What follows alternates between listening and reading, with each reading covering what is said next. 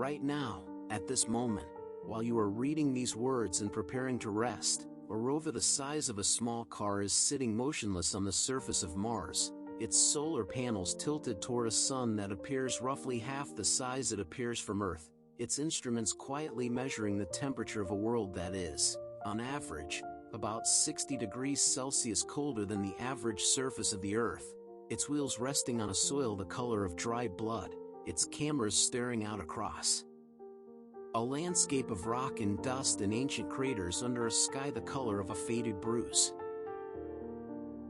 If you enjoy calm science documentaries and relaxing stories about the universe, consider subscribing. New long-form videos are uploaded regularly to help you relax, learn, and gently drift into sleep.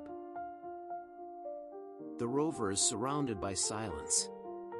Not the relative silence of a remote desert or a mountain summit, where the absence of human activity still contains wind and birdsong and the faint background hum of a living world. True silence. The silence of a planet that has not heard the movement of liquid water on its surface for perhaps 3 billion years.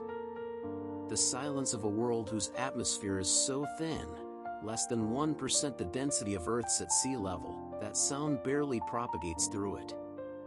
The silence of a place that was, once, far noisier, far warmer, far more alive with geological and possibly biological activity, and that has spent the intervening billions of years becoming the cold, dry, silent museum it is today.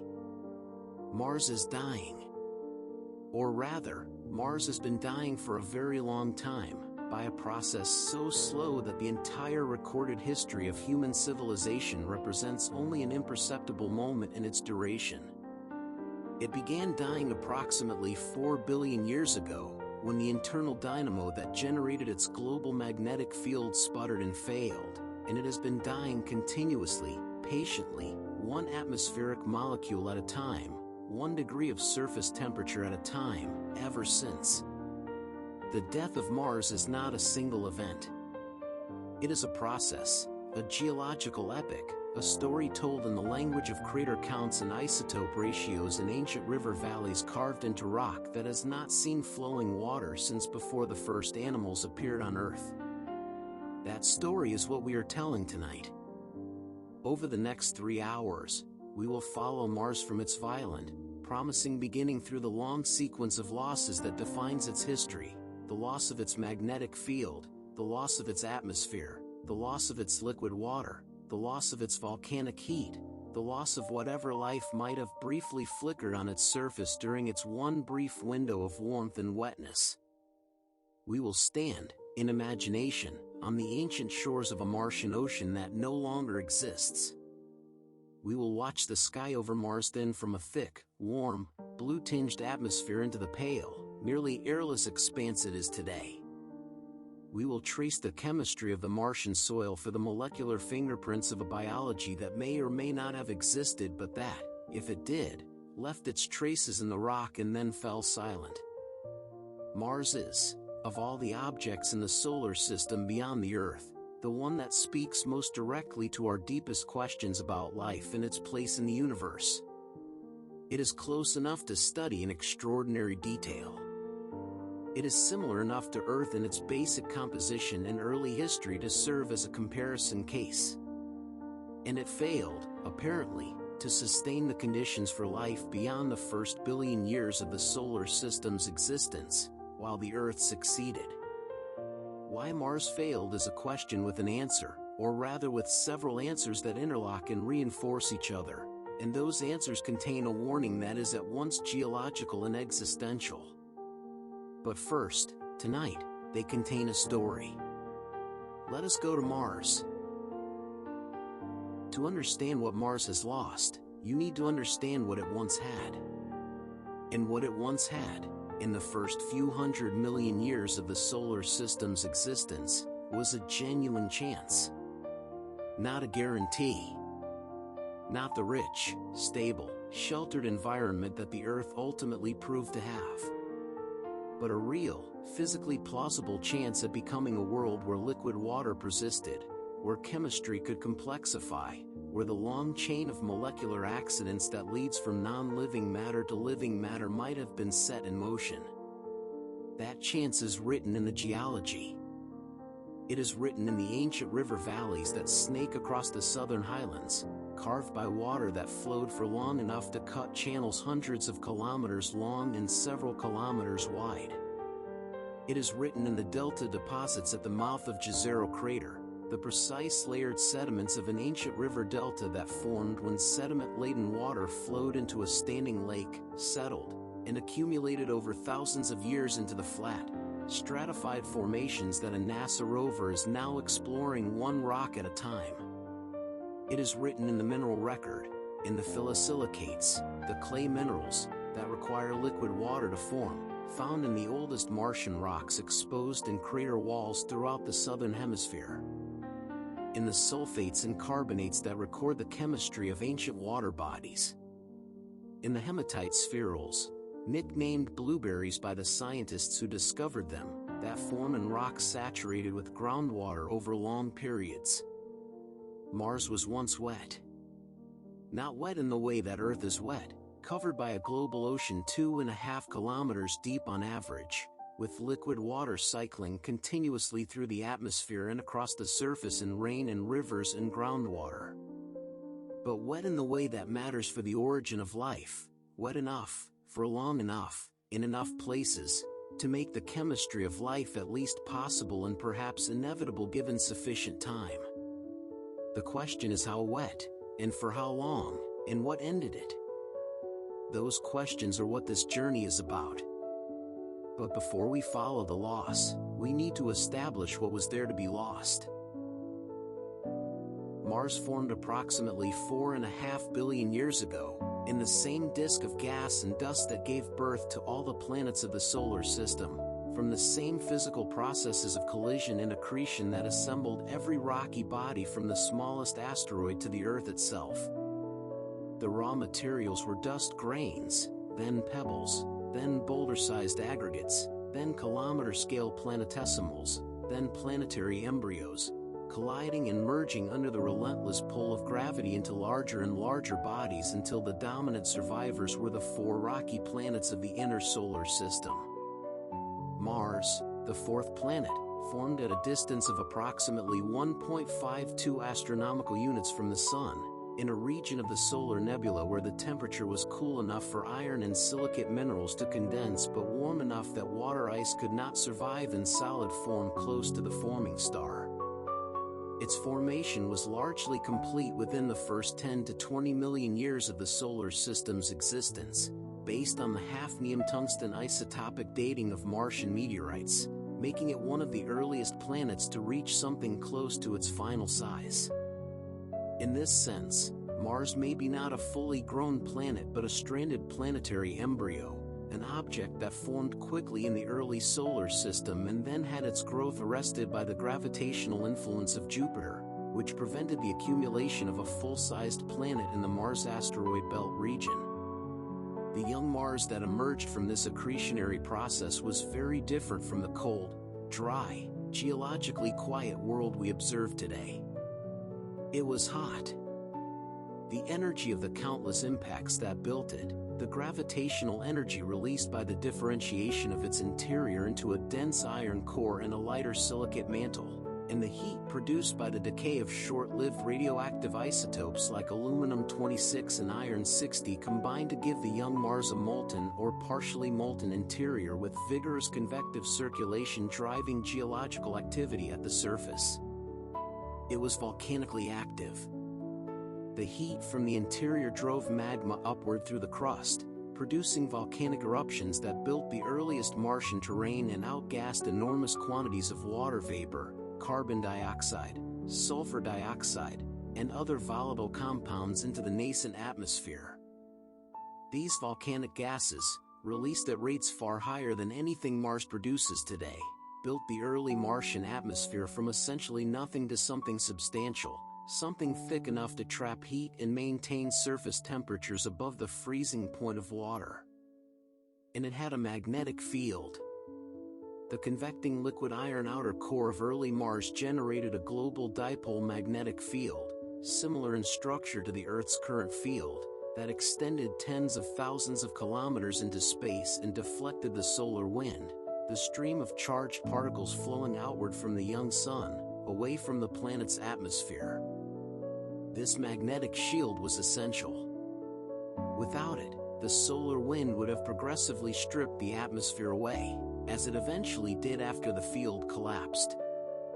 With it, the atmosphere was protected, the greenhouse effect was maintained, and the surface remained warm enough for liquid water. Early Mars, in its first few 100 million to perhaps first billion years, was a world that had assembled all the ingredients for habitability: liquid water, a protective magnetic field, a thick warm atmosphere, volcanic activity providing chemical energy gradients, and a rocky surface that could support the complex mineral water organic chemistry that is, as best we understand it, the necessary precursor to life. It was not Earth. It was smaller, colder, less geologically active, with a surface gravity only 38% of Earth's. But it was not the frozen desert we see today. It was something that could have, under the right conditions and with the right chemistry, become a living world. Mars is small. With a radius of approximately 3,390 kilometers, it is roughly half the radius of the Earth and is only about 10% of Earth's mass. This smallness, which may seem like a minor physical parameter, is in fact the root cause of most of what went wrong for Mars. Virtually every mechanism of Martian planetary death traces back, directly or indirectly, to the fact that Mars simply did not have enough mass to sustain the processes that keep a rocky planet alive over billion-year timescales.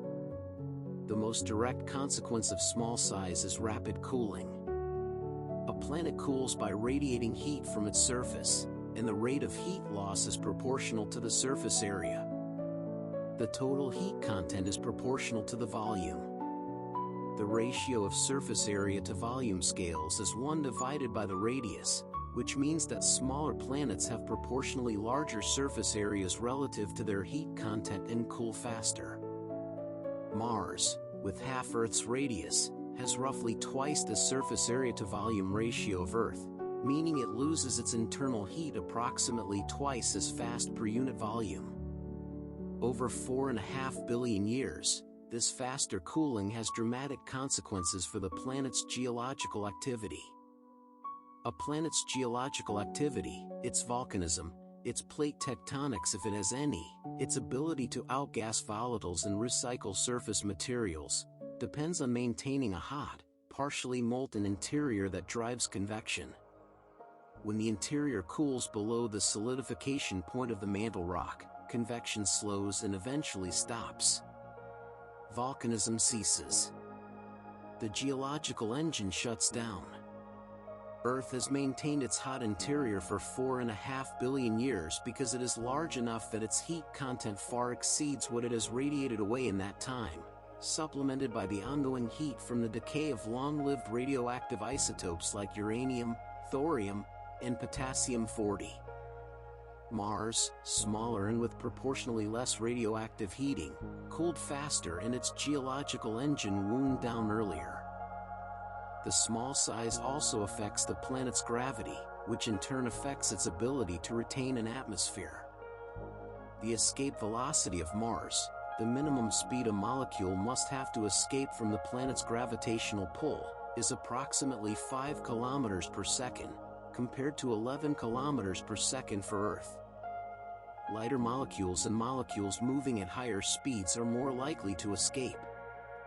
At the temperatures of the upper Martian atmosphere, particularly during the energetic early sun's intense ultraviolet radiation, a significant fraction of atmospheric molecules had sufficient thermal energy to exceed the escape velocity. Over billions of years, this thermal escape, combined with the non-thermal escape processes driven by the solar wind, was sufficient to erode the Martian atmosphere to a tiny fraction of its original density. Small size, fast cooling, low gravity, and consequent atmospheric loss, The cascade of planetary death on Mars follows logically from the initial condition of being the wrong size. Not catastrophically wrong. Not so small as to be a moon, unable to hold any atmosphere at all. But just small enough that the processes sustaining a living planet could not be maintained indefinitely, and that the balance between outgassing and loss, between greenhouse warming and radiative cooling, between magnetic protection and solar wind erosion, tipped inexorably in the wrong direction. The atmosphere of early Mars was built primarily by volcanic outgassing, the release of dissolved gases from magma as it rises through the crust and erupts at the surface. The gases released by volcanic activity on Mars were similar in composition to those released by volcanic activity on Earth, predominantly water vapor and carbon dioxide, with smaller amounts of sulfur dioxide, hydrogen sulfide, carbon monoxide, and nitrogen. Over the first few 100 million years of Martian geological history, when volcanic activity was far more vigorous than anything seen today, these gases accumulated in the atmosphere and began to modify the surface environment. Carbon dioxide is a greenhouse gas. It absorbs infrared radiation emitted by the planetary surface and re-emits it in all directions, trapping heat that would otherwise escape to space. A thick carbon dioxide atmosphere on early Mars could have raised surface temperatures significantly above what the raw solar heating alone would produce. The young sun was approximately 70% as luminous as the current sun, meaning Mars received less solar energy than it does today, but a sufficiently thick atmosphere could compensate for this reduced solar input and maintain surface temperatures above the freezing point of water. How thick the early Martian atmosphere actually was is one of the most actively debated questions in Mars science. Estimates range from a few tenths of a bar to several bars of carbon dioxide, where 1 bar is approximately Earth's current surface pressure. If the early atmosphere was several bars thick, surface temperatures could have been above 0 Celsius over much of the equatorial and mid-latitude regions, allowing liquid water to exist at the surface. If it was thinner, the greenhouse effect may have been insufficient on its own, and surface liquid water may have required additional warming mechanisms such as impacts, volcanic warming, or the presence of other greenhouse gases like methane or sulfur dioxide. The evidence from the geology suggests that liquid water did flow on the early Martian surface, at least episodically, at least in some regions, for at least some portion of the first billion years. The valley networks of the southern highlands, the oldest Martian terrain, record persistent surface water flow over timescales long enough to carve multi-kilometer-wide channels. The clay minerals in the ancient rocks record prolonged water-rock interaction in subsurface hydrothermal systems and surface water bodies. The early atmosphere, whatever its precise thickness, was thick enough to allow this water activity. But it was not permanent. Something ended it. And the ending, as we shall explore in the chapters that follow, was not a single catastrophe but a slow, multi-front unraveling, driven by the same smallness that made Mars vulnerable from the beginning. One of Mars's most striking and most puzzling features is the dramatic difference between its northern and southern hemispheres. The southern hemisphere is ancient, heavily cratered, and sits at a higher average elevation than the northern hemisphere. The northern hemisphere is younger, much less cratered, and sits at a lower average elevation, forming a vast lowland basin that covers roughly a third of the planet's surface. The boundary between these two terrains, called the dichotomy boundary or the crustal dichotomy, is one of the sharpest and most dramatic geological features in the solar system. The origin of the Martian hemispheric dichotomy is not fully understood and remains one of the most debated problems in planetary science. The two leading hypotheses are endogenous, arising from asymmetric internal processes in the early planet, and exogenous, arising from a single giant impact that stripped the crust from the northern hemisphere early in Martian history. The giant impact hypothesis has gained considerable support in recent years from global topographic and gravity data, which show features of the northern lowlands consistent with an ancient impact basin of approximately 40 degrees latitude in diameter, which would make it the largest impact structure in the solar system.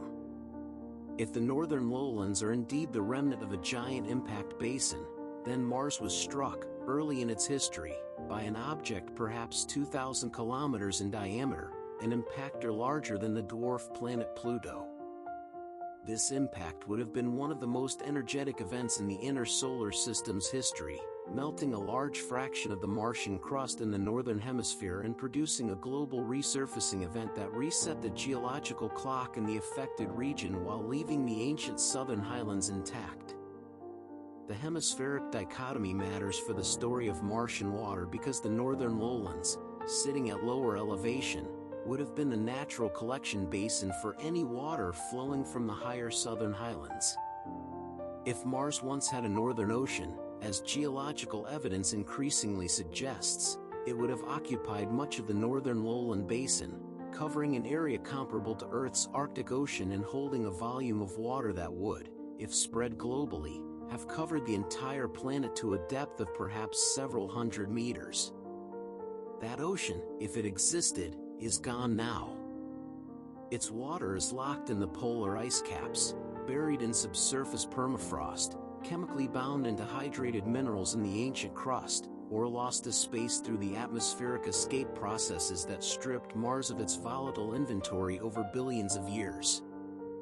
The northern lowlands, where that ocean once may have lapped at ancient Martian shores, are now a flat, dusty, nearly featureless plain swept by global dust storms and frozen to temperatures that would kill any unprotected human in minutes.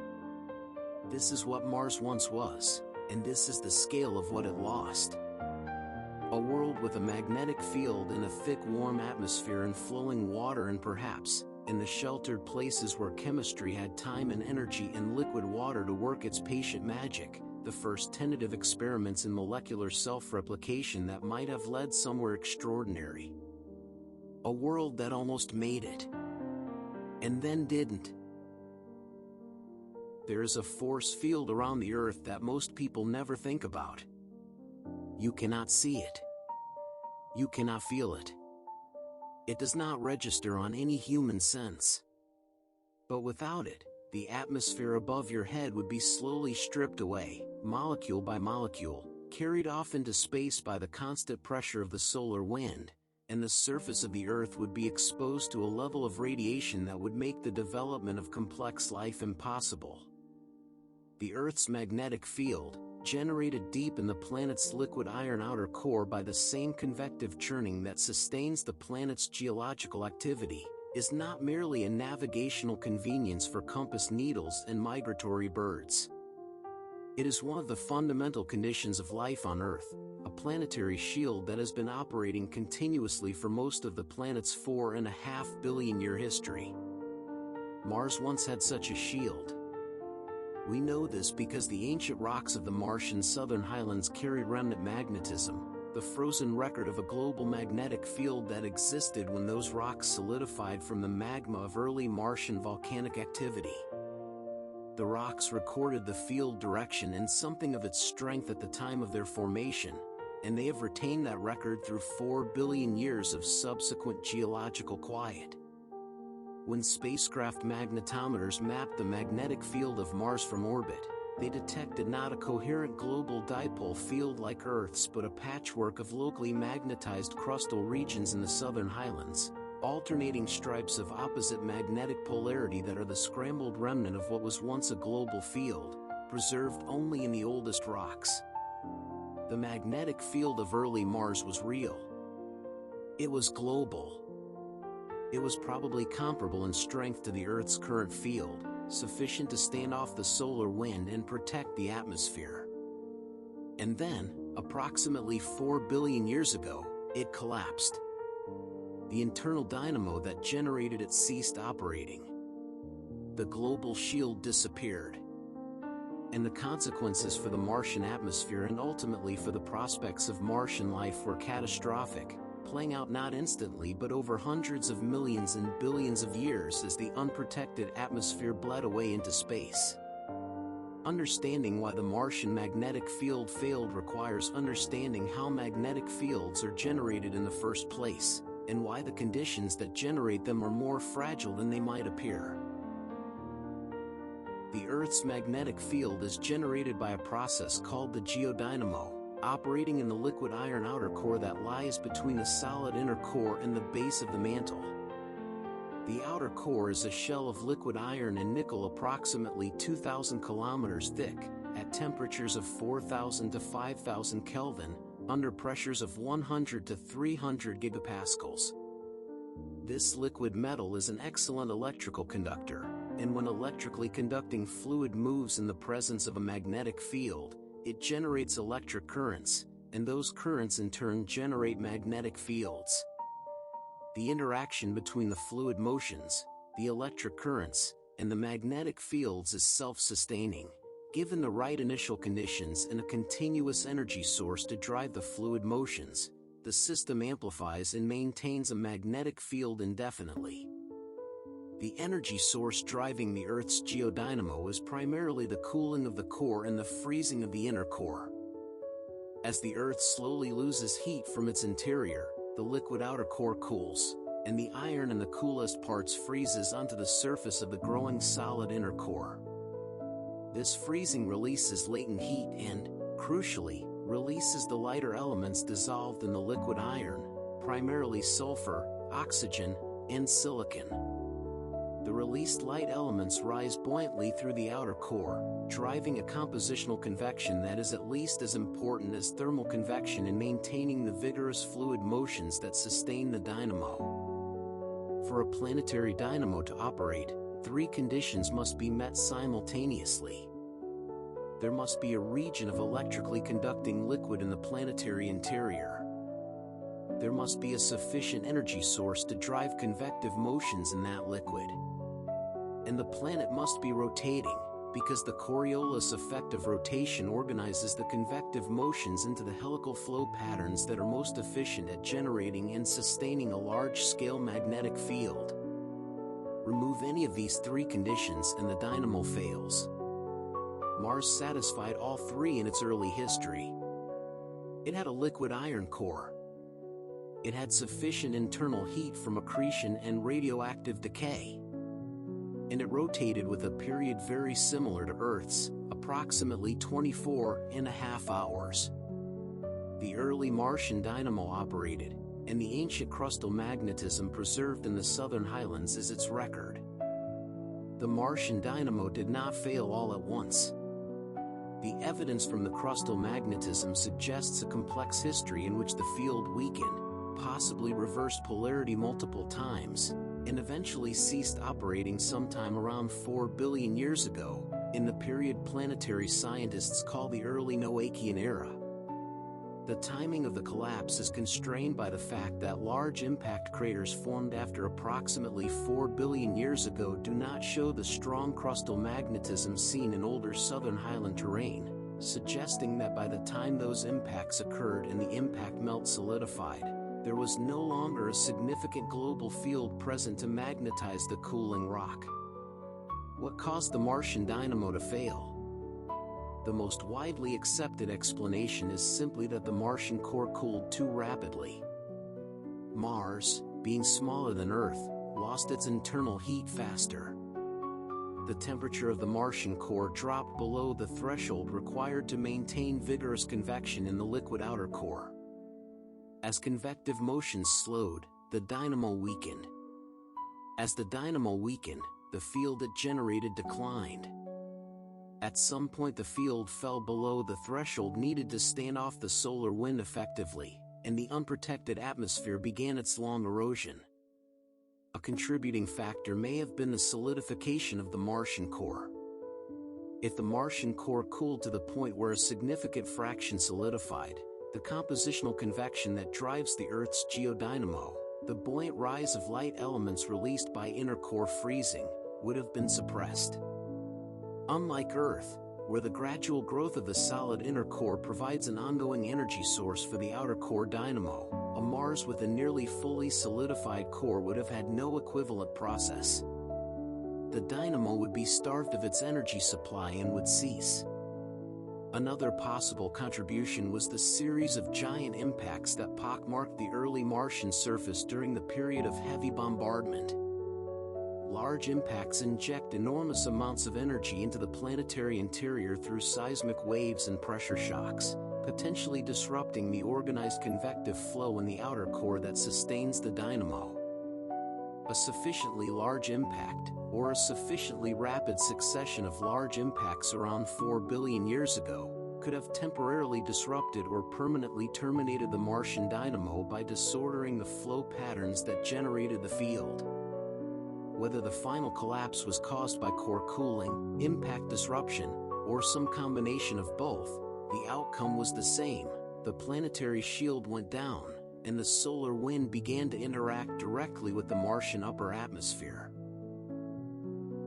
The solar wind is a continuous outflow of charged particles from the sun's corona, primarily protons and electrons traveling at speeds of 300 to 800 kilometers per second. At the distance of Mars, approximately 1.52 astronomical units from the sun, the solar wind has expanded and diluted significantly, but it still carries sufficient energy and momentum to interact powerfully with any planetary atmosphere that is not protected by a magnetic field. When the solar wind encounters a magnetized planet like Earth, it is deflected by the magnetic field into a bow shock upstream of the planet and flows around the magnetosphere in a cavity that extends downstream as the magnetotail. The atmosphere inside the magnetosphere is shielded from direct solar wind bombardment, and the solar wind loses very little energy to atmospheric stripping. When the solar wind encounters an unmagnetized planet with an atmosphere, the situation is very different.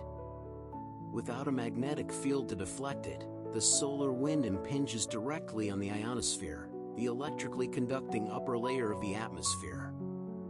The interaction creates an induced magnetosphere, a temporary magnetic barrier formed by electric currents in the ionosphere, but this induced magnetosphere is far weaker and far less effective at shielding the atmosphere than a true intrinsic magnetic field. In the absence of a strong intrinsic magnetic field, several processes strip atmospheric gas from an unprotected planet. Sputtering occurs when solar wind ions collide with atmospheric ions, transferring enough momentum to knock them out of the planet's gravitational well. Ion pickup occurs when solar ultraviolet radiation ionizes neutral atmospheric atoms, and the solar wind's electric and magnetic fields accelerate these newly ionized atoms away from the planet. Photochemical escape occurs when solar ultraviolet photons dissociate atmospheric molecules and impart enough kinetic energy to the resulting atoms for escape. And thermal escape, the simple evaporation of atmospheric molecules from the exosphere, is enhanced by the intense ultraviolet heating of the unprotected upper atmosphere.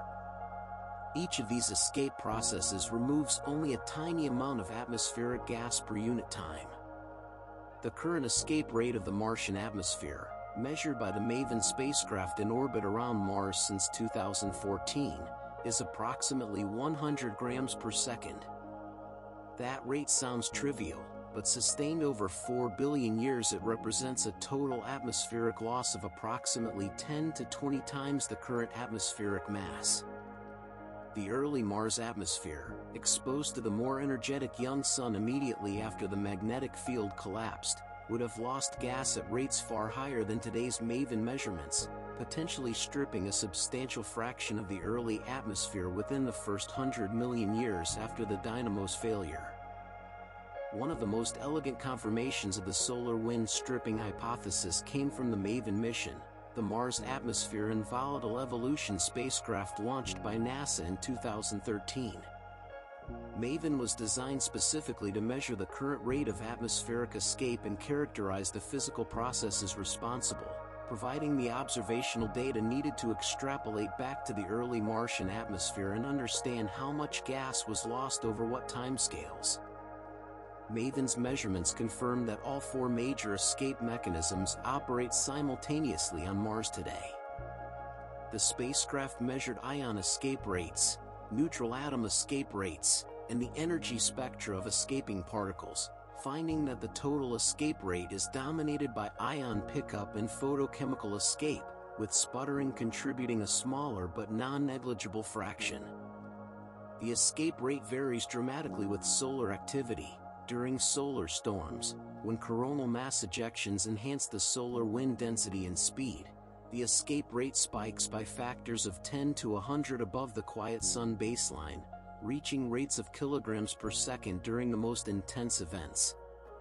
By measuring current escape rates and scaling them to the conditions of early Mars, when the sun was more active and energetic, MAVEN scientists have constructed models of the total atmospheric loss over Martian history. The results suggest that Mars has lost the equivalent of a global ocean of water and a substantial fraction of its early carbon dioxide inventory to space over the past 4 billion years, driven primarily by the solar wind stripping that began when the magnetic field collapsed. The numbers carry the full weight of the planet's tragedy: a thick, warm, protective atmosphere, dismantled molecule by molecule over 4 billion years by a wind that never paused, never relented, never gave back what it took. The most direct evidence for the ancient Martian magnetic field comes from the striped pattern of crustal magnetism detected by the Mars Global Surveyor spacecraft in the late 1990s. When the spacecraft's magnetometer mapped the magnetic field close to the Martian surface during its aerobraking passes through the upper atmosphere, it detected a striking pattern of alternating magnetic polarity in the ancient southern highlands: long, roughly parallel stripes of rock magnetized in opposite directions, oriented approximately east-west, extending over thousands of kilometers of the ancient Martian crust. This striped pattern is immediately recognizable to anyone familiar with the geological evidence for plate tectonics on Earth. The mid-ocean ridges of Earth's seafloor exhibit an identical pattern of magnetic stripes, formed as new oceanic crust wells up at the ridge, cools in the presence of Earth's magnetic field, and is carried away from the ridge in both directions as the plates spread. When Earth's field reverses polarity, the newly formed crust records the new polarity while the older crust preserves the previous polarity, producing the characteristic stripes whose width encodes the rate of seafloor spreading and the timing of geomagnetic reversals. The Martian magnetic stripes are thicker and more widely spaced than Earth's seafloor stripes, and their origin is debated, but regardless of their precise mechanism, they record an unambiguous fact: the early Martian dynamo generated a field strong enough to magnetize crustal rocks. It reversed its polarity multiple times, and it was operating during the period of most intense geological activity in the early Noachian before approximately 4 billion years ago.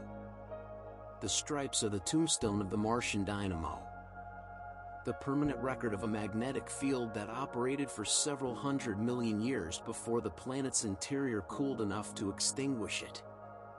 They are written in rock that will persist for billions more years, long after any other trace of early Mars has been erased by erosion or burial, a geological memorial to the shield that failed and the world that changed forever when it did. Mars today has no global magnetic field, but it is not entirely magnetically inert. The ancient magnetized rocks of the southern highlands still produce local magnetic anomalies detectable from orbit, pockets of crustal magnetism 10 to 100 times stronger than the background level, creating localized regions where field lines converge toward or away from the surface in patterns that reflect the ancient polarity of the magnetized rock beneath. These crustal magnetic anomalies have an interesting consequence for the current Martian atmosphere. In regions directly above the strongest anomalies, the local field is strong enough to partly deflect the solar wind, creating small-scale magnetospheres that provide localized protection to the atmosphere directly above them. These mini-magnetospheres are too small to significantly affect the global atmospheric escape rate, but they create local variations in the radiation environment at the Martian surface, with regions above strong anomalies receiving slightly less energetic particle radiation than unprotected regions.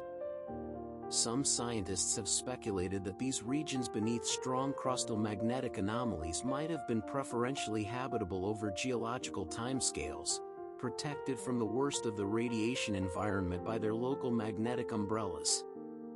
If life on Mars was driven to underground refugia by the deteriorating surface environment after the global field collapsed, regions beneath magnetic anomalies might have offered slightly more favorable conditions for whatever biology might have remained.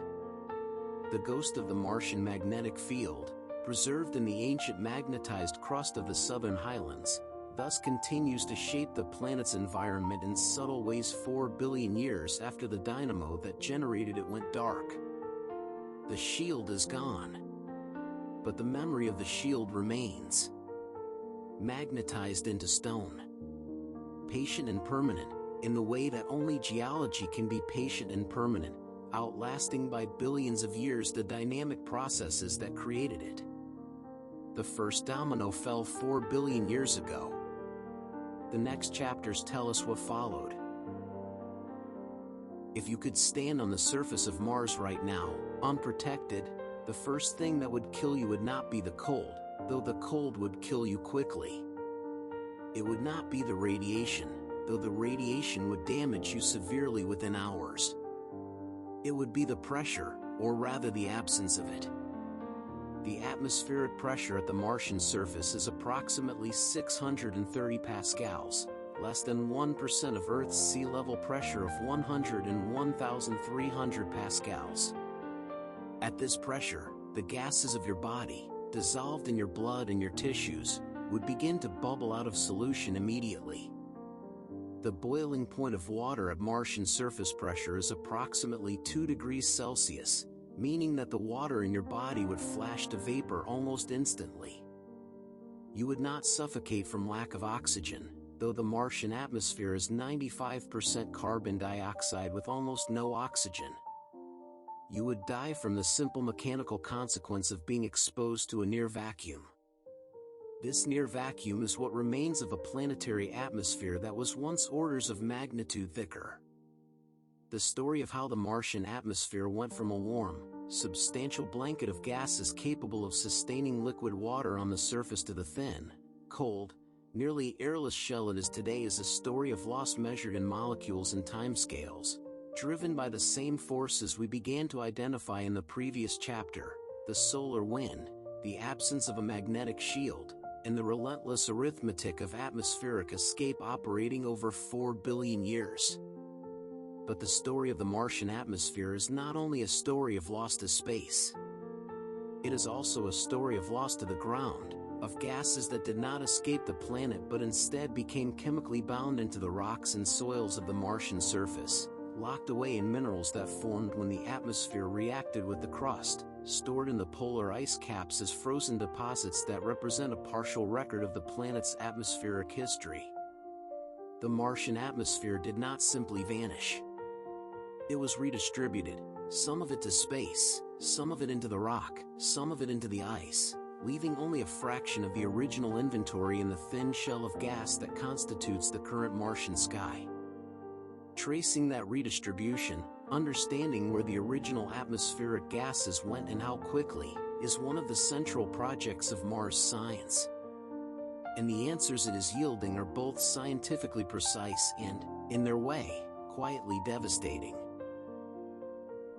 Reconstructing the original Martian atmosphere is a detective project, piecing together evidence from multiple sources: the current atmospheric composition and its isotopic ratios, the mineralogy of the ancient Martian surface as revealed by orbital spectroscopy and surface rovers, the chemistry of Martian meteorites that have been expelled from Mars by large impacts and recovered on Earth, and the theoretical models of planetary volatile budgets and atmospheric evolution that tie the evidence together into a coherent picture.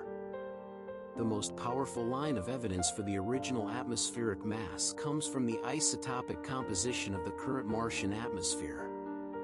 When a planetary atmosphere loses gas to space, the escape processes preferentially remove the lighter isotopes of each element, because lighter atoms move faster at any given temperature and are more likely to exceed the escape velocity. Over time, the atmospheric inventory becomes progressively enriched in the heavier isotopes relative to the lighter ones. By measuring how enriched the current Martian atmosphere is in heavy isotopes compared to the expected primordial ratios, scientists can calculate how much gas has escaped and therefore how much was originally present. The results are striking. The Martian atmosphere is strongly enriched in the heavy isotopes of virtually every measured element. Carbon dioxide shows strong enrichment in carbon-13 relative to carbon-12. Nitrogen is enriched in nitrogen-15. Oxygen is enriched in oxygen-18 and oxygen-17. Argon-38 is enriched relative to argon-36. Noble gases like xenon and krypton show complex isotopic patterns that record the early escape history during the period of most intense solar activity. Each isotopic ratio tells a slightly different part of the story, probing different escape mechanisms in different epochs of atmospheric history, and together they paint a picture of a planet that has lost the great majority of its original volatile inventory. The best current estimates, combining the isotopic evidence with geological constraints on early atmospheric thickness, suggest that early Mars had a carbon dioxide atmosphere with a surface pressure somewhere between a few tenths of a bar and several bars, potentially comparable to or exceeding the current pressure of Venus. At the high end of these estimates, the greenhouse effect would have been substantial, warming the surface significantly above the frozen temperatures of the current era. At the low end, the warming may have been marginal, with liquid water requiring additional contributions from other greenhouse gases or impact-driven heating events. The uncertainty in the reconstruction reflects the genuine difficulty of reading the atmospheric history from the geochemical record that has survived 4 billion years of subsequent processing. The isotopic enrichment of the Martian atmosphere is not merely a tool for reconstructing the past. It is a direct, measurable, currently observable record of the process that is still ongoing. Every molecule that escapes from Mars today contributes, infinitesimally, to the continued isotopic enrichment of the remaining atmosphere. The enrichment we measure today is the accumulated result of 4 billion years of this process, and its magnitude tells us something profound about the scale of what has been lost. Consider the nitrogen isotope ratio. The current Martian atmosphere has a ratio of nitrogen-15 to nitrogen-14 that is approximately 1.7 times the ratio found in Earth's atmosphere and in the solar wind, which approximates the primordial ratio of the solar system. This enrichment of the heavier nitrogen-15 by 70% above the primordial ratio is a measure of how much nitrogen has escaped from Mars over its history. Models of nitrogen isotopic fractionation during atmospheric escape suggest that this degree of enrichment is consistent with the loss of a nitrogen reservoir many times larger than what currently remains in the Martian atmosphere. The carbon isotope ratio tells a complementary story. The carbon-13 to carbon-12 ratio in the Martian atmosphere is enriched by approximately 5% above the terrestrial ratio, a smaller enrichment than nitrogen's but significant when combined with evidence that the current atmospheric carbon inventory is a small fraction of the original.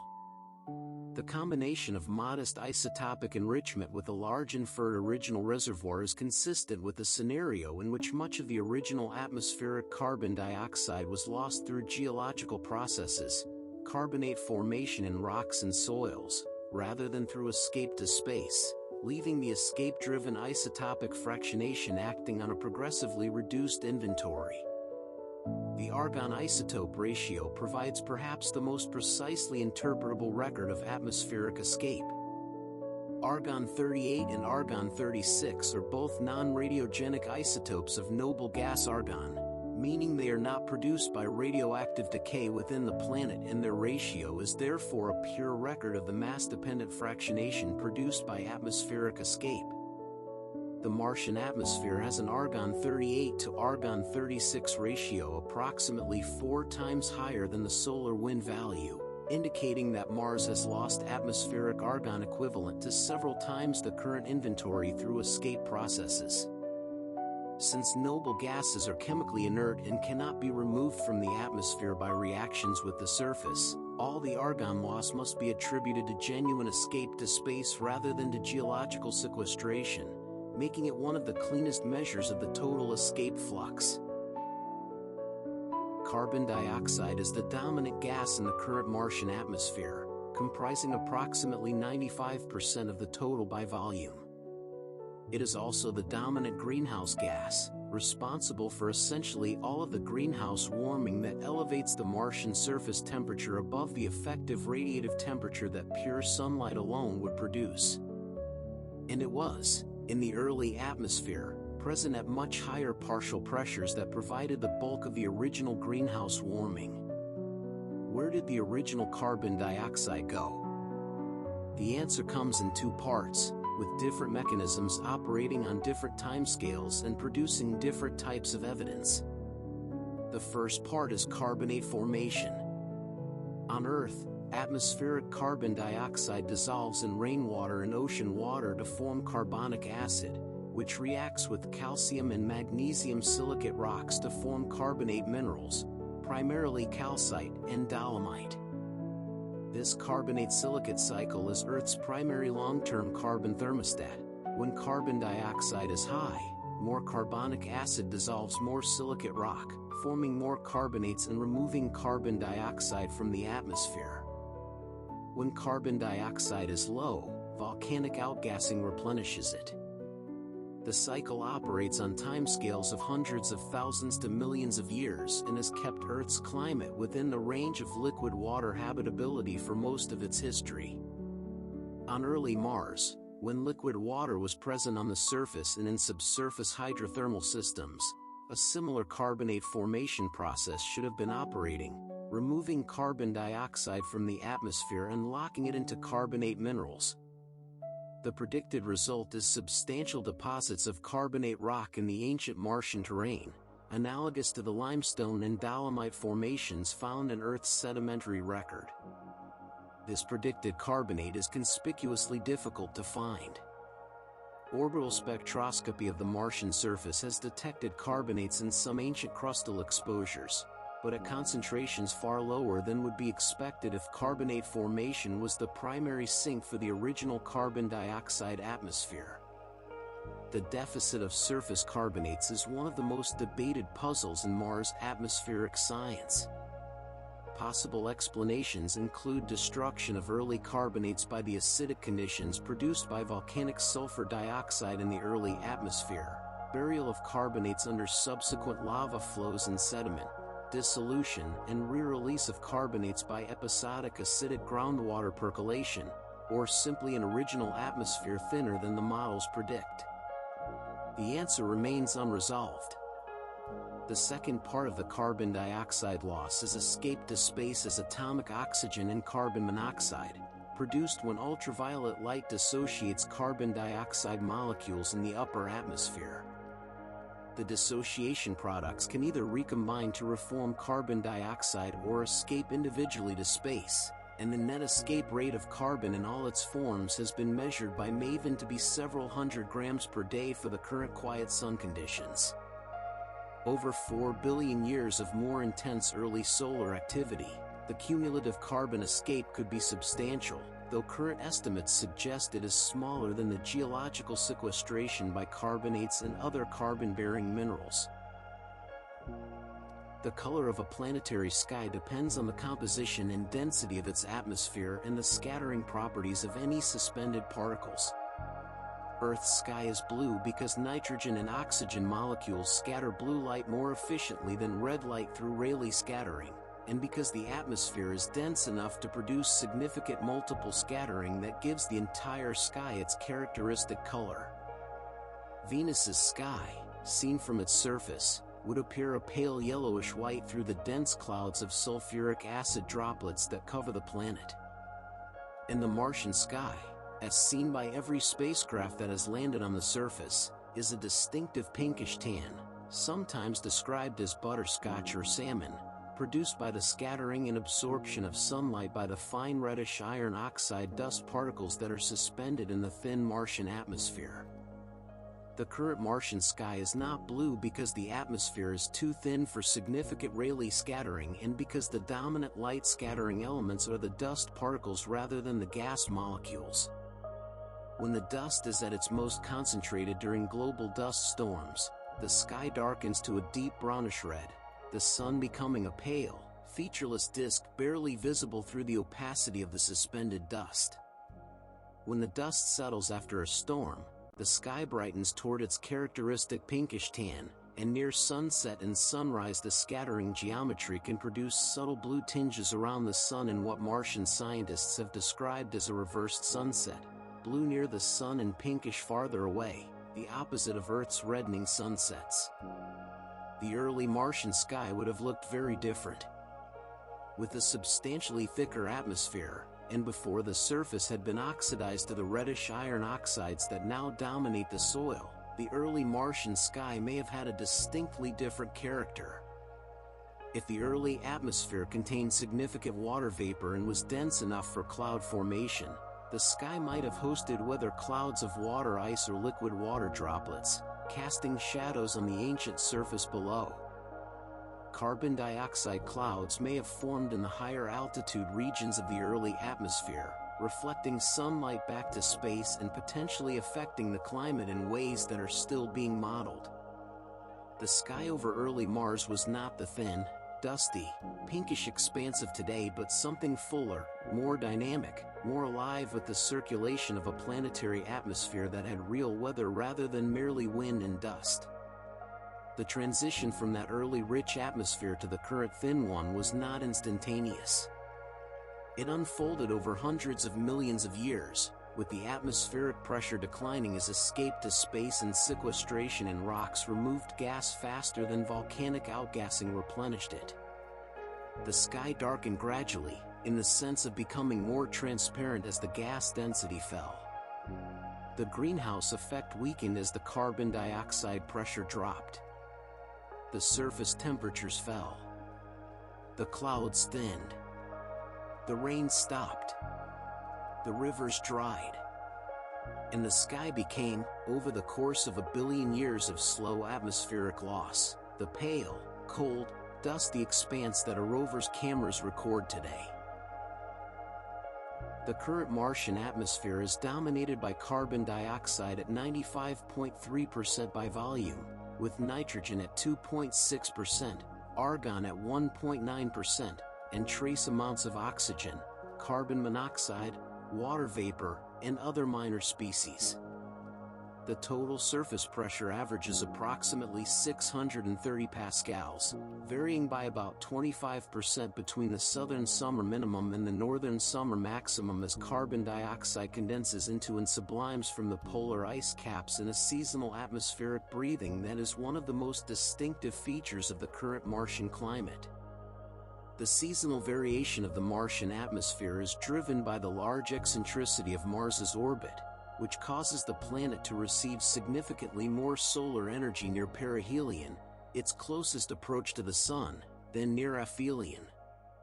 Mars's axial tilt, approximately 25 degrees, similar to Earth's 23.5 degrees, produces seasons, but the elliptical orbit makes the seasons asymmetric. The southern hemisphere experiences a short, hot summer near perihelion and a long, cold winter near aphelion, while the northern hemisphere has the opposite pattern with a long, mild summer and a short, cold winter.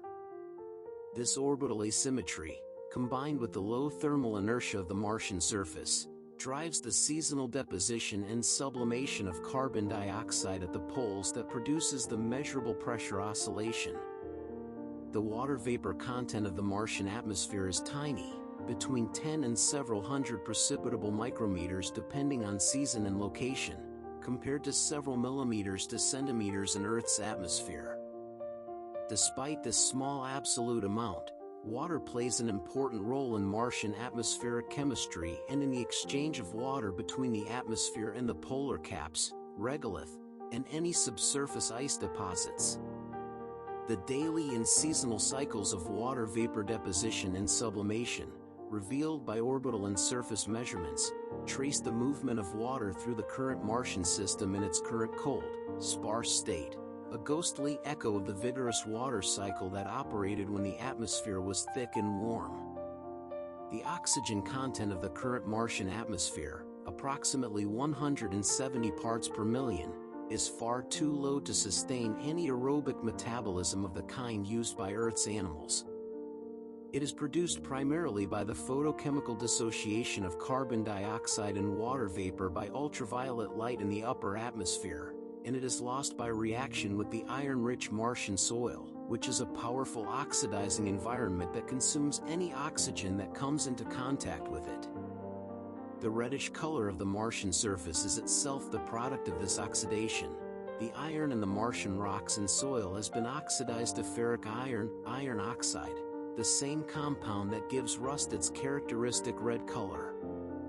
Mars is red because its atmosphere, thin as it is, has been slowly oxidizing its surface for billions of years.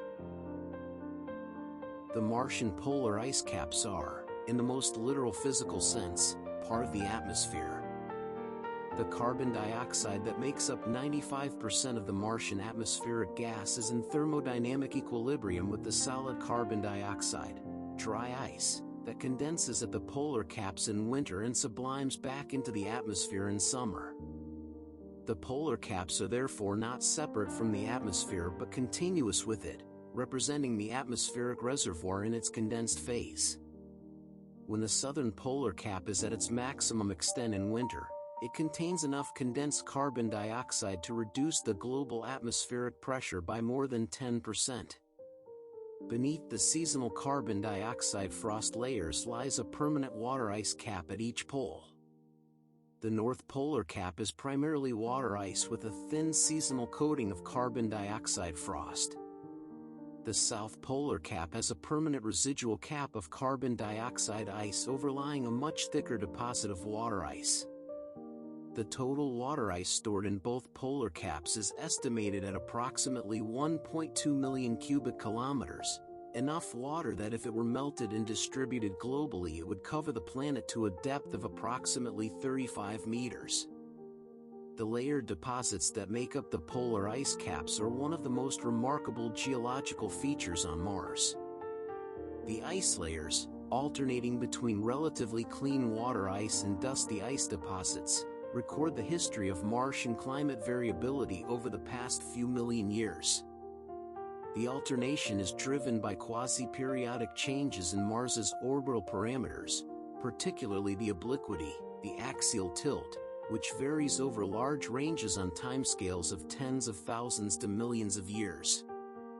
When the obliquity is high, the poles receive more summer sunlight and the ice caps sublimate more extensively, releasing water and carbon dioxide into the atmosphere and temporarily warming the climate. When obliquity is low, more ice is deposited at the poles and the climate cools. The ice layers record this oscillation, layer by layer, in an archive that planetary scientists are still learning to read. The polar layer deposits are a reminder that the current Martian atmosphere, thin and cold as it is not static. It fluctuates on geological timescales in response to orbital forcing, expanding and contracting, warming and cooling, redistributing its small remaining water inventory between the poles and the middle latitudes. Mars is not a dead world in the sense of being geologically frozen. It is a world whose remaining geological and atmospheric activity has been reduced to the slow oscillation of ice between the poles and the thin whisper of a residual climate that retains the memory of more active times. The thinness of the current Martian atmosphere is responsible, directly or indirectly, for almost every hostile feature of the current Martian surface environment. At the current pressure, liquid water cannot exist at the surface except under very specific conditions of temperature and salinity that are rarely if ever met. The lack of liquid water means no hydrological cycle, no chemical weathering in the terrestrial sense, no transport of nutrients across the surface, no medium for biochemistry. The lack of a substantial atmosphere means minimal protection from solar ultraviolet radiation and cosmic rays, which penetrate to the surface and would sterilize any organic molecules exposed there within a geologically brief time. The lack of pressure and thermal mass means extreme surface temperature swings between day and night and between seasons, from above 0 Celsius near the equator on a warm summer day to below -100 Celsius at the poles in winter. A Mars with even 10 times the current atmospheric pressure, roughly 6% of Earth's sea level pressure, would be a fundamentally different world in its surface habitability. The higher pressure would raise the boiling point of water at the surface, expanding the temperature range over which liquid water could persist. The thicker atmosphere would have greater thermal mass, damping the extreme temperature swings between day and night. The denser air would provide more radiation shielding, reducing the surface radiation dose significantly. And a thicker atmosphere containing even modest amounts of greenhouse gases would warm the surface enough to expand the geographical range of above freezing temperatures. At several tenths of a bar, a level that early Mars may have had for some fraction of its first billion years, the surface environment would be dramatically more hospitable. Liquid water would be stable across wide areas of the equatorial and mid-latitude surface. Weather patterns driven by a real atmospheric water cycle would transport moisture from the tropics to the higher latitudes. The diurnal temperature range would be moderated. Rain would fall. Rivers would flow. And the chemical gradients at the interfaces between liquid water, atmosphere, and rock would provide the energy and the molecular complexity that the origin of life requires. Mars had that atmosphere, once. Or something close to it. And it lost it. Slowly, molecule by molecule, ion by ion, carried off on the solar wind or locked away in the red rock of the oxidized surface, over the 4 billion years since the magnetic shield failed and the sky began, imperceptibly but inexorably, to bleed. There is a valley on Mars called Nergal Vallis. It runs for approximately 500 kilometers across the ancient southern highlands, winding through terrain that has not changed substantially in 3 billion years, its walls cut by the slow patient work of water into rock that is now dry and red and utterly still. The valley is wide, in places more than 6 kilometers across, and its shape is unmistakably fluvial, carved by a river or a network of rivers over a period long enough to erode deeply into the hardened Noachian crust. No river flows there now. No water has flowed there for a very long time.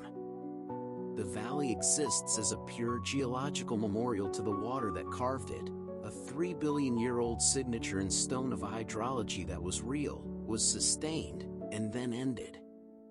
Nergal Vallis is one of hundreds of valley networks on Mars. The ancient southern highlands are laced with them, intersecting and branching and merging in patterns that replicate, at the scale of a hemisphere, the dendritic drainage patterns of river systems on Earth. Valley networks like these do not form quickly. They require sustained water flow over periods of thousands to millions of years, the slow patient accumulation of erosion that carves centimeters per millennium into rock that yields only reluctantly to the abrasion of water-carried sediment. The valley networks of Mars are not the product of a single catastrophic flood or an isolated rainfall event. They are the product of a climate that had rain, or snowmelt, or groundwater seepage, or some combination of these, operating continuously or at least frequently enough over geological timescales to carve deep signatures into the ancient crust. Mars was wet. The evidence is overwhelming and comes from too many independent lines of geological observation to be dismissed or explained away by any mechanism that does not involve substantial liquid water at the surface and in the subsurface for at least some portion of the first 1 to 2 billion years of Martian history. What is still debated is exactly how wet, for exactly how long, and by exactly what mechanisms the water was maintained in liquid form against the cooling temperatures and thinning atmosphere of the early planet. But the more important question for the story of Mars's slow death is not how the water persisted, but how it was lost. How a planet that once had rivers and possibly an ocean lost all its surface water over the course of 1 billion or 2 billion years, leaving a desert so complete and so deep that it makes the Sahara look like a rainforest by comparison. The case for ancient liquid water on Mars rests on multiple independent lines of evidence, each compelling in its own right and mutually reinforcing in their combination.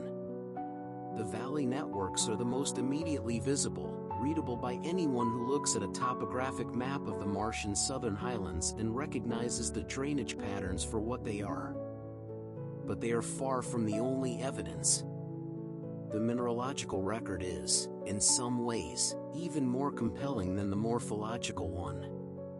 Certain minerals can only form in the presence of liquid water, and their presence in the ancient Martian crust is therefore direct chemical evidence that liquid water was there. The phyllosilicates, a broad class of clay minerals that includes smectites, kaolinites, and chlorites, require sustained water-rock interaction to form, with water percolating through or pooling on rock surfaces for periods of at least thousands and probably tens of thousands of years. Orbital spectroscopy by the Omega instrument on Mars Express and the CRISM instrument on the Mars Reconnaissance Orbiter has detected phyllosilicate minerals throughout the ancient Noachian terrain of the southern highlands, concentrated in the walls of large craters where erosion has exposed the ancient subsurface, in the floors of ancient river valleys, and in the layered deposits of ancient lake beds. The sulfate minerals, including gypsum, jarosite, and various hydrated magnesium and iron sulfates, tell a complementary story about a somewhat later period of Martian water history. Sulfates form in acidic, sulfur-rich aqueous environments, produced when volcanic sulfur dioxide dissolves in water to form sulfuric acid that then reacts with rock. The extensive sulfate deposits in the layered terrain of Meridiani Planum, explored by the Opportunity rover for nearly 15 years, and in the thick sedimentary sequences of Valles Marineris in the Gale Crater region, explored by the Curiosity rover since 2012, record an epoch of Martian water history somewhat later and more acidic than the clay-forming environment, with water that was present but chemically harsh. Gale Crater is perhaps the single most intensively studied location on Mars, and its geological record provides a cross-section through several billion years of Martian water history. The crater, approximately 150 kilometers in diameter, contains a central mound of layered sedimentary rock called Aeolus Mons, nicknamed Mount Sharp, that rises 5 kilometers above the crater floor and whose layers record the progressive drying and acidification of the Martian environment from the earliest wet period through the transition to the current arid state. The Curiosity rover has been drilling into these layers since 2012, measuring the mineralogy and chemistry of each successive unit, reading the geological record of water's retreat from the Martian surface and the chemical language of mineral transitions from clay to sulfate to iron oxide. Of all the proposed features of early Mars, none has generated more debate or more excitement than the hypothesis of a northern ocean. The idea is straightforward in outline. The northern lowlands of Mars, sitting at lower elevation than the southern highlands, would have been the natural collection basin for any water flowing southward from the highlands, and if the early Martian water inventory was large enough, the northern lowlands could have been covered by a standing body of water comparable in area to Earth's Arctic Ocean. The hypothesis was proposed in the early 1990s based on analysis of topographic and geological data from early Mars missions, and it has been debated, modified, contested, and progressively refined in the decades since. The evidence for the Northern Ocean comes from several independent sources. The northern lowlands have a remarkably flat floor, consistent with the long-term accumulation and compaction of sediment beneath a standing body of water. The boundary between the northern lowlands and the southern highlands shows features in some locations that resemble ancient shorelines, with terracing and wave-cut platforms at specific elevations consistent with sustained water at a particular level. Some areas near the boundary show the characteristic mineral signatures of sedimentary deposition in a standing water body. And the overall volume of water inferred from the isotopic record of atmospheric escape is broadly consistent with the amount of water needed to fill the northern lowlands to the inferred shoreline level. The most significant challenge to the Northern Ocean hypothesis is the irregularity of the proposed shorelines.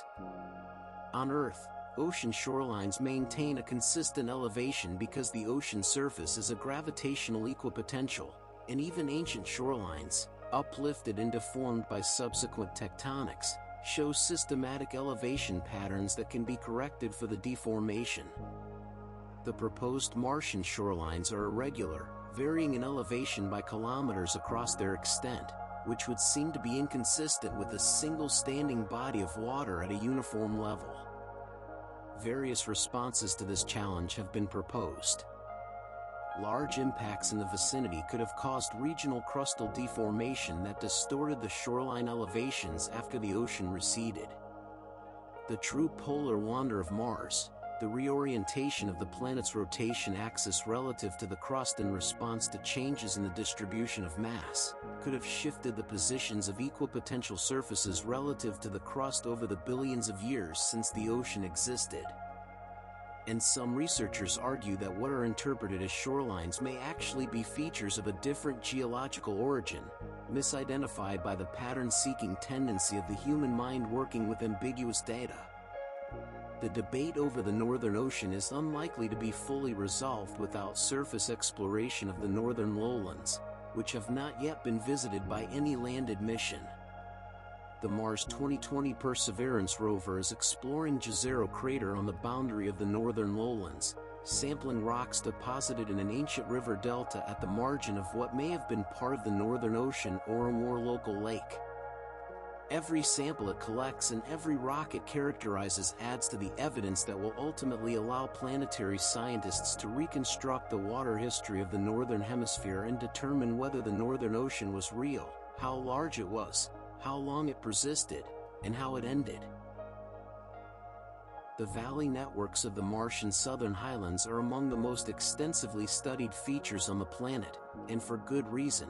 They are the clearest morphological evidence of sustained liquid water flow on the ancient Martian surface, and the detailed analysis of their geometry, depth, width, and drainage patterns provides constraints on the climate and hydrology of early Mars that no other type of evidence can match. Valley networks differ from the outflow channels, another class of water-carved features on Mars, in their scale and formation mechanism.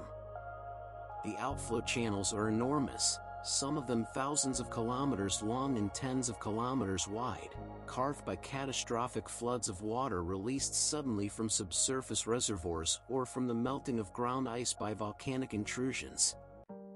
The outflow channels formed quickly, in geological terms, with individual flood events potentially lasting only days to weeks and releasing volumes of water comparable to entire inland seas.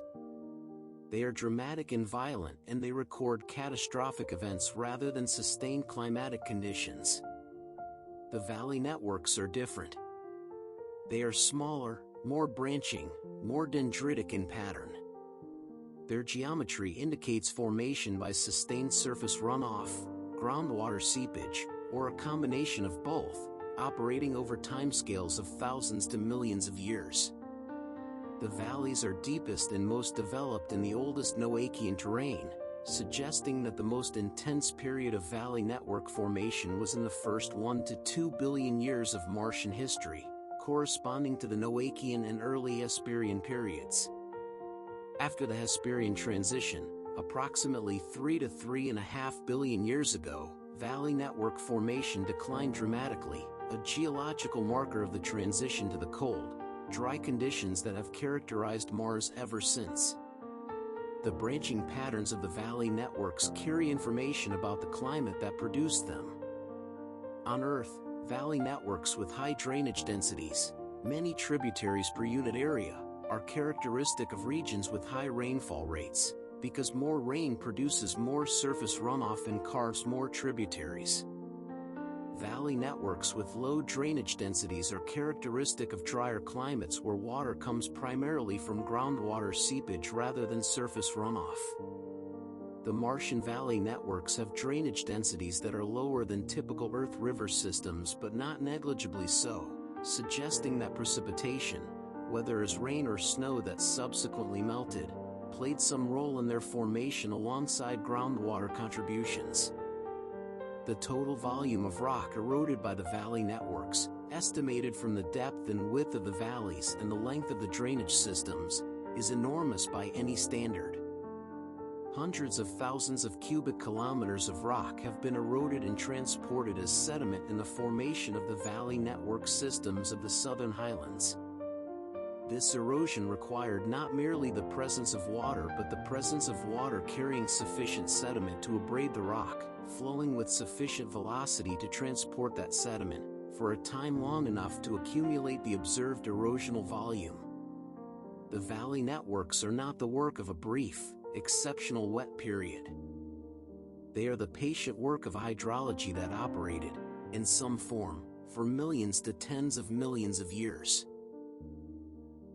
Jezero Crater, the landing site of NASA's Perseverance rover since February 2021, is one of the most scientifically rich locations on Mars, chosen precisely because its geological record preserves some of the clearest evidence of ancient water activity in the solar system.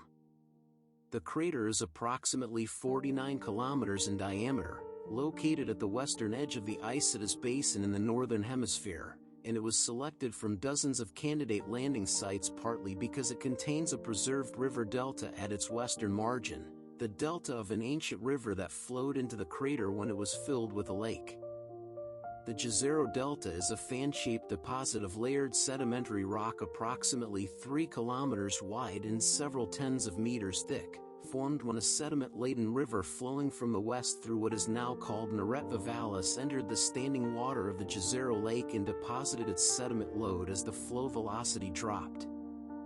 The layering of the delta preserves, in the orientation and size grading of the sediment particles, the history of the lake's water level and the variability of the river flow, periods of fast flow and abundant sediment delivery versus periods of slow flow and fine particle deposition.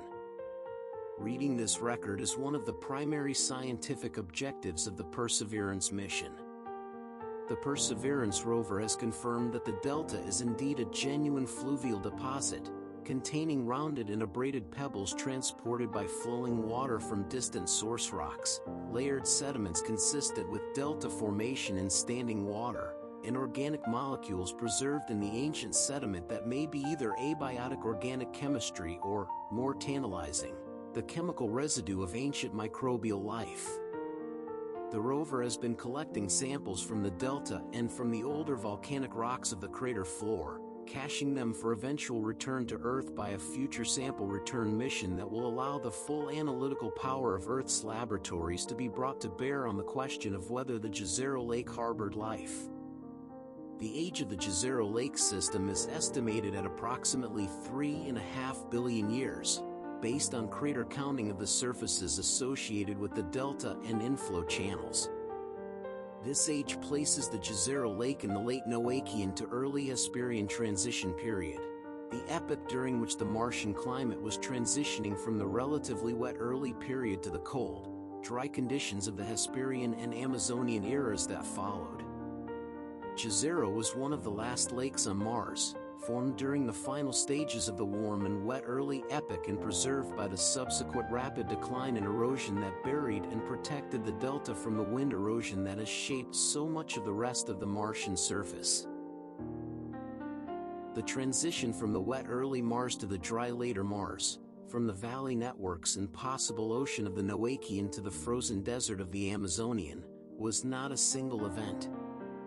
It was a transition, extended over hundreds of millions of years, involving multiple interacting processes that each contributed to the progressive loss of surface water and the retreat of liquid water from the Martian surface environment.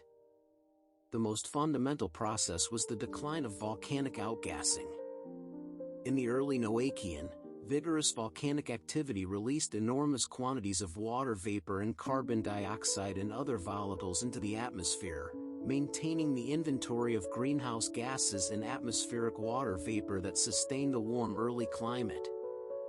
As the Martian interior cooled and volcanic activity declined, the rate of volatile outgassing decreased. The atmosphere and surface water inventory were no longer being replenished at the same rate they were being lost as space into geological sequestration. The balance tipped, slowly at first and then increasingly decisively, toward net loss. Simultaneously, the weakening and eventual collapse of the magnetic field removed the atmospheric protection that had partially shielded the early atmosphere from solar wind stripping. With both the replenishment source declining and the loss rate increasing, the atmospheric mass fell. The greenhouse effect weakened as the carbon dioxide pressure dropped. Surface temperatures declined. The range of conditions under which liquid water was thermodynamically stable at the surface shrank, first retreating to equatorial and low-latitude regions, then contracting further toward the equatorial zone, and finally disappearing from the surface entirely as the atmospheric pressure fell below the triple point of water, approximately 611 pascals, below which liquid water cannot exist at any temperature and can only exist as ice or vapor. The water itself did not disappear from Mars. It was redistributed. Some was lost to space as hydrogen, produced when water vapor in the upper atmosphere was dissociated by ultraviolet light and the lighter hydrogen atoms escaped while the heavier oxygen atoms remained. Some was chemically bound into hydrated minerals, the phyllosilicates and sulfates and perchlorates that now make up a significant fraction of the Martian regolith. Some was frozen into the polar ice caps, where it remains today as the 2-kilometer-thick water ice deposits that underlie the thin seasonal carbon dioxide frost.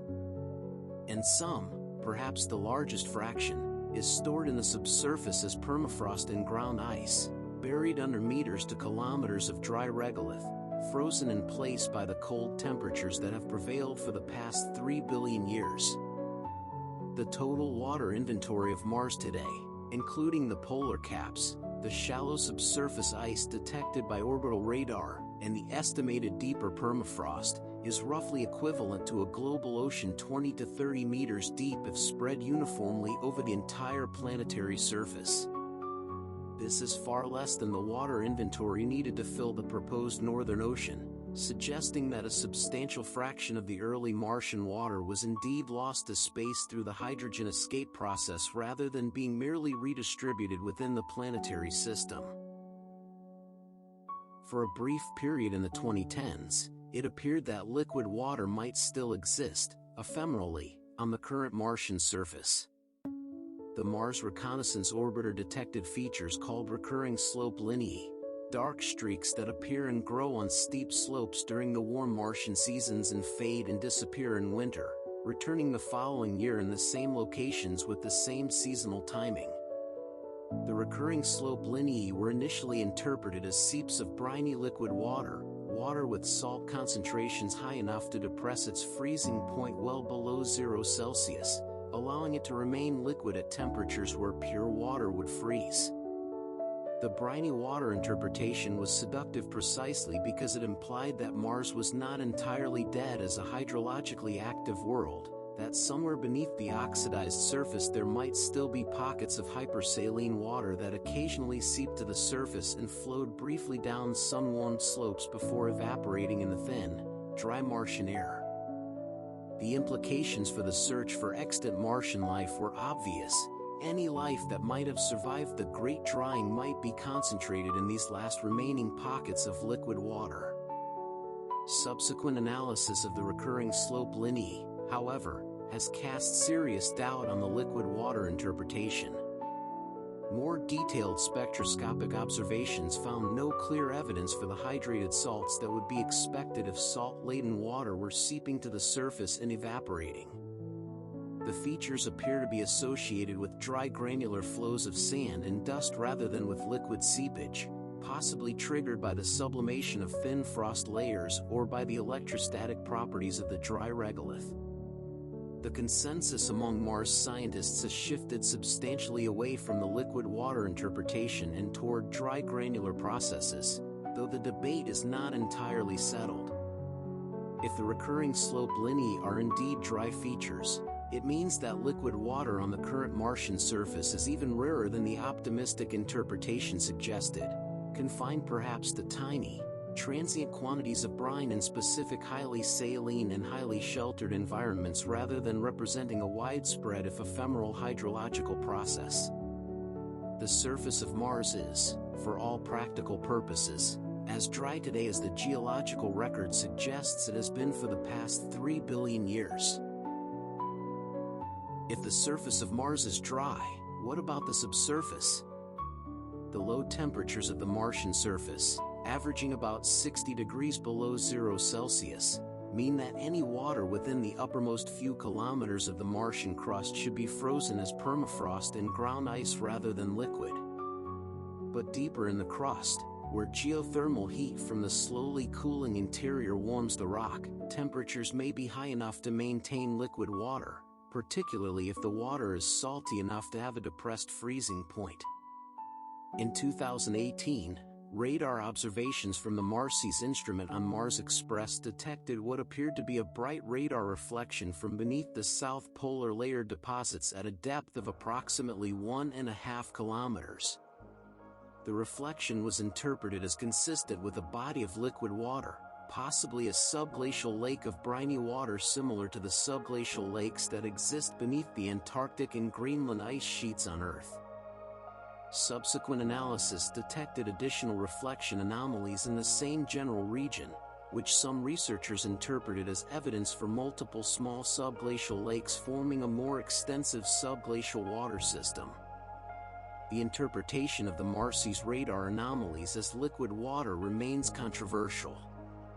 The reflection brightness required to match the observations is greater than would be expected for liquid water at the temperatures and pressures of the base of the South Polar ice, unless the water is very salty or unless the bright reflector is some other material such as a layer of hydrated salts or a particular type of basal ice. The debate continues, and definitive resolution will require either drilling through the polar ice cap, a technically challenging mission that has not yet been flown, or additional radar observations from different geometries that can better constrain the nature of the reflector. Nevertheless, the possibility of liquid water in the Martian deep subsurface cannot be dismissed. The geothermal heat flow of Mars, though much reduced from its early vigorous levels, is still non-zero, and at sufficient depth the temperature must exceed the melting point of water, especially salty water. Deep subsurface liquid water, isolated from the oxidizing conditions of the surface and the ultraviolet radiation and cosmic rays that make the near-surface environment hostile to life, could represent the last habitat for any life that once existed on Mars. If Martian life ever arose, it may have retreated underground as surface conditions deteriorated, following the liquid water as it sank deeper into the crust, clinging to the last warm pockets of brine in the dark interior of a cooling world. Whether anything is down there, alive in the dark and the cold and the pressure of kilometers of rock above it, is the question that Mars science most urgently wants to answer. The answer requires drilling, and drilling on another planet is a technological challenge that has not yet been met. But the question is live, and the subsurface water, liquid or frozen, remains the most plausible refuge for any life that Mars might have produced in its brief wet window. The water is gone from the Martian surface, or very nearly so. But the rock remembers. Every valley carved by an ancient river, every clay mineral formed in the floor of an ancient lake, every rounded pebble transported by flowing water from a distant outcrop and deposited in a delta that preserved it for 3.5 billion years, every isotope ratio in the thin residual atmosphere that records the cumulative loss of hydrogen to space, every mineral phase in the ancient crust that formed in the presence of liquid water and has been stable in the cold, dry conditions ever. since all of these are the water's signature, written indelibly in the geology of a world that once was wet. The Martian surface is, in this sense, a museum of water. A three-dimensional archive of the planet's hydrological history, layered in its sediments, encoded in its minerals, traced in the sinuous paths of its valley networks. Every rover that drives across the Martian surface is reading pages from this archive, drilling cores from its layers, analyzing the chemistry of its minerals, and constructing, piece by piece, the most detailed picture we have ever assembled of how a rocky planet's water can be lost. That picture is not complete.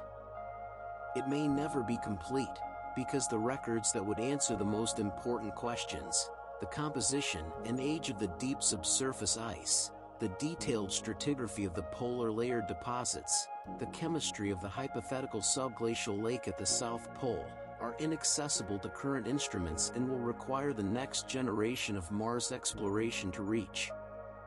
But the outline is clear. The broad strokes of the Great Drying are well established. Mars had water. Mars lost water. And the loss was not an accident or a mystery. It was the predictable consequence of being a small planet that cooled too fast, lost its magnetic shield too early, and bled its atmosphere and its oceans away one molecule at a time into the patient solar wind. The rivers are dry. The ocean is gone. The sky is thin. But the rock remembers every drop. On the surface of Mars, rising from the broad volcanic plateau of the Tharsis region in the Western Hemisphere, stands the largest volcano in the solar system. Olympus Mons is 21 kilometers tall, measured from its base to its summit caldera. It is approximately 600 kilometers in diameter at its base, an area roughly the size of France. Its summit rises so high that it protrudes above most of the Martian atmosphere, standing in a near vacuum where the atmospheric pressure is less than a tenth of the already thin pressure at the Martian surface. Its flanks slope at angles of only 4 to 5 degrees on average, a gentle gradient that belies the enormous scale of the structure, giving it the appearance, from ground level on its slopes, of a barely perceptible rise rather than a mountain of any consequence. You could stand on the surface of Olympus Mons and not realize you were on a volcano at all, because the curvature of the planet would hide the distant rim below the horizon.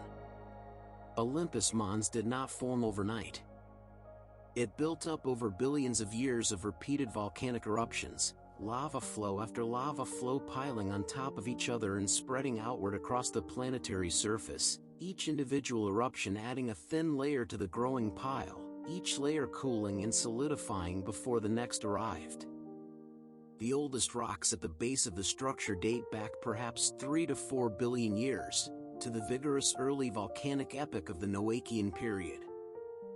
The youngest lava flows on its upper flanks may be only a few tens of millions of years old, geologically recent by any measure.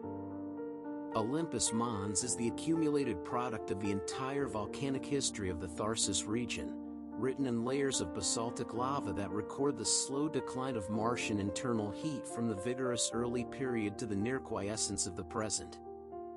The volcanoes of Mars are not merely geological curiosities or records of past activity.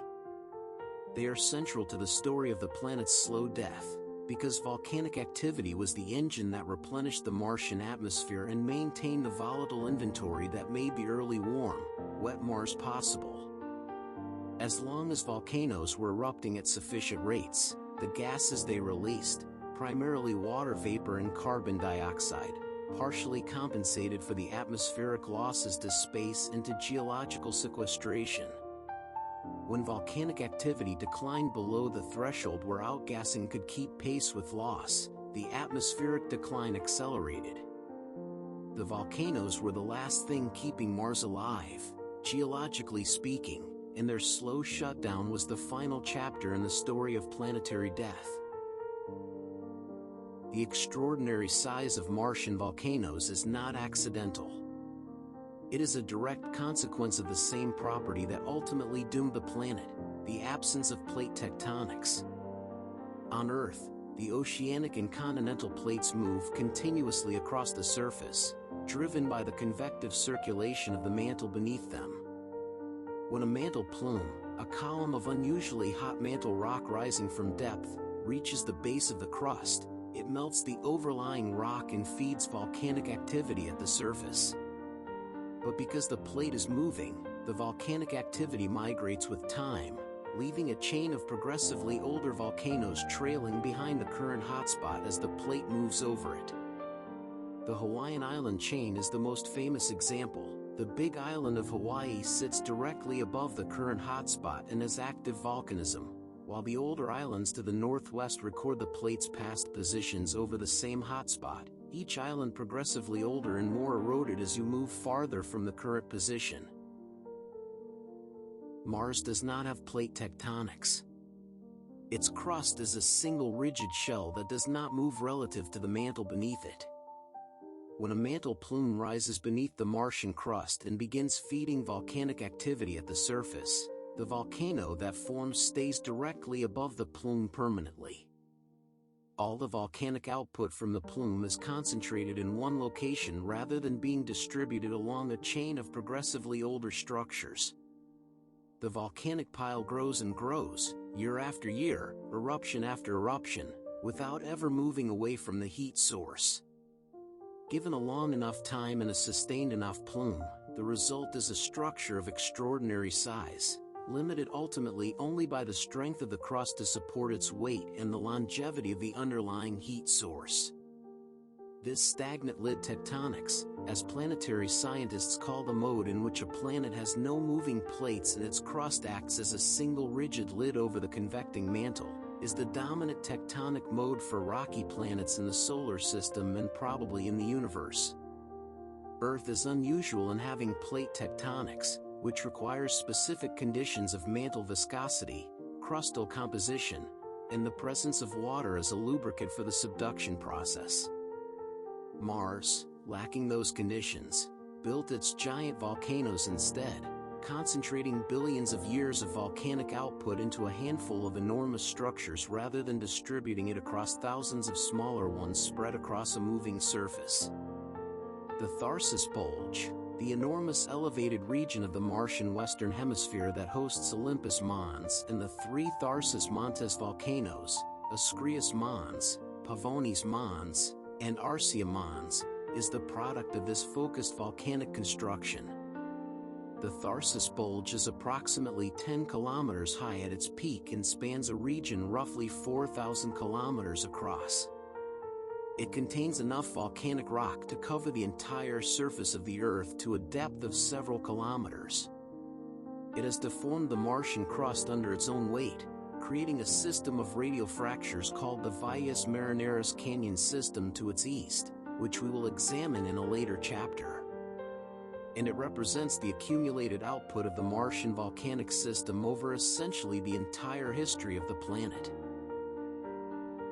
The volcanic history of Mars, reconstructed from crater counting of lava surfaces, isotopic dating of Martian meteorites, and geomorphological analysis of volcanic features, shows a clear pattern of declining activity from the intense early volcanism of the Noachian period through the moderate Hesperian volcanism to the sporadic, low-volume Amazonian eruptions that characterize the last 2 billion years. In the Noachian period, roughly 4 to 3.5 billion years ago, Martian volcanism was at its most vigorous. The heat flow from the interior was high, the mantle was hot and partially molten over a large fraction of its volume, and volcanic eruptions were frequent and voluminous. The outgassing from this intense early volcanism was the primary source of the early Martian atmosphere, releasing water vapor, carbon dioxide, sulfur dioxide, and other volatiles in quantities sufficient to build and maintain the warm, thick atmospheric conditions that allowed liquid water to flow on the surface. The valley networks that record this early water activity were forming during and immediately after this peak volcanic period, fed by a climate maintained by the volcanic greenhouse that the outgassing sustained. In the Hesperian period, roughly 3.5 to 3 billion years ago, volcanic activity declined but remained significant.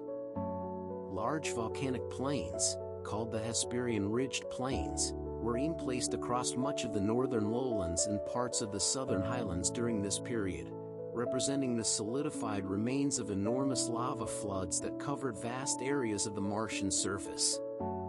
The Hesperian volcanism also produced the catastrophic outflow channels mentioned in the previous chapter, as volcanic intrusions into water-laden crust melted ground ice and generated the sudden catastrophic floods that carved those enormous valleys in geologically brief events. The Hesperian was a period of transition, with declining but still substantial volcanic activity gradually losing its battle against the accelerating atmospheric loss. In the Amazonian period, from approximately 3 billion years ago to the present, Martian volcanism has been sporadic and low volume.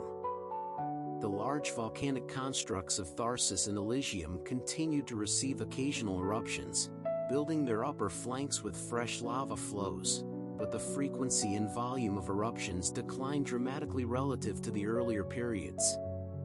The most recent confirmed volcanic activity on Mars dates to approximately 2 to 50 million years ago, based on crater counting of the freshest lava surfaces on Olympus Mons and the Elysium volcanoes, though some researchers have argued for even more recent activity within the last few million or even few 100,000 years based on the near-complete absence of impact craters on some lava flow surfaces.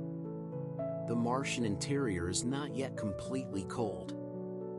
Seismic data from the InSight lander, which operated on the Martian surface from 2018 to 2022, detected thousands of Marsquakes, confirming that the Martian interior is still geologically active at some level. The largest Marsquakes detected by InSight had magnitudes of approximately 5, comparable to moderate earthquakes on Earth, and their depths and focal mechanisms were consistent with continuing tectonic activity driven by the thermal contraction of the cooling Martian crust. Whether any magma remains in the shallow crust and whether future volcanic eruptions are possible are questions that the seismic data cannot definitively answer, but that the detected seismicity makes seem plausible. To stand on the summit of Olympus Mons and look outward would be to experience a view unlike anything possible on Earth.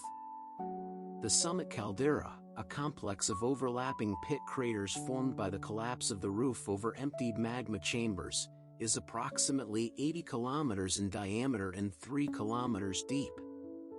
The floor of the caldera is covered by fresh-looking lava flows, some of the youngest volcanic surfaces on Mars, their relative youth evident in the near-complete absence of impact craters. Standing at the rim of the caldera, looking inward at the stepped walls of collapse and outward across the gentle slope of the volcano's upper flanks, you would be standing higher above the average Martian surface than any point on Earth rises above sea level, in an atmosphere so thin it is essentially space, under a sky that is darker than any sky visible from Earth's surface even in the clearest conditions. The escarpment that surrounds much of Olympus Mons' base is one of the most dramatic features on the planet. The volcano rises from the surrounding plains not on a gentle slope but in a series of cliffs up to 8 kilometers tall, taller than the height of Mount Everest above sea level, formed where the edge of the accumulated lava pile meets the older terrain. The origin of these enormous escarpments is debated. Some researchers attribute them to gravitational collapse of the volcano's margins, similar to the flank collapses that produced tsunamis when Hawaiian volcanoes partially collapse into the ocean. Others attribute them to erosion by glacial ice during periods of high obliquity when ice sheets may have covered the lower flanks of Tharsis. Whatever their origin, they give Olympus Mons its extraordinary profile, a massive elevated plateau rising abruptly from the plains rather than a gradual mountain cone. The age of Olympus Mons is a subject of active research. The volcano clearly began forming in the early history of Mars, as evidenced by the ancient heavily cratered terrain surrounding its base, but the upper portions of the volcano have been resurfaced by eruptions so recently that they appear essentially pristine. The combination of an ancient deep structure and a young surface is consistent with a volcano that has been continuously or episodically active for most of Martian history, building its upper layers at a rate slow enough to avoid excessive cratering between eruptions but steady enough to maintain a young surface texture. Olympus Mons is, in a very real sense, a monument to the persistence of the Martian interior's heat over geological time. It grew slowly, one eruption at a time, building the largest volcanic structure in the solar system not through any single spectacular event but through the same patient accumulation that characterizes every other process on Mars. It is the volcanic analog of the red dwarf, slow, patient, building something enormous through the mere persistence of a process that refuses to stop. The Tharsis Bulge did not grow in isolation. As the enormous mass of volcanic rock accumulated over billions of years, its weight deformed the Martian crust, producing a radial pattern of extensional fractures stretching outward from the bulge like cracks in the shell of a hard-boiled egg. The largest of these fracture systems, located immediately to the east of the main Tharsis volcanic centers, grew and merged over billions of years into the canyon system called Valles Marineris, the Valley of the Mariner, named for the Mariner 9 spacecraft that first imaged it in 1971 and revealed it to be one of the most extraordinary geological features in the solar system. Valles Marineris is approximately 4,000 kilometers long, up to 600 kilometers wide in its central sections, and up to 7 kilometers deep. To put those dimensions in perspective, it is roughly 10 times longer than the Grand Canyon of the American Southwest, 20 times wider at its broadest, and more than 4 times deeper. If it were located on Earth, it would stretch from New York to Los Angeles with room to spare.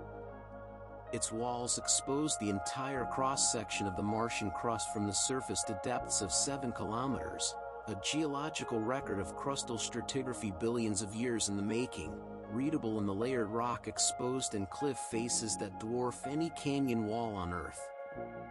The formation of Valles Marineris was primarily tectonic rather than erosional, a product of the crustal extension produced by the loading of the Tharsis Bulge. But water and ice have played significant roles in shaping the canyon since its initial tectonic opening. Enormous landslides have repeatedly collapsed the canyon walls, producing chaotic rubble fields on the canyon floors that record catastrophic failure events. Layered sedimentary deposits on the canyon floors suggest that standing bodies of water existed within the canyon at various times, fed by water released from the canyon walls by the fracturing process and possibly by seepage from the surrounding plains. Wind erosion has sculpted the canyon walls and floors into the complex, layered, dune-covered landscapes that Mars orbiters image in detail today. The depth of Valles Marineris also means that its floor sits below the average Martian surface elevation by up to 7 kilometers, and at this depth the atmospheric pressure is slightly higher than at the surface, by a factor of roughly 2 to 3. This higher pressure, while still far below the minimum needed for liquid water stability, is interesting in the context of the search for habitable environments.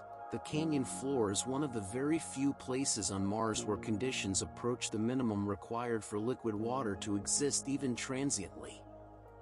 Some researchers have proposed that the deep canyon floors might be among the last locations on Mars where episodic brine seepage could occur in the current era, though this remains speculative. The Tharsis region is the dominant volcanic province of Mars, but it is not the only one. On the opposite side of the planet, roughly diametrically opposite to Tharsis in the eastern hemisphere, the Elysium region hosts a second volcanic province with 3 significant volcanic constructs: the Elysium Mons, Hecates Tholis, and Albertholis. The Elysium volcanoes are smaller than the Tharsis giants, reaching heights of 5 to 9 kilometers rather than Olympus Mons's 21, and they appear to have a somewhat different history of activity. The Elysium region has attracted particular attention in recent years as one of the most likely sites of geologically recent volcanic activity on Mars.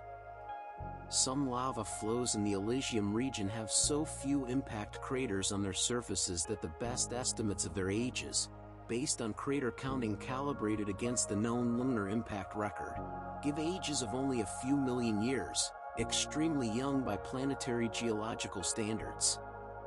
One particularly intriguing area, called Cerberus Fossae, is a system of fissures and fractures that shows evidence of both very recent tectonic activity and possible very recent volcanism, with some researchers arguing that volcanic eruptions may have occurred there within the last 100,000 years. The recent seismicity detected by the InSight lander has added to the interest in Elysium. Many of the largest Marsquakes detected by InSight appear to originate in the Cerberus Fossae region, consistent with ongoing tectonic activity driven by cooling and contraction of the crust in an area that has experienced recent volcanic heating. Whether this seismicity reflects purely tectonic activity or whether it indicates the presence of magma at depth that could potentially erupt in the geological future is one of the most intriguing open questions in current Mars science. If Mars is not yet entirely volcanically dead, if the Elysium region harbors active or recently active magmatic systems in the shallow crust, then the planet's slow death is perhaps a few 100 million years less advanced than the most pessimistic picture would suggest.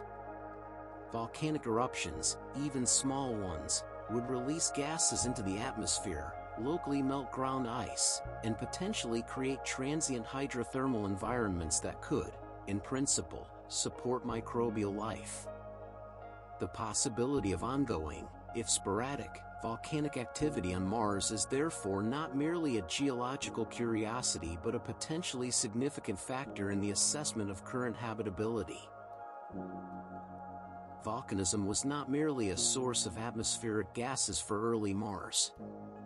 It was the engine of the entire planetary system that made Mars temporarily habitable, and understanding what it contributed in its active phases helps clarify the full scale of what Mars lost when that engine wound down. The most obvious contribution was the atmospheric gases themselves, the water vapor and carbon dioxide that built the early greenhouse atmosphere, the sulfur dioxide that contributed additional warming and that created the acidic conditions for sulfate mineral formation, the nitrogen and noble gases that provided the non-condensable base pressure that prevented complete atmospheric collapse in cold periods. Without volcanic outgassing, the early Martian atmosphere would have been far thinner and the surface far colder, and the window of liquid water habitability would have been far shorter or perhaps non-existent.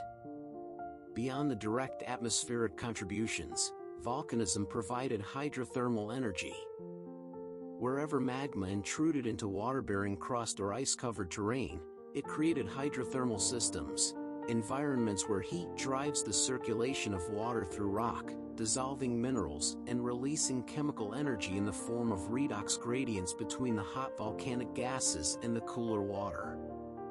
On Earth, hydrothermal systems at mid-ocean ridges and volcanic hot spots host thriving ecosystems of chemolithotrophic microorganisms that derive their energy not from sunlight but from the chemical reactions between the hot volcanic fluids and the cold ocean water. If life arose on early Mars, hydrothermal systems associated with the Noachian and early Hesperian volcanism would have been among the most favorable environments, providing both the liquid water and the chemical energy gradients that life requires. The gradual shutdown of Martian volcanism therefore represented not just the loss of an atmospheric replenishment source but the progressive extinguishing of the hydrothermal environments that were the most likely refugia for any Martian life. As eruption rates declined and magmatic heat flow decreased, the hydrothermal systems cooled, the chemical gradients flattened, and the energy available to chemolithotrophic organisms decreased. Any life that had been sustained by hydrothermal energy would have faced a progressively more challenging environment as the volcanic engine wound down. There is a particular poignancy in the scale of the Martian volcanoes relative to their ultimate futility. Olympus Mons, 3 times the height of Everest, 600 kilometers across, built over 3 billion years of patient accumulation, the largest volcanic structure in the solar system, was not enough. The planet that built it was too small to sustain the internal heat that fed it for long enough to matter. The volcano outlasted the conditions it was built in. It stands now on a frozen, airless, waterless plain, a monument not to volcanic triumph but to planetary inadequacy, a record of the internal fire that burned for billions of years but could not burn long enough or hot enough to overcome the physics of a small planet losing its warmth to space. The fires are nearly out now. The last eruptions, if they have indeed occurred within the last few million years, were whispers compared to the roar of the early Noachian volcanic epoch. The magma that built Olympus Mons over 3 billion years is nearly exhausted. The mantle beneath Tharsis is cooling. The convective circulation that drove the magma upward through the crust is slowing. And without that circulation, without that heat, without those eruptions and that outgassing, there is nothing to replenish what the solar wind takes. The last internal fire of Mars is guttering. In geological time, it will soon go out entirely. The Curiosity rover has been driving across the floor of Gale Crater since August 2012. In the years since its landing, it has traveled more than 30 kilometers across a landscape of layered sedimentary rock, ancient mudstone, wind-sculpted ridges, and iron oxide sand, ascending the lower slopes of Mount Sharp and drilling into rock formations that have not been disturbed since they were deposited in an ancient lake bed 3.5 billion years ago.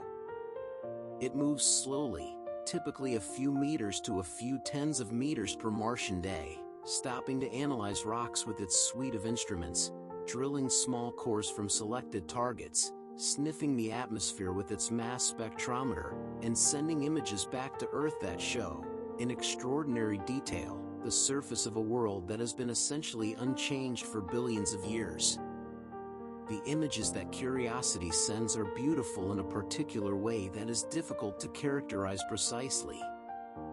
They are beautiful in the way that ruins are beautiful, or the way that a long abandoned place is beautiful when its emptiness and its age are fully appreciated. The layered rock of the Gale Crater mudstones, their fine lamination preserved with the precision of a geological photograph, record a lake that existed for perhaps hundreds of thousands of years and then dried up, leaving its sedimentary testament behind in a landscape that has experienced almost nothing except slow wind erosion and occasional impacts in the 3.5 billion years since. The beauty of Gale Crater is the beauty of patience, of preservation, of geological time made visible in the simple layering of silt and still water. The entire surface of Mars is like this.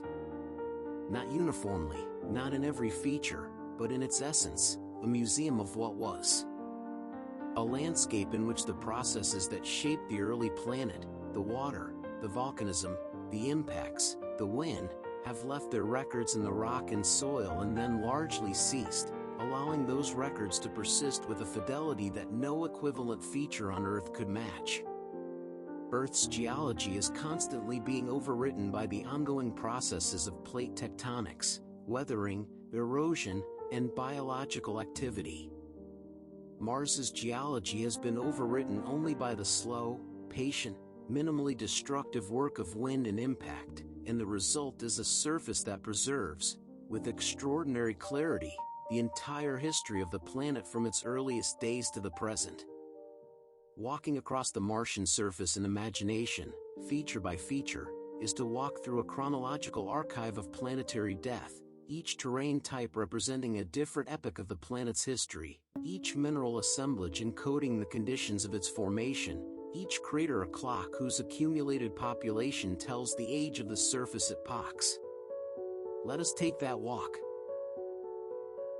The southern highlands of Mars are the oldest terrain on the planet, covering roughly half the surface and dating back to the Noachian period, more than 3.5 billion years ago. They are heavily cratered, their surfaces bearing the dense, overlapping impact scars of the late heavy bombardment period when the inner solar system was still being swept clean of the debris left over from planetary formation. The crater density in the oldest parts of the southern highlands is so high that new craters overlap older ones, creating a saturated landscape in which the history of impacts is compressed into a palimpsest of circular features eroding into each other. The ancient highlands are the terrain that preserves most of the evidence for the early warm, wet Mars. The valley networks are incised into these highlands, their drainage patterns still readable despite billions of years of slow wind erosion that has softened their edges and partly filled their floors with dust and sand. The phyllosilicate minerals that record early water-rock interaction are concentrated in the walls and floors of craters that have excavated through the ancient crust, exposing the hydrated minerals that formed when water percolated through the Noachian regolith in the first billion years of Martian history. Standing in the ancient highlands, the overwhelming impression would be one of age. Not age in the way that an old building conveys age, through the patina of use and the wearing of surfaces, but age in the way that geology conveys it, through the sheer accumulation of events, each one recorded and preserved, that constitutes a 4 billion year history written in rock. The craters here are not fresh, sharp-rimmed structures like the craters on the moon. They are degraded, their rims eroded and subdued, their floors filled with material that has slowly accumulated over billions of years of Aeolian deposition. They have been sitting here long enough to begin, in the most gradual and reluctant way, to blend back into the landscape. The ancient highlands are Mars's oldest face, the face it wore when it was young and wet and full of geological possibility. They are the record of the world that was, preserved under the thin Martian sky with a completeness that the Earth cannot match because the Earth has been too busy, too active, too alive in its geology to leave its early history intact. Mars's early death was, paradoxically, its best archival strategy. By shutting down most of its active geology before the early record was erased, Mars preserved its early history in a condition of remarkable completeness. The northern hemisphere of Mars presents a stark contrast to the ancient, cratered southern highlands. The northern lowlands are smooth, relatively uncratered, and sit at significantly lower elevation, on average 3 to 4 kilometers below the mean planetary radius. The lowlands were resurfaced by volcanic lava flows during the Hesperian period, burying whatever older terrain had existed beneath them and presenting a younger face that records not the earliest history of Mars but the intermediate Hesperian period of declining volcanism and episodic flooding. The smooth, low-lying character of the northern lowlands is exactly what would be expected of a region that was once covered by a standing body of water. Ocean floors are flat because the slow settling of sediment onto them over geological time fills in the irregularities and produces the smooth, featureless plains characteristic of deep water sedimentation. The northern lowlands' flatness, remarkable by planetary standards, is one of the primary lines of evidence for the Northern Ocean hypothesis. If the lowlands were never underwater, their extraordinary flatness must be explained by some other process, and volcanic resurfacing alone, which produces some irregular features from lava flow fronts and volcanic vents, seems insufficient. The boundary between the northern lowlands and the southern highlands, the dichotomy boundary, is in some places a sharp, cliff-like escarpment and in others a more gradual transition through a zone of irregular, chaotic terrain. Along certain stretches of the boundary, particularly in the Arabia Terra region and near the Deuteronomus Mensae, the boundary shows features that some researchers have interpreted as ancient shorelines, benches and terraces at consistent elevations, erosional features consistent with wave action, and mineralogical signatures of aqueous sedimentation. If these features are indeed remnant shorelines, they mark the high water line of the ancient Northern Ocean, the level to which the water rose before evaporation and escape began to drain the ocean away. Today the northern lowlands are covered by dust and sand, their ancient surface largely hidden beneath the accumulated Aeolian deposits of 3 billion years of wind redistribution. the Charlotte and Marcy's radar instruments on Mars orbiters have detected subsurface layering in the northern lowlands consistent with stratified sedimentary deposits, buried beneath the surface by subsequent volcanic and aeolian resurfacing but still present as echoes in the ground-penetrating radar signal. These buried layers, if they are indeed ancient marine sediments as some researchers believe, could preserve within them the chemical and potentially biological record of whatever existed in the Northern Ocean. Impact craters are the primary chronological tool for Mars and for all the solid bodies of the solar system that lack the active resurfacing processes that constantly renew Earth's surface. The principle of crater counting as a dating method is straightforward. Surfaces are struck by impactors at a roughly constant rate over geological time, so older surfaces accumulate more craters than younger ones.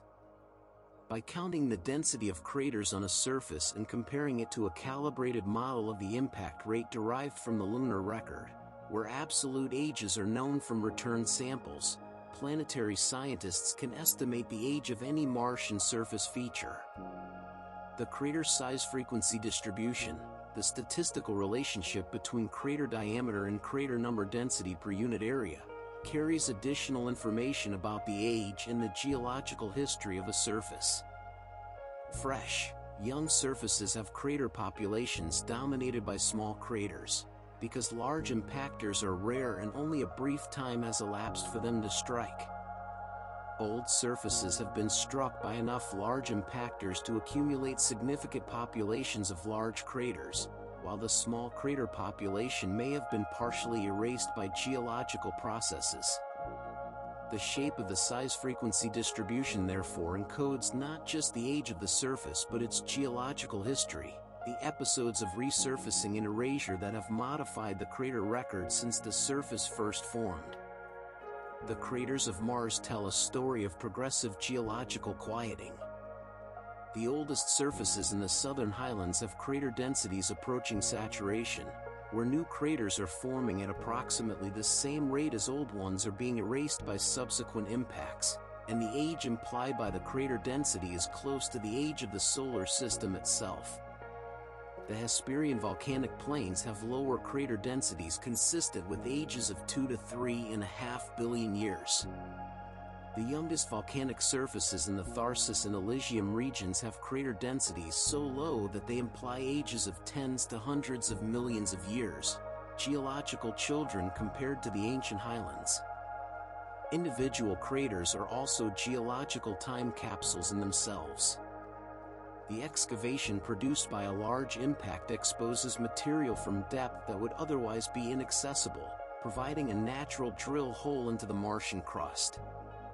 The ejecta thrown out by the impact samples the composition of the subsurface at a range of depths proportional to the crater size, and spectroscopic analysis of the ejecta from orbit can reveal the mineralogy of buried layers without requiring surface drilling.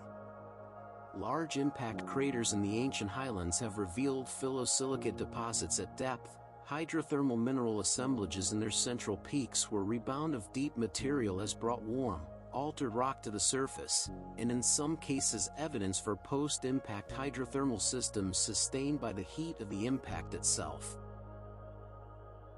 The soil of Mars, called regolith by planetary scientists to distinguish it from soil in the biological sense, is one of the most chemically complex and scientifically studied materials in the solar system outside of Earth's own soil.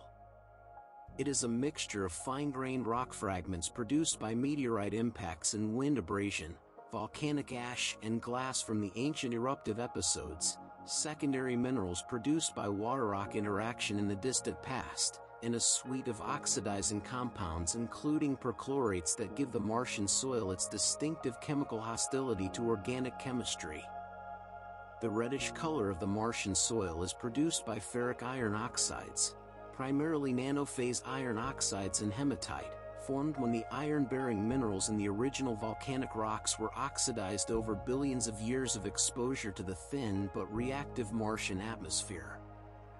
The oxidation process was not rapid.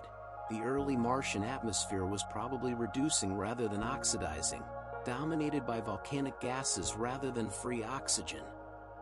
The progressive oxidation of the Martian surface is a relatively recent phenomenon in geological terms, occurring primarily in the last 2 to 3 billion years as the volcanic outgassing that provided reducing gases declined in the thin residual atmosphere, with its small oxygen content produced by photochemical dissociation, slowly oxidized the exposed rock surfaces. The perchlorates discovered in the Martian soil by the Phoenix lander in 2008, and confirmed at multiple landing sites since then, are among the most chemically significant findings of Mars surface exploration. Perchlorates are salts of perchloric acid, strong oxidizing compounds that are rare in Earth's soils but present in the Martian regolith at concentrations of roughly 0.5% by mass. Their origin on Mars is not fully understood. They may be produced by the oxidation of chlorine-bearing gases by ultraviolet radiation in the thin Martian atmosphere, or they may be a product of ancient hydrothermal processes. Their presence has important implications for both the search for life and for the prospects of human habitation, because perchlorates are toxic to most known biological systems at the concentrations present in Martian soil. The perchlorate discovery also complicated the interpretation of earlier Viking lander experiments from 1976 that had been designed to detect organic molecules and signs of biological activity in the Martian soil. The Viking results were ambiguous and long debated, but in retrospect the perchlorates may explain some of the Viking data. When organic molecules are heated in the presence of perchlorates, as they were in the Viking gas chromatograph mass spectrometer, the perchlorates can destroy the organics before they can be detected or produce misleading combustion products. The presence of perchlorates means that detecting organic molecules in the Martian soil requires analytical techniques that avoid high-temperature combustion, a constraint that has shaped the design of subsequent Mars surface chemistry instruments. Every rock formation on Mars is a page in the planet's geological history, and the extraordinary preservation of the ancient terrain means that those pages have been accumulating for 4.5 billion years with minimal overwriting.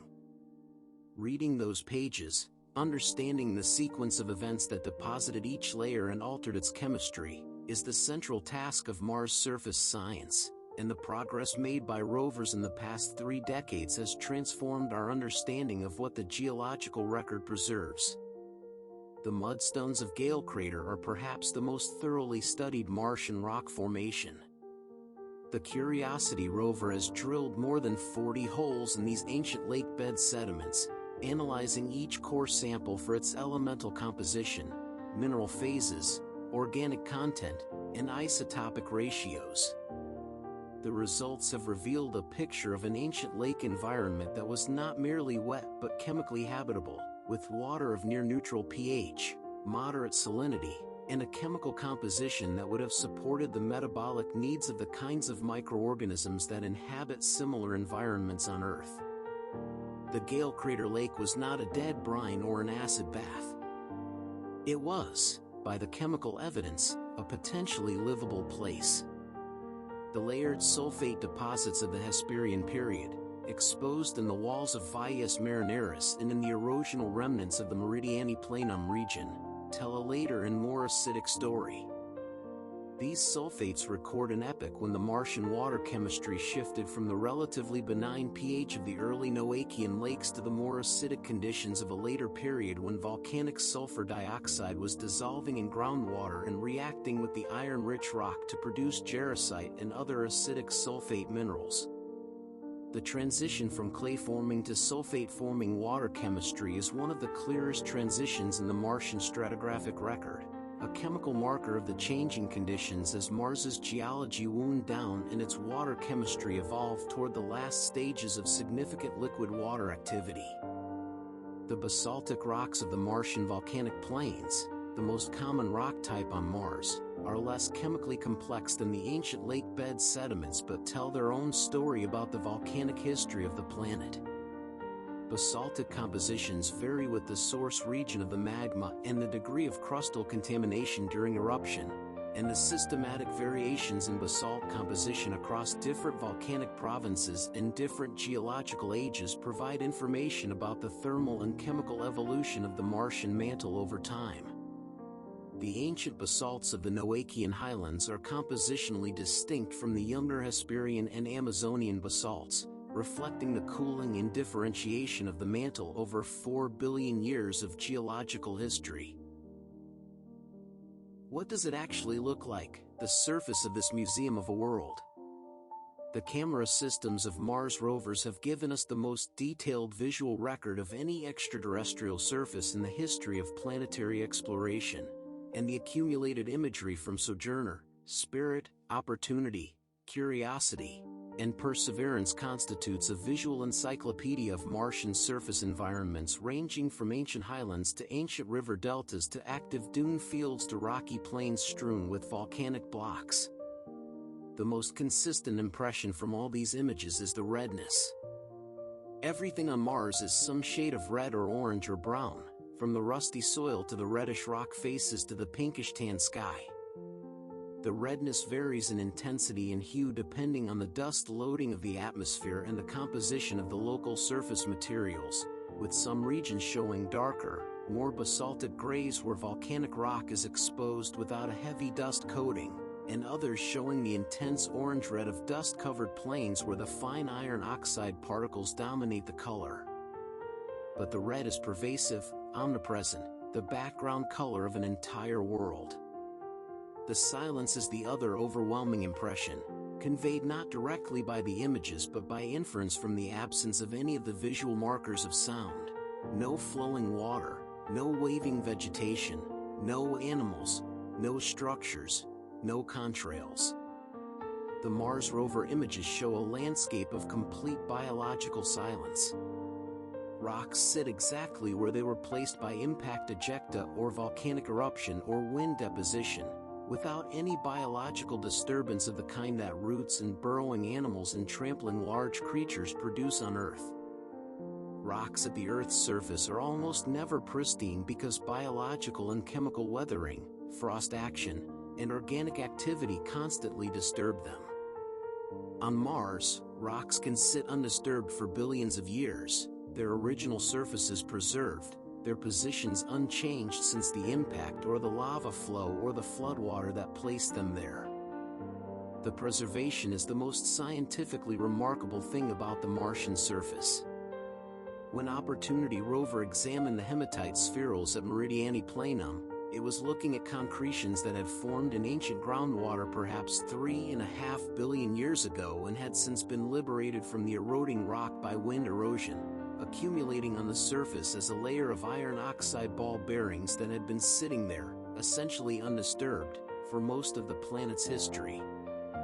When Curiosity drilled into a mudstone and extracted a powder for chemical analysis, it was sampling material that had last been mixed with water in an ancient lake before the rise of complex life on Earth. The rovers are visiting a crime scene, in a sense, except that the crime was not a human one and the evidence is preserved with a perfection that no crime scene on Earth could approach. The museum metaphor is apt but incomplete. A museum preserves objects from the past in a context that was once alive and has since been made static by the curatorial intervention of human intention. The Martian surface preserves its record not through intention but through the accident of cessation. The geological processes that would have overwritten the record simply stopped before they could complete their work. Mars is less a museum than a paused film, a civilization of geological processes frozen mid-action, their history preserved not because anyone chose to preserve it but because the projector ran out of power 4 billion years before the story was finished. One of the most hostile features of the current Martian surface environment is the radiation. Without a magnetic field to deflect charged particles and with only a thin atmosphere to absorb them, the Martian surface is exposed to a radiation dose that would be seriously harmful to any unprotected biological system. The radiation assessment detector instrument on the Curiosity rover has been measuring the surface radiation dose since landing in 2012, and the results confirm what theoretical calculations had predicted.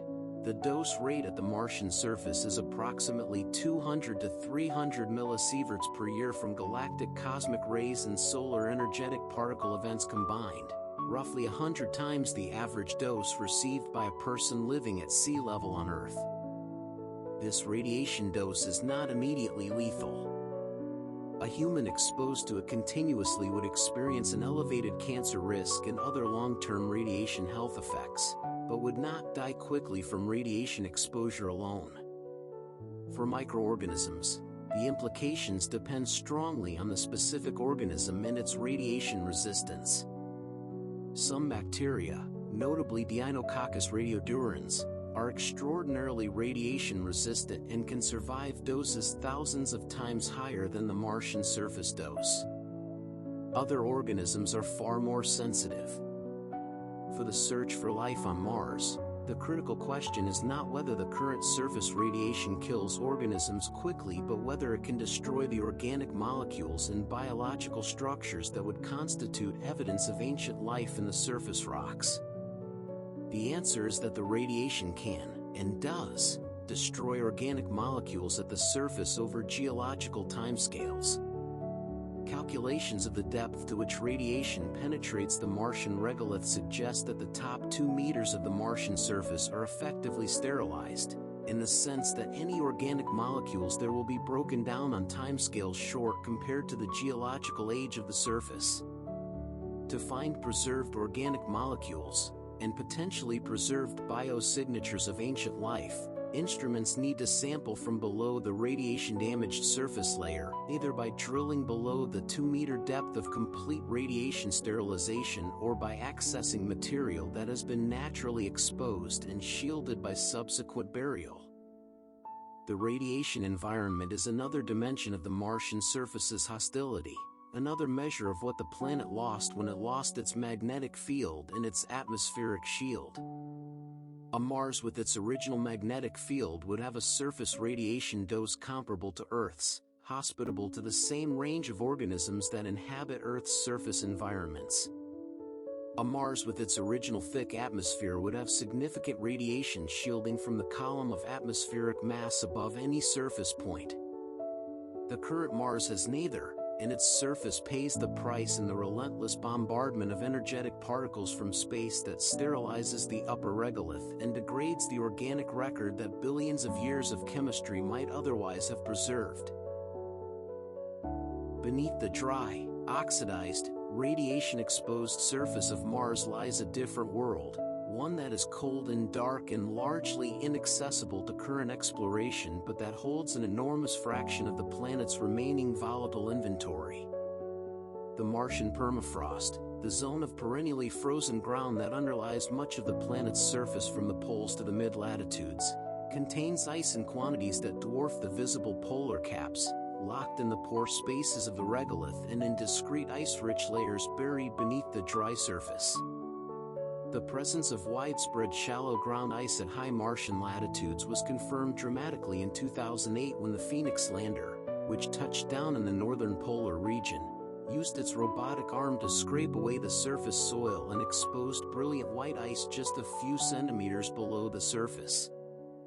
The ice sublimated visibly over the following days as it was exposed to the thin Martian atmosphere, confirming that it was indeed water ice rather than a salt deposit. The discovery of ice so close to the surface at high latitudes was not surprising given the thermal models of Martian ground ice stability, but seeing it directly, in the Phoenix images, gave a visceral immediacy to the theoretical calculations. The Charette and Marcy's radar instruments have mapped the subsurface ice distribution across large areas of the Martian surface, revealing that the ground ice extends from the poles equatorward to approximately 30 to 40 degrees latitude in both hemispheres, with the ice table, the depth at which ice begins, ranging from a few centimeters at the highest latitudes to several meters at lower latitudes where the warmer surface temperatures allow deeper sublimation. At latitudes below about 30 degrees, the surface temperatures and the low water vapor pressure of the atmosphere combine to make ground ice thermodynamically unstable, and any ice present at these low latitudes is slowly sublimating and being transported poleward by atmospheric circulation. The total volume of subsurface ground ice on Mars is estimated to be several million cubic kilometers, far exceeding the volume of the polar caps and representing a substantial fraction of the total planetary water inventory. This ice is not accessible to the kind of organisms we typically envision when we think of life, because it is frozen solid and the temperatures at the ice table are far below the freezing point even of very salty water in most locations. But it represents a reservoir that, under different orbital conditions when the obliquity of Mars is higher and the poles receive more summer sunlight, can partially melt and contribute to transient surface and near-surface liquid water, creating brief windows of habitability in an otherwise frozen landscape. The surface of Mars, in its complexity and its preservation and its layered history, is a record of everything the planet has been and lost. Walk across it far enough and you walk across 4 billion years of geological time, from the ancient highlands that remember the wet early Mars to the young volcanic surfaces that remember the planet's last geological breaths to the flat, windswept plains that remember nothing at all because nothing has happened there for a billion years. It is a museum. It is a crime scene. It is a paused film. It is a planet that almost made it, preserved by its own failure in a state of extraordinary geological completeness, waiting for the instruments that will finally read its full story. In the southern spring of 2018, a dust storm began on Mars. It started, as Martian dust storms often do, as a regional disturbance in the southern hemisphere, a localized thickening of the dust-laden atmosphere over one of the large impact basins near the South Polar region. The storm grew. Within days it had expanded beyond the basin, spreading northward and eastward across the planet's face. Within weeks it had become a global event, a planet-encircling dust storm that covered the entire Martian surface in a shroud of suspended iron oxide particles so thick that the atmospheric opacity rose above 8 in some regions, meaning that less than 1/300th of the sunlight reaching the top of the atmosphere was penetrating to the surface. For the Opportunity rover, operating on the flat plains of Meridiani Planum on solar power, the storm was catastrophic. Its solar panels could no longer generate enough electricity in the near-total darkness of the dust-shrouded sky. Opportunity sent its last transmission on June 10, 2018, as the storm approached its maximum intensity, and then fell silent.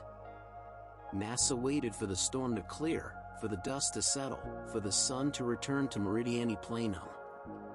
The dust cleared. The sun returned. Opportunity did not respond. After more than 8 months of attempted contact, NASA declared the mission over on February 13, 2019. The rover that had driven 45 kilometers across the Martian surface over 15 years of operation was killed, ultimately, by dust. The 2018 global dust storm was not exceptional by Martian standards. Global or near-global dust storms occur on Mars at intervals of roughly every few Martian years, typically during the southern hemisphere spring and summer when Mars is near perihelion and the increased solar heating drives the atmospheric circulation that lifts and redistributes dust on a planetary scale. Regional and local dust storms are far more frequent, occurring throughout the Martian year and constituting the primary ongoing meteorological activity of a planet that has no rain, no snow at the surface outside the polar regions, no lightning, no thunder, and essentially no weather in any sense that involves liquid water. Dust is what passes for weather on Mars. Dust is the planet's last remaining dynamic geological process, the only agent still actively reshaping the surface in the current era. The dust of Mars is not merely a meteorological curiosity or a hazard for spacecraft operations. It is a central feature of the planet's current state and its future trajectory, and it connects to the story of the planet's slow death in ways that are both direct and subtle. Dust modifies the atmospheric temperature structure and circulation. Dust transports and redistributes the thin volatile inventory of the current atmosphere. Dust erodes the surface at a rate that, while slow, is the dominant erosional process on the current Mars. And dust, in its omnipresence and its patient reworking of the surface, is a kind of geological epitaph for a planet that used to have far more interesting weather. The dust that fills the Martian atmosphere and coats every surface on the planet is not a recent addition. It is the accumulated product of 4 billion years of rock grinding processes that have slowly reduced the Martian crust to ever finer particles through impact cratering, volcanic ash deposition, frost weathering, and the continuous abrasion of sand grains against each other and against rock surfaces in the wind. The dust particles in the Martian atmosphere have a typical diameter of 1 to 3 micrometers, fine enough to remain suspended in the thin air for days to months before settling out, and their iron oxide composition gives them the distinctive reddish color that defines the Martian visual palette. Impact cratering has been the primary source of fine-grained material on Mars over geological time. Every impact, from the tiny micrometeorite strikes that constantly shower the surface to the large basin-forming impacts of the Noachian period, pulverizes rock and distributes the pulverized material across a range of particle sizes from meter-scale boulders to nanometer-scale dust. The fine end of this particle size distribution is small enough to be lofted by the wind and to remain suspended in the atmosphere for extended periods, gradually distributing itself across the entire planetary surface through atmospheric circulation. Volcanic activity contributed enormous quantities of fine ash to the early Martian dust inventory, and the abrasion of sand grains against each other in saltation, while slow, has been operating continuously for billions of years and ensures a steady supply of fresh dust to the atmospheric reservoir even in the current geologically quiet era. The chemical composition of the Martian dust reflects the composition of the rocks from which it was ultimately derived, modified by 4 billion years of oxidation and other chemical processing. The dominant minerals in the dust are iron oxides, primarily nanophase ferric oxides and hematite, which give the dust its red color and which were formed by the progressive oxidation of the iron-bearing minerals in the original volcanic basalt. The dust also contains silicate minerals, sulfates, chlorine-bearing compounds including perchlorates, and trace amounts of organic matter from meteoritic infall. This complex chemical mixture makes the Martian dust not merely a nuisance for spacecraft but a chemically active material that participates in ongoing reactions with the Martian surface and with any organic molecules that contact it. Lifting dust from a planetary surface requires wind speeds sufficient to overcome the adhesive forces holding dust particles to the surface. On Earth, with its dense atmosphere, moderate wind speeds are sufficient to loft fine dust. On Mars, with its atmosphere nearly 100 times less dense than Earth's, the wind must be moving much faster to exert the same aerodynamic force on a surface particle. The threshold wind speed for dust lifting on Mars is approximately 20 to 30 meters per second at the surface, several times higher than on Earth. Yet dust storms on Mars are common and often global in extent. How does a planet with such a thin atmosphere manage to loft so much dust so frequently? The answer lies partly in the low gravity of Mars, which makes it easier for lifted particles to remain airborne once they are lofted, and partly in the positive feedback mechanisms that amplify dust storms once they begin. When dust is suspended in the Martian atmosphere, it absorbs sunlight and heats the surrounding air. The heated air rises, driving stronger convective motions that can lift more dust from the surface. The additional dust absorbs more sunlight, heats more air, drives stronger convection, and lifts yet more dust. This feedback loop is what allows small regional dust storms to grow into the planet-encircling events that have been observed from Earth and from spacecraft for decades. The seasonal timing of global dust storms is also important. During southern spring and summer, when Mars is near perihelion and receives its maximum solar energy, strong cross-equatorial atmospheric jets can transport dust from southern source regions into the northern hemisphere, amplifying a regional storm into a global one. The dust devil is a smaller-scale relative of the dust storm and one of the most visually dramatic features of Martian meteorology. Dust devils are columnar vortices of rising warm air, similar to the dust devils seen in hot desert regions on Earth but larger, more numerous, and longer-lived on Mars. The reduced gravity and thin atmosphere allow Martian dust devils to grow to diameters of hundreds of meters and heights of several kilometers, far larger than their terrestrial counterparts. They are common in the Martian summer afternoon when solar heating creates strong surface temperature gradients that drive their formation, and they are responsible for a significant fraction of the total dust lofted from the Martian surface in non-storm periods. The Spirit rover recorded hundreds of dust devil passages in its meteorological data during its operations in the Columbia Hills region, feeling their pressure drops and seeing their dust plumes in images taken during their traversals. The global dust storms of Mars have a quality of spectacle that is difficult to fully appreciate from the outside. Seen from an orbiting spacecraft, the planet disappears. The surface features, the canyons and craters and volcanic plains that are normally visible in crisp detail through the thin clear atmosphere, vanish behind an opaque curtain of suspended dust that obscures everything below. The planet transforms from a geologically complex, topographically varied world into a featureless orange sphere, its entire surface hidden behind the dust that its own wind has lifted from its own ground. Inside the storm, the experience would be strange and disorienting. The sky, normally a pinkish tan with a pale sun visible as a brighter spot against the diffuse background, darkens to a deep brownish orange. The sun becomes invisible. The ambient light level drops to something comparable to a heavily overcast day on Earth, but with a color temperature shifted strongly toward the red-orange end of the spectrum that gives everything an eerie, apocalyptic tone. Visibility at the surface would be reduced to tens of meters in the densest parts of the storm. Winds during the peak of a global storm can reach 60 to 90 meters per second, strong enough to produce significant sandblasting erosion, though the low density of the Martian atmosphere means the actual force exerted by these winds is far less than the equivalent wind speed on Earth would produce. The thermal effects of global dust storms are complex and counterintuitive.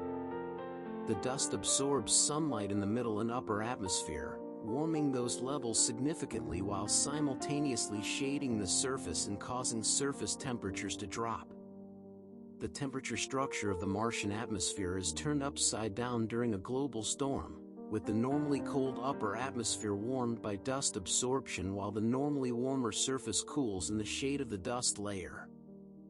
This temperature inversion suppresses the surface convection that is the normal mechanism for mixing the lower atmosphere, trapping the dust in a self-maintaining suspended layer that can persist for months after the initial lifting events cease. The decay of a global storm is as interesting as its formation, because the finest particles settle extremely slowly in the thin Martian atmosphere. The process takes weeks to months, with atmospheric circulation during the decay phase redistributing dust in patterns that leave some areas covered with fresh deposits and others relatively clear. Over the 3 billion years since liquid water ceased to be the dominant erosional agent on Mars, wind-driven dust and sand have taken over as the primary sculptors of the Martian surface. The process is slow by comparison with water erosion, but over 3 billion years of operation it has produced landforms as distinctive as any water-carved feature, covering enormous areas of the planet in the characteristic forms of Aeolian geology. The yardans of the Medusae Fossae Formation are perhaps the most spectacular examples of Aeolian erosion on Mars. Yardans are elongated ridges carved from soft rock or consolidated sediment by wind erosion, their long axes oriented parallel to the prevailing wind direction. The Martian yardans are enormous by terrestrial standards, some reaching lengths of tens of kilometers and heights of hundreds of meters, carved from the relatively soft volcanic ash and fine-grained sedimentary material of the Medusae Fossae Formation over billions of years of persistent wind erosion. They are, in their way, among the most beautiful geological features on Mars. Long, smooth, aerodynamic ridges aligned in parallel rows like enormous fins rising from the flat plains, their shapes determined entirely by the patient work of wind over geological time. Sand dunes are the constructional complement to the erosional yardongs, built rather than carved by wind action. Mars has an enormous variety of dune forms, from classic Barkhan dunes on rock-dominated surfaces to the vast ergs of the polar regions where thousands of square kilometers of dune fields cover the surface in rippled patterns of dark basaltic sand. The dark color of the Martian dunes, in contrast to the reddish background plains, reflects the basaltic composition of the sand, which comes from the erosion of the dark volcanic rock making up much of the Martian crust. The polar dune fields are particularly active and dynamic. Seasonal freezing and thawing of carbon dioxide frost drives distinctive processes unlike anything on Earth, with escaping sublimating gas entraining sand grains and producing streaks and spots that change visibly from one Martian year to the next, one of the few genuinely active geological processes observable on Mars today. Not all of the dust that the wind lifts and transports settles back onto the plains and valleys. A significant fraction of the finer particles is carried by atmospheric circulation into the polar regions, where it is incorporated into the polar ice caps as layers of dusty ice alternating with cleaner ice. Each layer of dusty ice records a period of enhanced dust loading in the Martian atmosphere, and each layer of cleaner ice records a quieter period when dust activity was lower and more ice accumulated relative to dust. The layered deposits of the Martian polar caps are therefore a climate archive, encoding the history of Martian atmospheric dust activity and ice accumulation over the past few million years. The layers are visible in images from Mars orbiters as alternating light and dark bands in the walls of troughs that cut through the polar deposits, exposing cross-sections through hundreds of individual layers and giving a visual impression of the geological time preserved in the ice. Measuring the thickness and spacing of the layers and correlating them with the orbital parameter cycles that drive Martian climate variability is the scientific equivalent of reading tree rings, a cycle-by-cycle record of climate conditions stretching back several million years into the history of a world that no longer has much climate to speak of. The dust preserved in the polar ice provides chemical information that complements the physical layering. The composition of the dust varies subtly from layer to layer, reflecting differences in the source regions contributing dust during different climate epochs and the different volcanic and impact events that contributed material to the dust inventory. Trace element ratios in the polar dust can be matched to specific volcanic eruptions or impact events, providing potential tie points for correlating the polar climate record with other geological records across the planet and building a global picture of Martian climate variability across geological time. The interaction between Mars exploration hardware and the Martian dust environment has been a recurring theme in the history of Mars surface missions, with dust serving as both the primary threat to the survival of solar-powered spacecraft and, on occasion, as an unexpected source of reprieve. The story of how Mars rovers have navigated their dusty environment is, in microcosm, a story of the planet's meteorological personality, capricious, patient, indifferent to human plans, and occasionally surprising. The primary threat that dust poses to solar-powered Mars rovers is the gradual accumulation of dust on the solar panels, reducing their power output over time. On multiple occasions, however, Opportunity experienced dramatic sudden increases in solar panel output attributed to dust devils passing over the rover and cleaning the panels of their accumulated dust coating. These cleaning events, entirely serendipitous and dependent on the random occurrence of dust devils near the rover's location, significantly extended the mission's operational life by repeatedly resetting the dust accumulation clock. The planet that threatened to kill the rover with dust also, unexpectedly, kept saving it, for 15 years, one dust devil at a time. The Ingenuity helicopter, which accompanied the Perseverance rover and made the first powered flights on another planet beginning in April 2021, faced a particular challenge from dust. The helicopter's rotor blades needed to spin at approximately 2,400 revolutions per minute to generate sufficient lift in the thin Martian atmosphere, far faster than any helicopter on Earth, and the rotor blades accumulated dust that affected their aerodynamic performance. Despite these challenges, Ingenuity greatly exceeded its original design life of 5 flights, completing over 70 flights before suffering rotor blade damage that ended the mission. Every flight was a negotiation with the dust, with the thin air, with the cold, with the radiation. Every flight was a small argument that the human capacity for engineering could make against the long, slow process of planetary dying. The dust of Mars is not merely a current meteorological phenomenon. It is an agent of the planet's ongoing geological evolution, slowly redistributing material across the surface, gradually grinding rock into ever finer particles, and inexorably burying the geological record that makes Mars such a scientifically valuable archive. Over geological time, the continued operation of dust storms and aeolian processes will gradually smooth the Martian surface, fill in craters with wind-blown material, eroding the ridges and escarpments of the ancient highlands, and reducing the topographic complexity that currently makes the surface such a rich record of the planet's early history. The timescale for this aeolian erasure is long, hundreds of millions to billions of years, but it is finite. The ancient valley networks, already subdued by billions of years of slow wind erosion, will eventually be smoothed beyond recognition.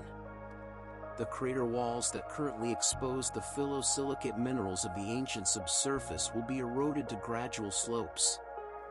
The layered sedimentary deposits that record the ancient lake environments will be slowly stripped away by wind abrasion. The museum of what was will itself, eventually, be erased by the last process still working on this world.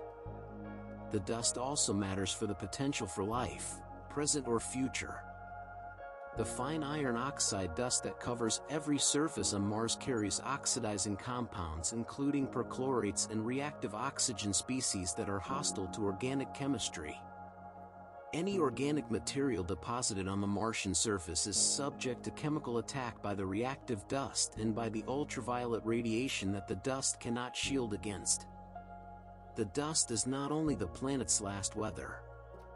It is, in a sense, the planet's last immune system, a chemical environment so hostile to the chemistry of life that it actively destroys the molecular signatures that would indicate biology's presence. And yet, paradoxically, dust deposited over ancient lake bed sediments buries and shields organic molecules from the radiation that would otherwise destroy them, preserving the molecular record of ancient chemistry in the darkness beneath the dust layer. The dust swirls. The storms rise and fall. The dunes shift their crests by centimeters each year. And the planet, slowly and without fanfare, continues to consume itself, one grain at a time, in the only weather it has left. The question is the oldest one in planetary science and the one that has driven more Mars missions, more scientific debate, more funding proposals, and more late-night conversations among astronomers than any other single question in the history of the discipline.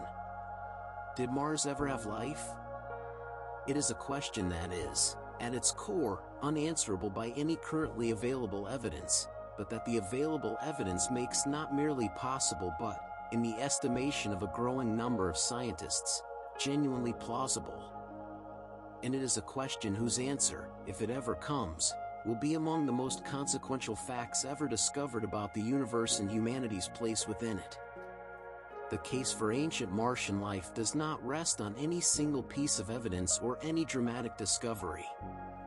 It rests on the convergence of multiple independent lines of geological, chemical, and biological reasoning that collectively point toward the same conclusion, that early Mars had the conditions necessary for life, that those conditions persisted for a period of time comparable to the time required for life to arise on Earth, and that the chemistry and geology of the early Martian surface were not merely permissive of life but actively favorable to it in several of the ways that planetary scientists believe matter most for the origin of biology. The case against ancient Martian life is equally serious and equally grounded in genuine scientific reasoning. It rests on the observation that having the conditions for life does not guarantee life's emergence, that the origin of life may require conditions or timescales or specific chemical circumstances that Mars did not have, and that the absence of any confirmed biological signature in the extensive dataset of Martian surface chemistry accumulated by rovers and landers over the past half-century is at least weak evidence against the hypothesis that life was abundant and widespread on early Mars. We do not know the answer. We may not know the answer for decades, depending on the pace of Mars exploration and the luck of the sample return mission's findings. But we can walk through what we know, what we suspect, and what remains genuinely uncertain, and in doing so we can appreciate the full weight of the question and the full scale of what it means that Mars was once a world where the answer could have been yes. The requirements for life, as best we understand them from the single example of life that we have direct knowledge of, the life that has inhabited Earth for approximately 4 billion years, can be summarized in a handful of categories: liquid water as a solvent, a source of chemical energy to drive metabolic reactions, the organic molecules that serve as the building blocks of biological macromolecules, and an environment stable enough and chemically complex enough to allow the slow process of molecular self-organization that leads from chemistry to biology. Liquid water, early Mars had it. The valley networks, the delta deposits, the clay minerals, the isotopic record of atmospheric water loss, all converge on the conclusion that liquid water existed on the early Martian surface and in the early Martian subsurface for at least 1 billion years, possibly longer. The chemistry of the Gale crater mudstones, as analyzed by the Curiosity rover, indicates a lake environment with near-neutral pH, moderate salinity, and a temperature range consistent with liquid water, an environment that, by every chemical measure available to us, was habitable in the sense that organisms from Earth could have survived in it. The water was there. The first requirement was met. Chemical energy, early Mars had this too, in abundance. The interface between volcanic rock and liquid water, whether at hydrothermal vents associated with the Noachian volcanic activity or in the broader subsurface hydrological system where groundwater circulated through basaltic crust, provides exactly the kind of redox chemical gradient that Earth's chemolithotrophic microorganisms exploit for energy. The serpentinization reaction, in which water reacts with iron and magnesium silicate minerals to produce hydrogen gas, is a particularly potent source of chemical energy that is believed to have operated extensively in the water-saturated basaltic crust of early Mars. On Earth, serpentinization supports microbial communities in deep subsurface environments that have been isolated from sunlight for millions of years. The same reaction, operating in the water-saturated basaltic crust of early Mars, would have provided a comparable energy source. Organic molecules.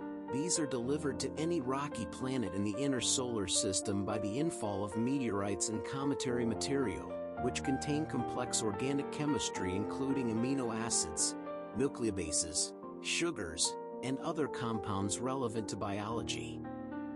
Mars, exposed to the same meteoritic and cometary flux as Earth, would have received a comparable delivery of prebiotic organic material.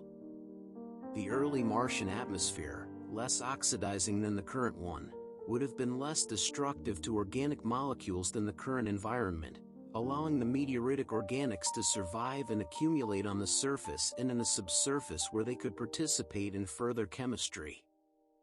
Environmental stability. This is where the picture becomes more complicated for Mars. Life requires not just that favorable conditions exist at some point, but that they persist long enough for the slow chemical processes of molecular self-organization to progress from simple chemistry to replicating molecules to something recognizable as life. On Earth, the emergence of life appears to have taken, at most, a few 100 million years after the planet cooled enough to support liquid water, a remarkably short time by geological standards. If the same timescale applies to Mars, the billion-year window of early Martian habitability was more than sufficient. But if the origin of life requires specific environmental conditions that are maintained over longer periods, or requires a degree of geological stability that the rapidly changing early Mars could not provide, the window may have closed before the process could complete. The Noachian period, roughly 4 to 3.5 billion years ago, represents the peak of Martian habitability and the time when life, if it ever arose on Mars, was most likely to have done so.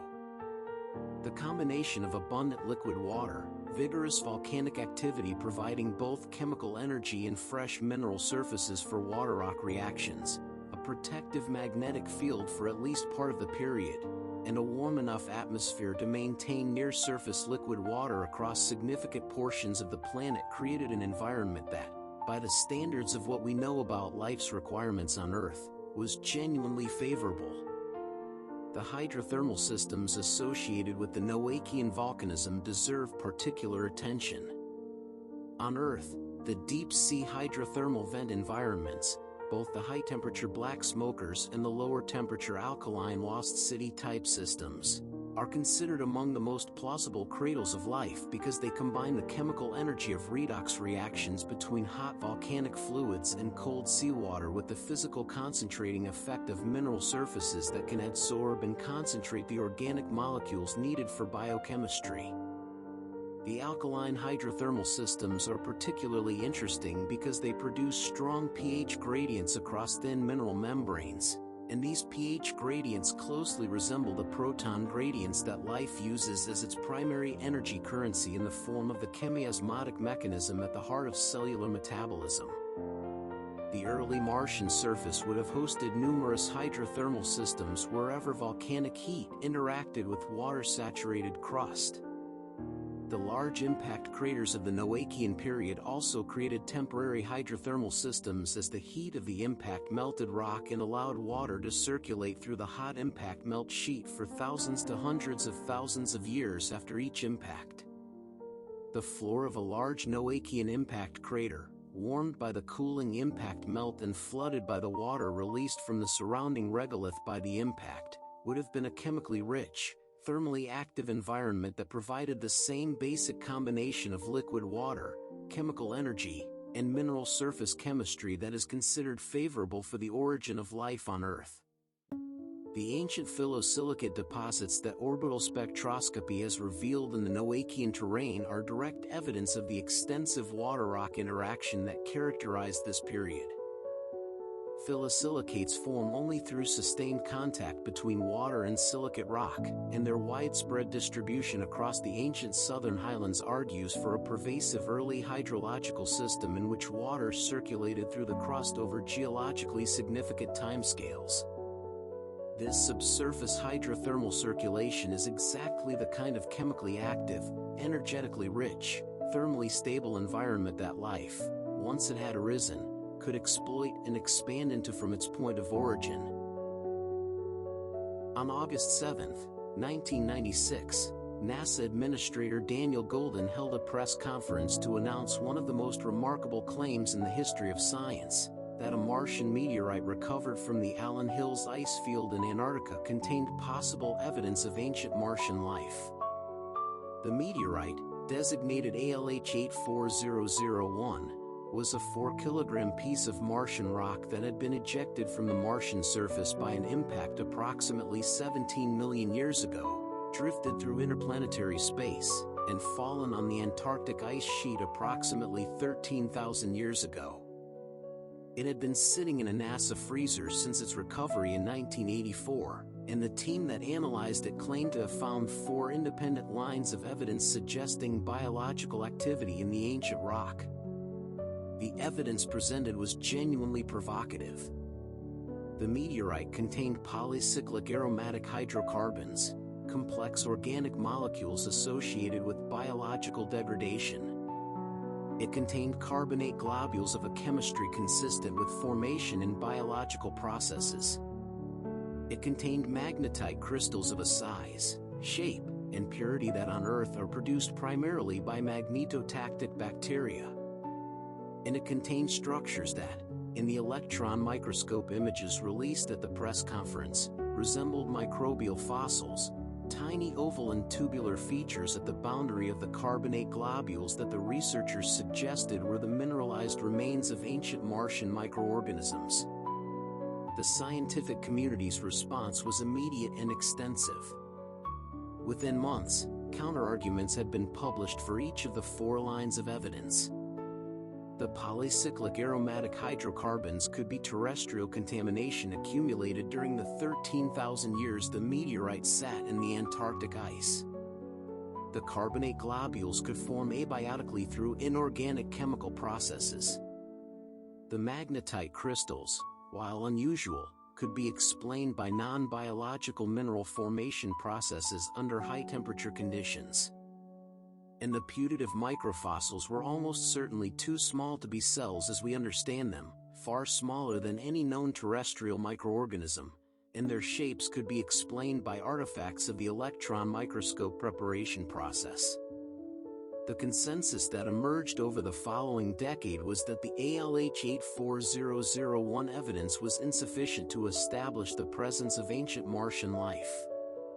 Each individual line of evidence had a plausible non-biological explanation, and the combination of all 4, while requiring a coincidence of non-biological processes in the same rock, was not impossible. The claim was not proven wrong, but it was not confirmed, and in science the burden of proof for an extraordinary claim is high. The Martian meteorite did not establish that Mars had life.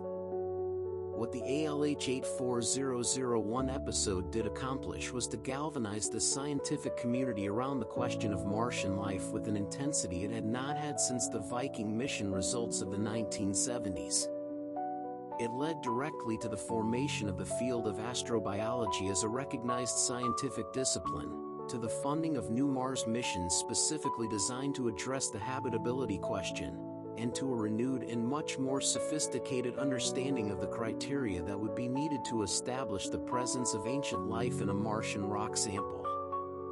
The controversy was scientifically productive in a way that few controversies are, because it forced the community to think carefully about what evidence for life would actually look like in a geological record and how that evidence could be distinguished from the products of non-biological chemistry. The science of biosignatures, the physical and chemical indicators of past or present biological activity, has advanced enormously in the decades since the ALH-84001 debate. The current framework for detecting ancient life in Martian samples is far more sophisticated than the 4-line argument presented in 1996, and the Mars Sample Return mission, which will bring Perseverance's cached samples back to Earth in the early 2030s if current schedules hold, will apply the full power of Earth's analytical laboratories to the question with a rigor that no instrument yet flown to Mars could match. The most compelling biosignatures are those that cannot easily be produced by non-biological processes. Carbon isotope ratios are one such indicator. Biological processes preferentially incorporate the lighter carbon-12 isotope over the heavier carbon-13, producing organic matter that is systematically depleted in carbon-13 relative to the inorganic carbon reservoir from which it was derived. If ancient Martian organic matter shows the characteristic carbon isotope fractionation of biological fixation, that would be strong evidence for biological activity. Similarly, sulfur isotope ratios can distinguish biological from non-biological sulfur cycling, because microorganisms that reduce sulfate to sulfide produce characteristic mass-independent fractionation patterns that are difficult to replicate by purely inorganic processes. Morphological biosignatures, the shapes of structures in rock that resemble microbial cells or biological fabrics, are more problematic because non-biological mineral growth can produce structures that superficially resemble biological ones, as the ALH84001 experience demonstrated. However, the combination of morphology with chemical composition, isotopic ratios, and mineral associations can strengthen the case considerably. A structure that has the shape of a microbial cell, the carbon isotope signature of biological organic matter, the mineral associations expected of a microbially mediated reaction, and a size and complexity inconsistent with any known non-biological formation mechanism would constitute a much more compelling case than any single line of evidence alone.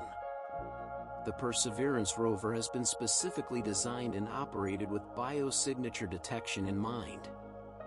Its Sherlock instrument uses Raman spectroscopy and deep ultraviolet fluorescence to detect and characterize organic molecules in rock samples with a sensitivity and specificity far greater than any previous Mars surface instrument. The Mastcam-Z camera system provides high-resolution color and stereoscopic imaging that can document the morphological context of any potential biosignatures in detail. And the sample caching system has preserved the most scientifically promising samples in sealed tubes that protect them from contamination and from the radiation that would degrade organic molecules, ensuring that the samples returned to Earth will be as pristine as the Martian environment allows.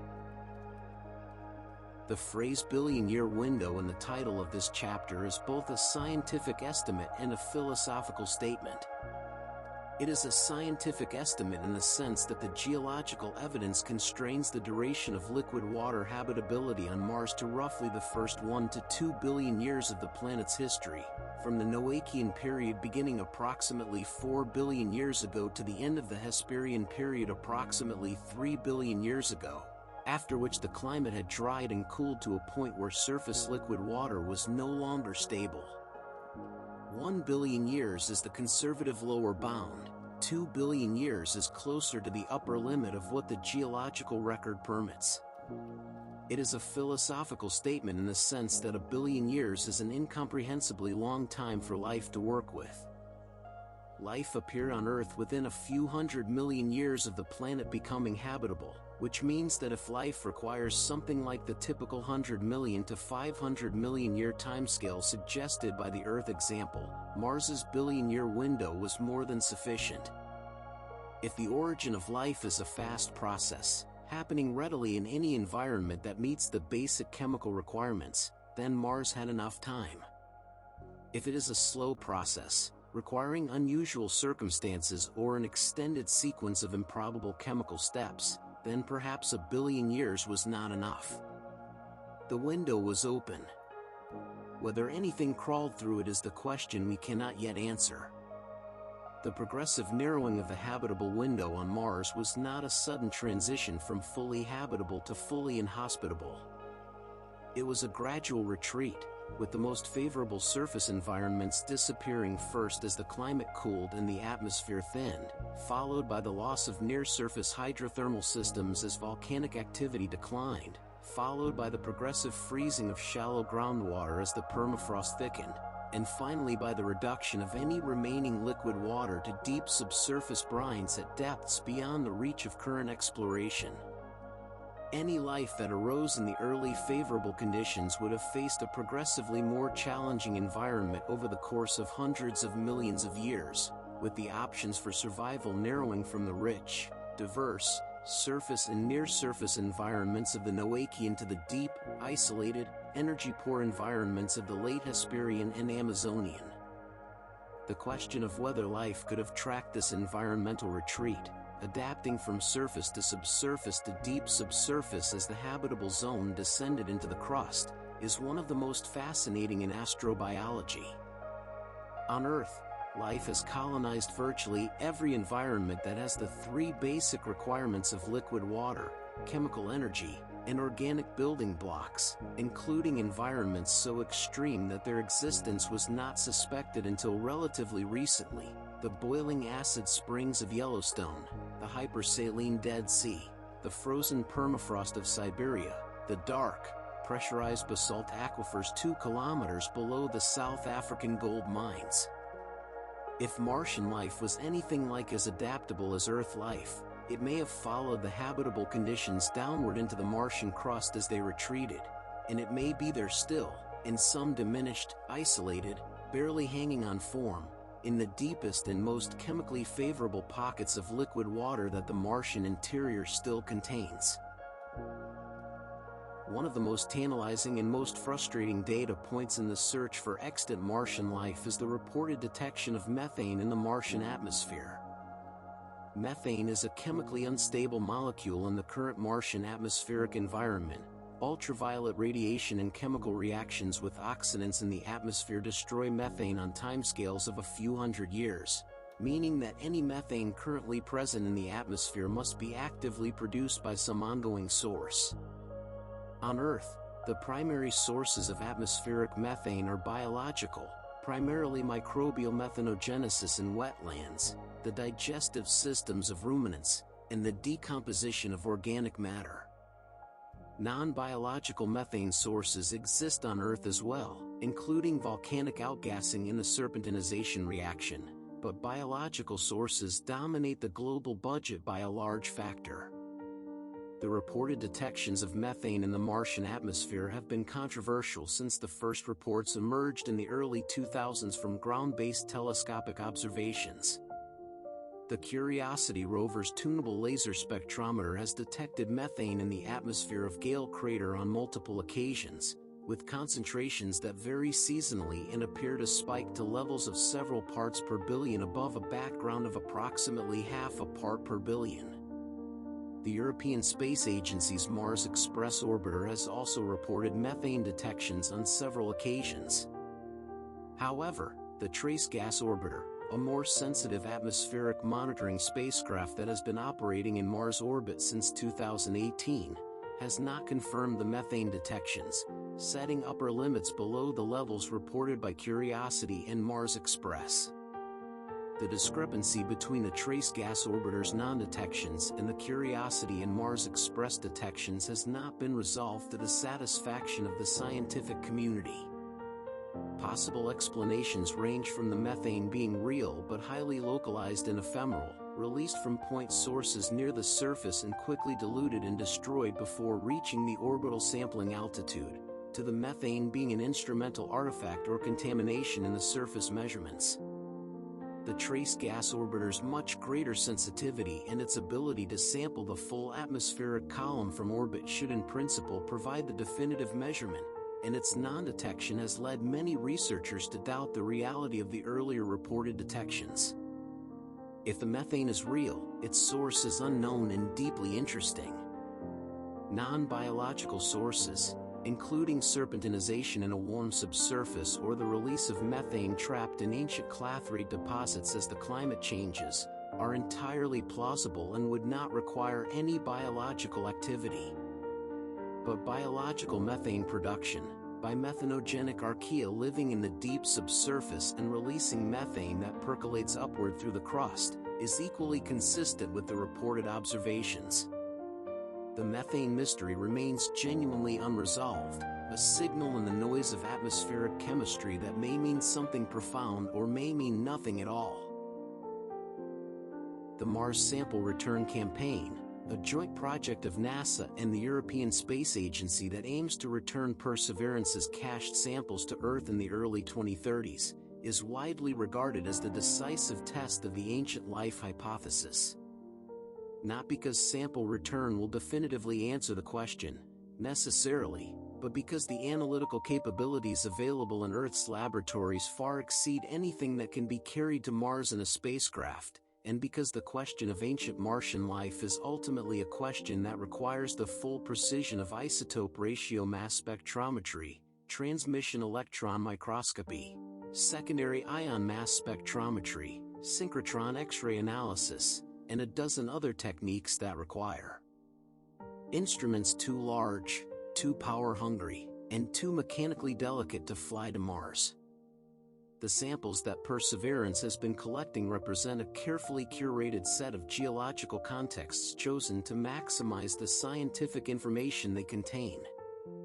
Samples from the ancient volcanic floor of Jezero Crater provide the geological context of the early crust.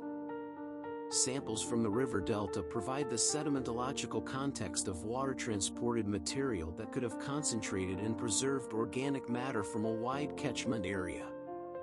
Samples from the contact between the volcanic floor and the overlying delta sediments provide the stratigraphic context needed to establish the relative ages and environmental sequence of the two units. Together, the sample suite is designed to tell the full story of the Jezero environment from its earliest volcanic history through the late period and into the drying that followed. What the sample returns scientists most hope to find in these samples is not dramatic microfossils or unmistakable biological structures, but the subtle, converging chemical signatures that together constitute an irrefutable case for biology. Carbon isotope anomalies, unusual organic molecule distributions, mineral fabrics consistent with microbially mediated precipitation, trace element patterns reflecting biological cycling. Individually, each of these could have a non-biological explanation, but their convergence in a single sample, in the right geological context, with the right spatial relationships to the inorganic mineral record, would constitute a scientific case for ancient Martian life that no reasonable person could dismiss.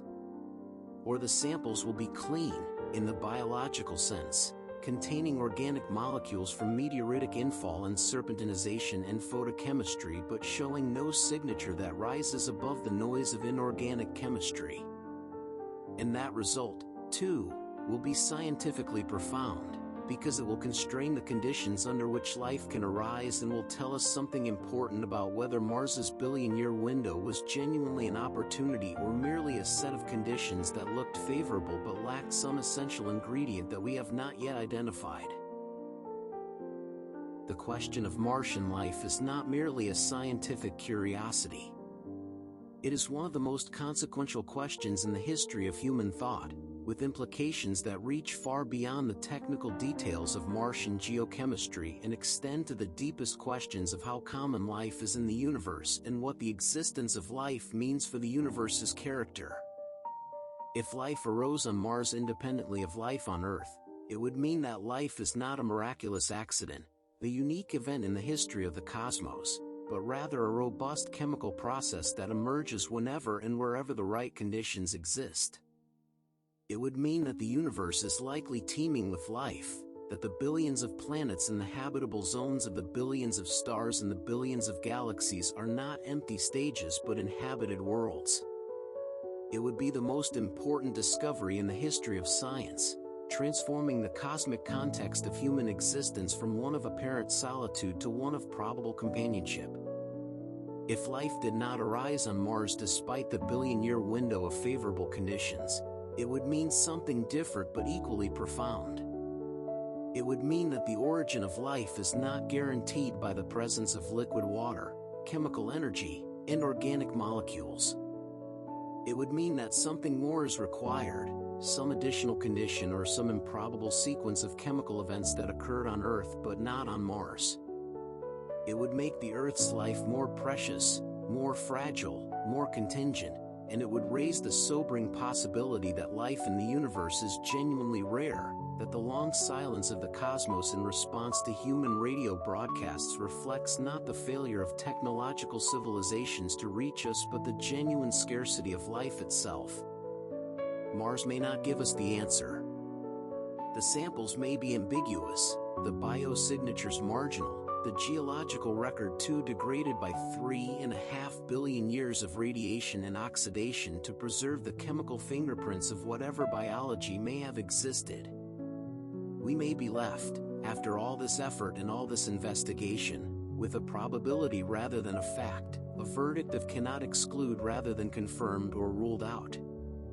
But the question will have been asked, seriously, rigorously, with the best instruments human civilization can build.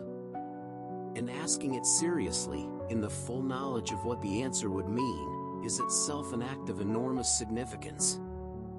We are a planet looking at another planet and asking, was there anyone there? Was there anything, even a microbe, even a molecule that replicated itself in the warm water of an ancient Martian lake, 3.5 billion years before we were capable of asking the question? The answer is written in the rock. We are learning, slowly, to read it. There is a thought experiment that planetary scientists sometimes perform, not as a formal analytical exercise but as a way of sharpening the intuition about what makes a habitable planet and how fragile that habitability can be. The thought experiment goes like this: take the Earth, and change just one thing about it. Make it a little smaller, so that its magnetic field fails earlier. Make it a little farther from the sun, so that the greenhouse effect must work harder to maintain liquid water. Make it a little less geologically active, so that the volcanic outgassing that replenishes the atmosphere declines earlier. In each case, ask, how long before the Earth begins to look like Mars? The unsettling answer is that the Earth is not as different from Mars as comfortable intuition suggests. The differences are real and important, but they are differences of degree, of size, of distance, of timing, not differences of fundamental kind. Earth and Mars are both rocky planets formed from the same raw materials in the same protoplanetary disk, with similar initial compositions, similar early geological histories, similar sources of internal heat, similar exposure to the same young active sun and the same solar wind and the same bombardment of impactors. Earth succeeded and Mars failed, but the margin of success was not guaranteed from the beginning. It was contingent, dependent on a handful of planetary parameters that happened to fall on the right side of the thresholds that separate a living planet from a dead one. Mars is not merely a scientific curiosity or a target for robotic exploration. Mars is a mirror. It is the closest available example of what happens to a rocky planet when the conditions that sustain habitability are not maintained, and the reflection it offers back to the Earth is one that rewards careful attention. Every process that killed Mars, the loss of the magnetic field, the thinning of the atmosphere, the drying of the surface, the cooling of the interior, is a process that is operating on Earth as well, just more slowly, just more gently, just far enough from the critical thresholds to have not yet crossed them. Mars shows us where Earth is going, on a timescale of billions of years. It also, more immediately and more disturbingly, shows us what could happen to Earth if the conditions that currently hold us away from those thresholds were somehow altered. The comparison between Earth and Mars is meaningful precisely because the two planets are so similar in so many ways. They formed at approximately the same time from approximately the same materials in the same region of the solar nebula. Both are rocky, differentiated planets with an iron-nickel core, a silicate mantle, and a basaltic crust. Both had similar early geological histories featuring vigorous volcanic activity, heavy bombardment by impactors, the accumulation of volatile inventories through accretion and outgassing, and the development of liquid water on or near the surface within the first billion years of the solar system's history. Both had magnetic fields generated by internal dynamos in their early history. Both were exposed to the same young, energetic sun and the same solar wind. The differences between Earth and Mars, viewed from this perspective, are relatively modest in their physical character even if they are enormous in their consequences. Earth is larger, with a radius approximately twice that of Mars and a mass approximately 10 times greater. Earth is closer to the Sun, at 1 astronomical unit versus 1.52, receiving roughly twice as much solar energy per unit area. Earth has plate tectonics, while Mars has a stagnant lid. Earth has a moon, large enough relative to its parent planet to stabilize the axial tilt and to drive tidal heating of the interior through tidal dissipation. Earth has liquid water on its surface in enormous quantities, while Mars has essentially none. These differences compound over 4.5 billion years into the dramatic contrast between the living blue sphere and the dead red one, but they trace back to a small number of initial conditions and physical parameters that distinguish the two worlds. The most important difference is probably the size. Everything else follows from size. The larger mass means a larger core that stays liquid longer and sustains a magnetic field longer. The larger mass means more radioactive heating in the mantle that drives more vigorous convection and more prolonged volcanic activity.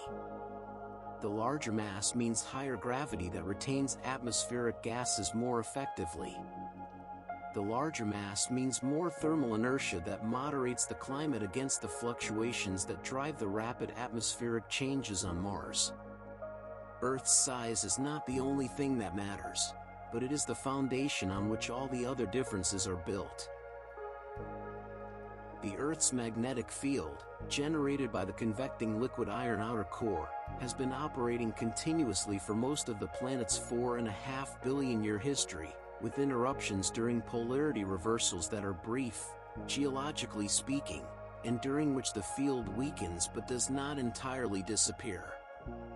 The field has protected the Earth's atmosphere from solar wind stripping throughout this history, and it continues to do so today, deflecting the solar wind into the magnetosphere that extends tens of thousands of kilometers into space on the sunward side and far greater distances in the anti-solar magnetotail. The Earth's magnetic field will not last forever. The Earth's core is cooling, and as it cools, the compositional convection driven by the growth of the solid inner core will eventually weaken as the core approaches full solidification.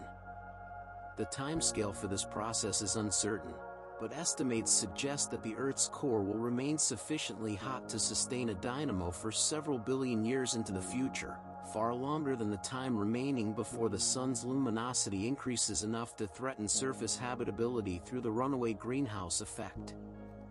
In this sense, the magnetic field is not the limiting factor for Earth's long-term habitability. The Sun will become a problem before the core does. But the Mars comparison is a reminder that the magnetic field is not merely a permanent feature of any rocky planet. It is a product of a specific set of conditions, the presence of a liquid conducting outer core with sufficient thermal or compositional driving to maintain vigorous convective flow, and those conditions can fail. The crustal magnetic anomalies of the Martian southern highlands, the striped signatures of a dynamo that once operated and then went dark, are the memorial of a magnetic field that Earth would recognize, a field built by the same physics, sustained by the same process, and extinguished by the same fundamental vulnerability to cooling. The Earth's magnetic field has been weakening over the past 2,000 years of historical and archaeological magnetic records, and it has weakened significantly over the past century of direct measurement. The South Atlantic anomaly, a region of dramatically reduced magnetic field strength centered over South America and the South Atlantic Ocean, has been growing and deepening over the decades of satellite observation.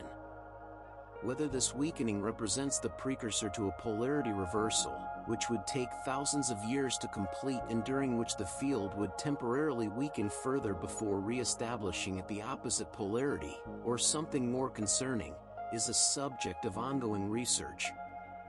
The Mars example is not a prediction for Earth's near-term magnetic future, but it is a reminder that the field's continued operation should not be taken for granted over geological timescales. Tipping point cascades are one of the most actively discussed concepts in current Earth climate science, where the concern is that human-driven warming could push the Earth climate system past thresholds that trigger self-reinforcing changes, such as the melting of permafrost releasing methane that causes additional warming, or the loss of Arctic sea ice reducing the reflectivity of the polar regions and absorbing more sunlight, or the slowing of the Atlantic overturning circulation disrupting the distribution of heat between hemispheres. These concerns are not analogous to the Martian tipping point cascade in their mechanism or their timescale, but they share the same essential character, a slow, externally driven change that crosses a threshold and triggers a self-reinforcing internal response that is much harder to reverse than it was to initiate. Mars crossed its tipping point 4 billion years ago, and the planet has been on the wrong side of the threshold ever since. There is no natural process operating on Mars that could restore the magnetic field, rebuild the atmosphere to its early thickness, return liquid water to the surface, and restart the planetary geological engine. The cascade ran in one direction and produced a new stable state, and that stable state is the cold, dry, magnetically inert, geologically quiet Mars that orbits the Sun today. The lesson for Earth's climate, appropriately interpreted for the very different timescales and mechanisms involved, is that crossing certain thresholds does not merely cause a problem. It creates a new planetary condition. Mars is not the only neighboring planet that offers a cautionary comparison to Earth.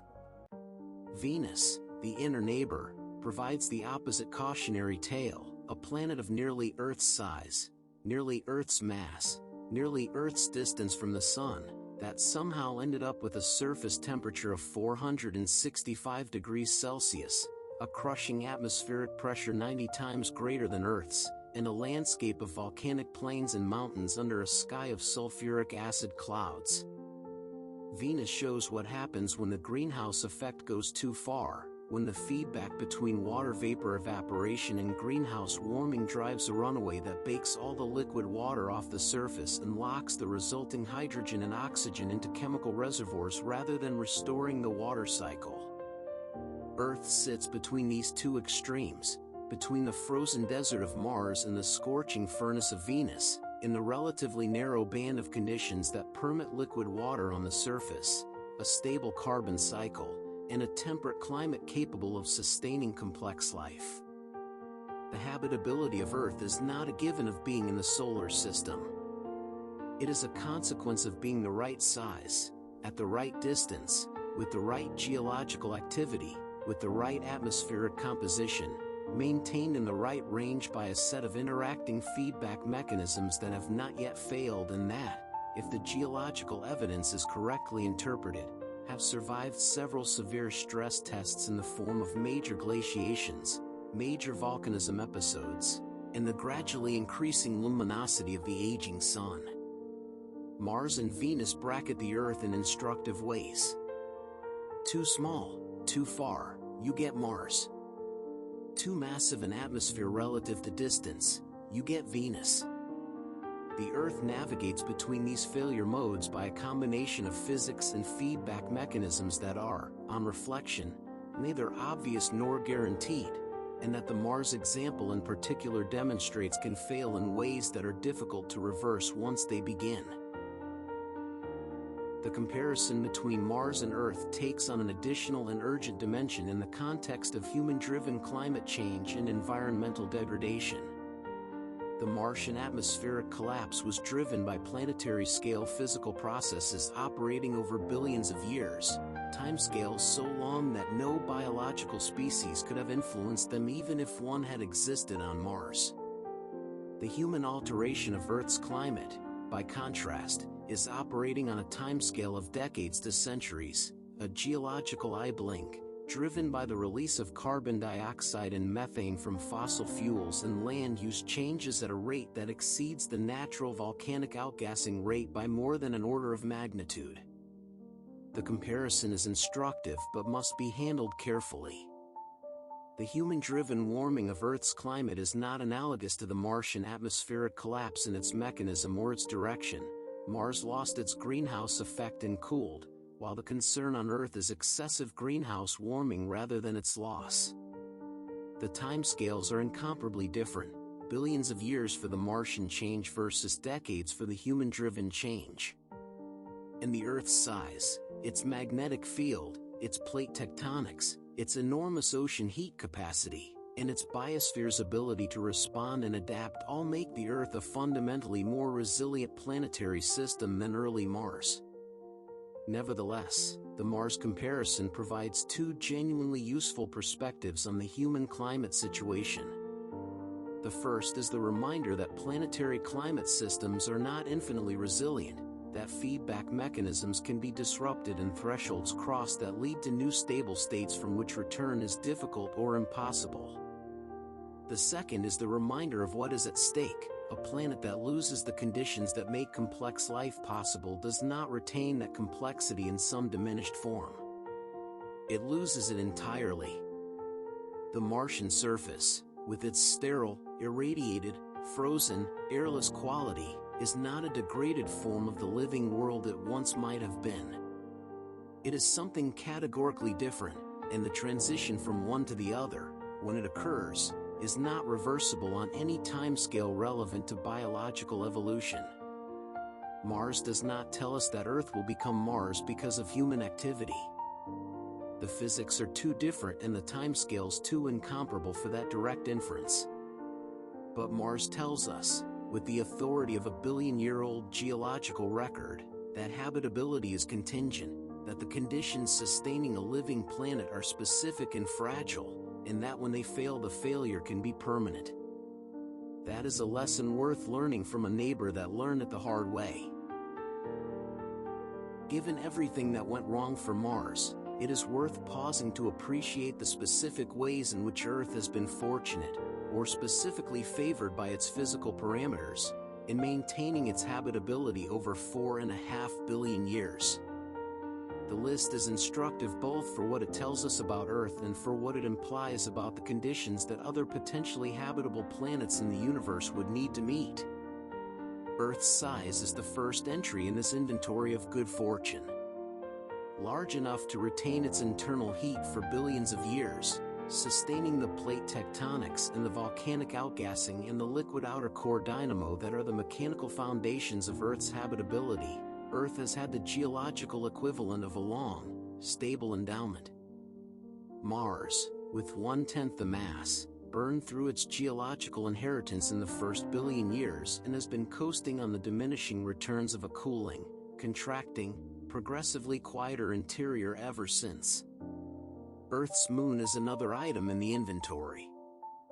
The moon, formed by a giant impact approximately 4.5 billion years ago that left Earth with an unusually large natural satellite relative to the planet's size, has stabilized Earth's axial tilt against the large chaotic variations that Mars experiences on million-year timescales.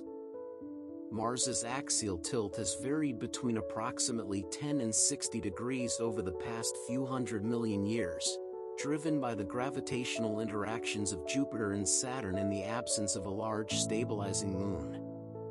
These obliquity changes have driven dramatic climate shifts on Mars, redistributing ice between the poles and the mid-latitudes and periodically changing the atmospheric pressure significantly as polar ice evaporates and condenses in response to the changing solar heating geometry. Earth's axial tilt, stabilized by the moon to a gentle oscillation between about 22 and 25 degrees, has given Earth a much more stable climate than Mars would have had even if its other parameters had been more favorable. Earth's position in the solar system is a third item.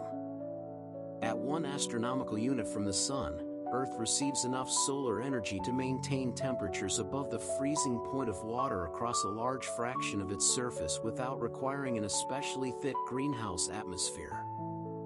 Mars, at 1.52 astronomical units, receives only 43% as much solar energy per unit area, and compensating for this reduced solar input requires a thicker greenhouse atmosphere than Mars was ultimately able to maintain.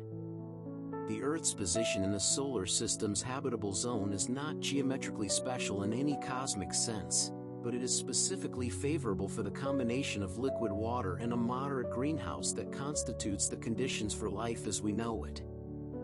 The sum of these specific advantages, the right size, the right moon, the right distance, the right geological activity, the right initial volatile inventory, the right magnetic field duration, and perhaps a measure of good luck in avoiding the worst of the early bombardment in a way that would have permanently disrupted any nascent life, is what makes Earth the world it is. Mars, with slightly different values for most of these parameters, became what it is instead. The gap between the two is real and large in its consequences but surprisingly small in the underlying physical parameters. And that smallness of the gap, that near-miss quality of Mars's planetary history, is perhaps the most important thing the red planet has to teach us about the world we live on. Mars has a future. Not in the sense that it has a future as a living world, or that the processes that once made it warm and wet will reassert themselves and restore it to something resembling its early state. Those processes are too far gone, the internal heat too diminished, the volatile inventory too depleted, the magnetic field too thoroughly extinguished for any natural mechanism to reverse the trajectory on any timescale relevant to biology or civilization.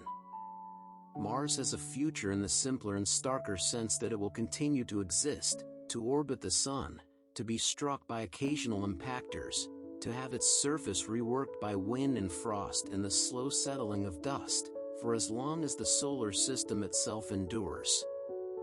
The future of Mars is a future of continuing decline, continuing cooling, continuing geological quieting, measured not in millions of years but in billions, a long, dark, patient wait that has already been going on for 3 billion years and that will go on for billions more. Understanding the future of Mars requires projecting forward the same physical processes that have governed its past, the cooling of the interior, the slow escape of the remaining atmosphere, the redistribution of the polar ice, the gradual erosion of the surface by wind and impact, and the long-term changes driven by the evolution of the Sun itself. Each of these processes operates on its own timescale, and together they define the trajectory of a world that has crossed the threshold of habitability and is now descending, slowly and irreversibly, toward a cold and dark geological endpoint that lies billions of years in the future. The interior of Mars is still warm. The seismic data from the InSight lander confirmed that the planet is not yet fully solidified, that some fraction of the core remains liquid, and that the mantle is still warm enough to generate occasional Marsquakes of moderate magnitude. The geothermal heat flow at the Martian surface, estimated from the InSight heat probe measurements and from theoretical models of the planet's thermal evolution, is approximately 20 to 30 milliwatts per square meter, less than half the Earth's average surface heat flow but still non-zero, still representing the slow leakage of primordial and radiogenic heat from a cooling interior. Over the next billion years, the Martian interior will continue to cool. The core will progressively solidify as the temperature drops below the iron melting curve. The mantle will become more viscous and less convectively active. The sporadic volcanic activity that may still be occurring in the Elysium region will cease as the magma supply from the cooling mantle dwindles. The Marsquakes that InSight detected will become less frequent and smaller as the thermal stress driving them decreases. Mars will become, over a billion-year timescale, a geologically completely dead world, its interior fully solidified and its surface shaped entirely by the exogenous processes of impact, wind, and frost rather than by any endogenous geological energy. The solidification of the Martian core will not produce any dramatic surface event. There will be no final volcanic eruption, no geological catastrophe marking the transition from geologically active to geologically dead. The transition will be, like everything else in the story of Mars, gradual and imperceptible on any human timescale. The last Marsquake will occur without anyone knowing it was the last. The last volcanic eruption, if there is to be one in the geological future, will produce lava flows that look like every other lava flow in the Amazonian history of the planet and will be recorded only in the crater count of subsequent impacts on its cooling surface. The interior will go quiet the way everything on Mars goes quiet, slowly, completely, and without ceremony. The current Martian atmosphere, thin as it is, will continue to be eroded by the solar wind over the billions of years of the future. The MAVEN measurements of the current escape rate, approximately 100 grams per second, when projected forward over a billion years, represent a total loss of approximately 3 times the current atmospheric mass. This suggests that the current Martian atmosphere would be entirely gone within a few 100 million to 1 billion years at current escape rates, leaving Mars with essentially no atmosphere at all. This projection is complicated by several factors. The escape rate is not constant. It is higher during periods of elevated solar activity and will change as the Sun evolves over the next 5 billion years toward the red giant phase. The Sun's luminosity is currently increasing at a rate of approximately 1% per 100 million years, and this increasing luminosity will gradually warm the Martian atmosphere, increasing the thermal escape rate. Solar ultraviolet flux also drives the photochemical escape processes, and the changes in the Sun's UV output over its main sequence lifetime will affect the escape rate in ways that are not straightforward to project. The polar ice caps will also play a role in the atmosphere's future. The carbon dioxide that is currently exchanged between the atmosphere and the polar caps on a seasonal basis represents a significant fraction of the total atmospheric mass, and the long-term fate of this carbon dioxide reservoir depends on the changing solar luminosity and the obliquity cycles of Mars. During periods of high obliquity, when the poles receive more summer sunlight, the polar caps evaporate more extensively, adding carbon dioxide and water vapor to the atmosphere and temporarily thickening it. During periods of low obliquity, the polar caps grow and the atmosphere thins. These obliquity-driven fluctuations will continue for billions of years into the future, creating episodic brief windows of slightly thicker atmosphere and slightly warmer surface temperatures that interrupt the long-term trend of declining atmospheric mass. The water ice caps will outlast the carbon dioxide atmosphere. Water ice is less volatile than carbon dioxide at the temperatures of the Martian poles, and the water currently locked in the polar caps and in the subsurface permafrost will persist for billions of years after the last carbon dioxide has been stripped away. The final Mars, in the very long run, may have trace water vapor as its entire atmospheric inventory, a ghost of the warm wet world that existed 4 billion years before. Mars has 2 moons, Phobos and Deimos, small irregular bodies that are almost certainly captured asteroids from the nearby asteroid belt rather than objects formed in place around Mars. Phobos, the inner moon, orbits Mars at an altitude of only approximately 6,000 kilometers, closer to the surface than any other moon in the solar system relative to the size of its parent planet, and it orbits faster than Mars rotates. This unusual orbital configuration means that the tidal forces between Mars and Phobos are decelerating Phobos, causing it to spiral inward toward Mars at a rate of approximately 2 centimeters per year. The inward spiral of Phobos means that the moon is doomed. At its current rate of orbital decay, Phobos will reach the Roche limit, the distance from Mars at which tidal forces overcome the moon's own self-gravity and tear it apart, in approximately 30 to 50 million years. When that happens, Phobos will disintegrate into a ring of debris that will initially form a thin, temporary ring around Mars before the individual pieces spiral inward and impact the Martian surface over the following millions of years.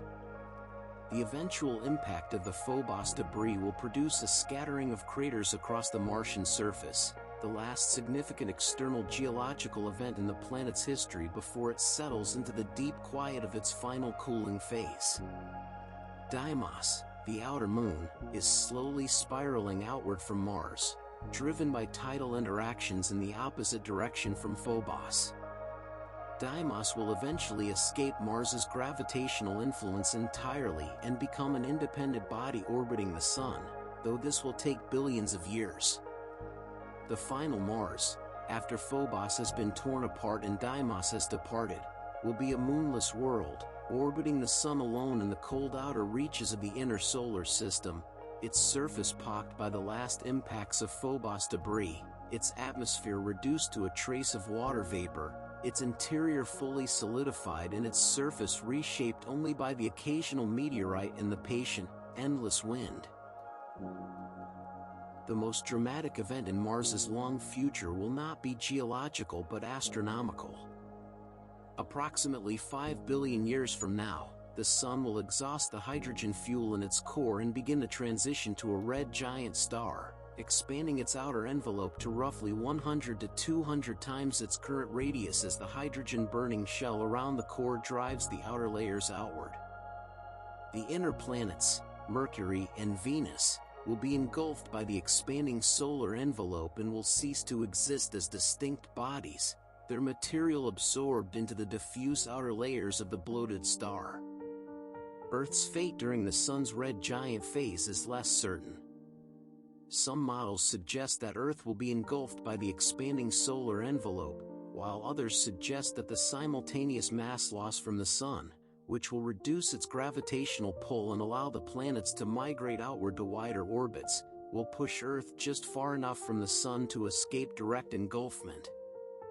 Even if Earth escapes engulfment, the enormous increase in solar luminosity during the red giant phase will heat the Earth's surface to temperatures far above the boiling point of water, evaporating the oceans and sterilizing the surface long before the Sun's envelope reaches Earth's current orbit. Mars, at 1.52 astronomical units from the Sun, will also experience the consequences of the Sun's red giant phase, but with somewhat more survivable consequences in terms of the planet's physical integrity. The orbital migration driven by the Sun's mass loss will push Mars to a somewhat wider orbit, reducing the intensity of the solar heating even as the Sun's luminosity increases dramatically. Mars is unlikely to be engulfed. But the red giant Sun will heat the Martian surface to temperatures far above any current Martian extreme, sublimating the polar ice caps, temporarily thickening the atmosphere as the released gases expand into the thin air, and briefly warming the surface to temperatures that have not been seen since the early Noachian. This brief red giant warming of Mars is one of the more poignant ironies in the planet's long history. The very thing that killed Mars in its youth, the loss of internal heat that led to the loss of the magnetic field in the atmosphere and the water, will be momentarily reversed by an external heat source in the planet's old age. The polar ice will sublimate.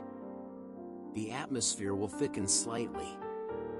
Liquid water may briefly appear on the Martian surface for the first time in billions of years, in some sheltered equatorial locations where the combination of the thicker temporary atmosphere and the extreme solar heating creates a transient zone of liquid stability. And then the red giant phase will pass, the Sun will shed its outer layers as a planetary nebula, the shrunken white dwarf remnant will cool and dim, and Mars will return to cold and dark, its brief last warmth gone, its water ice deposited back onto a surface that will never again be warm enough to melt it.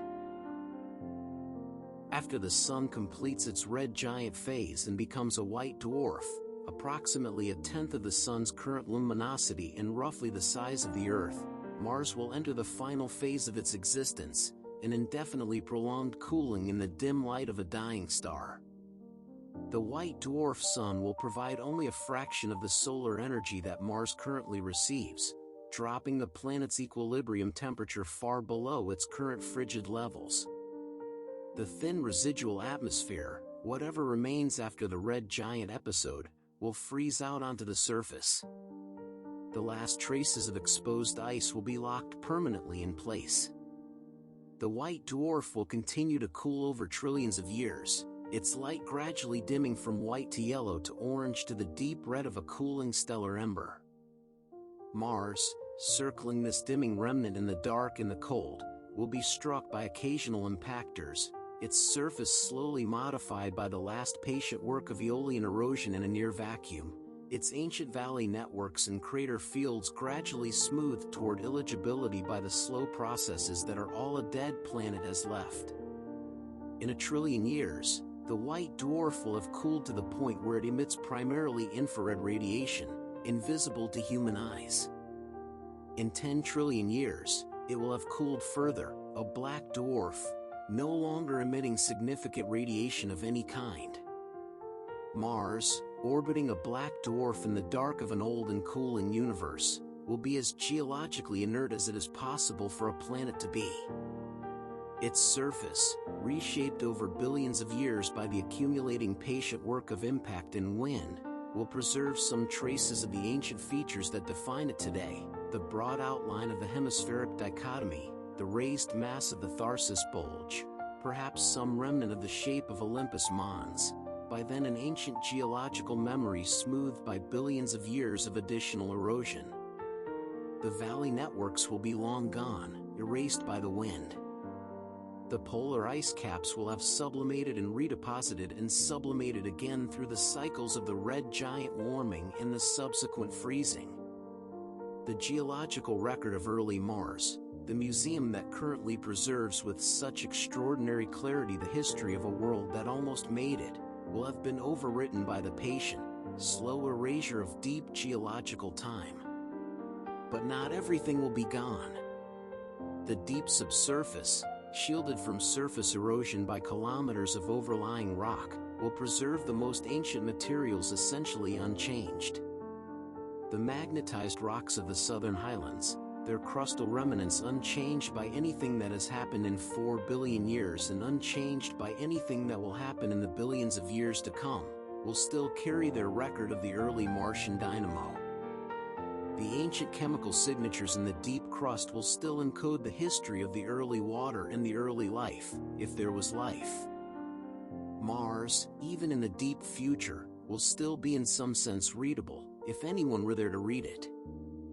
No one will be there to read it.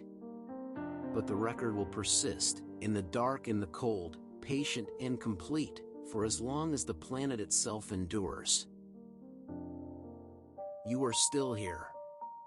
The night has deepened around you, and the words of this long story have accompanied you through the darkness, through the cold plains of Mars and its ancient riverbeds, through the collapse of the magnetic shield and the slow bleeding of the sky, through the dry valleys that remember water and the ice caps that remember warmth and the dust storms that remember when there was more to disturb than dust. You have traveled, in imagination, across a world that almost made it, and you are arriving now at the end of that journey, in the quiet of your own breathing, in the warmth of your own room, on a planet that succeeded where Mars failed. The story of Mars is, at its deepest level, a story about the conditions for life and the fragility of those conditions. It is a story about how a world that had everything necessary for the emergence and persistence of biology could, through the operation of ordinary physical processes over ordinary geological timescales, lose those conditions one by one in a cascade that could not be reversed. It is a story without villains, without catastrophes, without any single event that could have been avoided if only someone had been paying attention. It is a story of physics, patient and indifferent, operating on a world that was simply not quite large enough, not quite close enough to its star, not quite geologically active enough for long enough to stay on the right side of the thresholds that separate the living from the dead. And yet the story of Mars is also, in its way, a story of richness and possibility. For at least 1 billion years, perhaps 2, Mars was a world where the conditions for life existed. Where rivers carved valleys into ancient rock. Where lakes accumulated the sediment of distant highlands. Where hydrothermal systems provided the chemical energy gradients that life uses as its metabolic currency. Where the sky was thick enough to trap warmth and the surface was wet enough to support the slow, patient, molecular experimentation that leads from chemistry to biology. Whether life actually arose in that billion-year window, we do not know. But the window was open. The possibility was real. And the fact that we cannot yet say whether anything passed through it is itself a profound scientific statement about the conditions under which life emerges and the frequency with which those conditions are met in the universe. One of the things that Mars teaches us, perhaps unexpectedly, is something about the durability of the past. On Earth, the geological record is constantly being overwritten. Plate tectonics subducts the seafloor, destroying the oceanic crust every few 100 million years. Erosion strips the continental surfaces. Metamorphism transforms the ancient rocks into new ones. Biological activity reworks the chemistry of soil and ocean and atmosphere in ways that obliterate the abiotic record of the early Earth. The oldest rocks on Earth are approximately 4 billion years old, and the record of the first 500 million years of Earth's history, the period when life may have been arising and establishing its first chemical foothold on the planet, is essentially gone. Mars has no plate tectonics. Mars has minimal erosion. Mars has no biology to rework its chemistry. And Mars has therefore preserved its early geological record with a completeness that the Earth cannot match. The rocks of the Noachian highlands are 4 billion years old, and they look it, heavily cratered and ancient, but they are still there, still readable, still encoding the chemistry and mineralogy of the earliest epoch of Martian history. The delta deposits at Jezero crater are 3.5 billion years old, and they are still layered with the precision of an old book, their sedimentary pages intact and awaiting the analytical instruments that will read them. Mars is, in this sense, the solar system's best archive of early planetary history. The processes that shaped the first billion years of rocky planet formation and the early evolution of planetary environments are written more clearly in the Martian geological record than they are anywhere else in the solar system, because Mars stopped overwriting its records so long ago. The study of Mars is, among other things, a way of reading the early history of the inner solar system that the Earth itself can no longer provide, and that history contains information about the conditions under which the Earth's own early evolution occurred that we cannot recover from Earth's own rock record. There is something quietly moving about the fact that the most geologically active planet in the inner solar system has sent its most mechanically complex creations to the most geologically inert one. The rovers that have driven across the Martian surface, Sojourner and Spirit and Opportunity and Curiosity and Perseverance, are each more mechanically complex than anything that has ever existed on Mars naturally. They carry instruments of extraordinary sensitivity.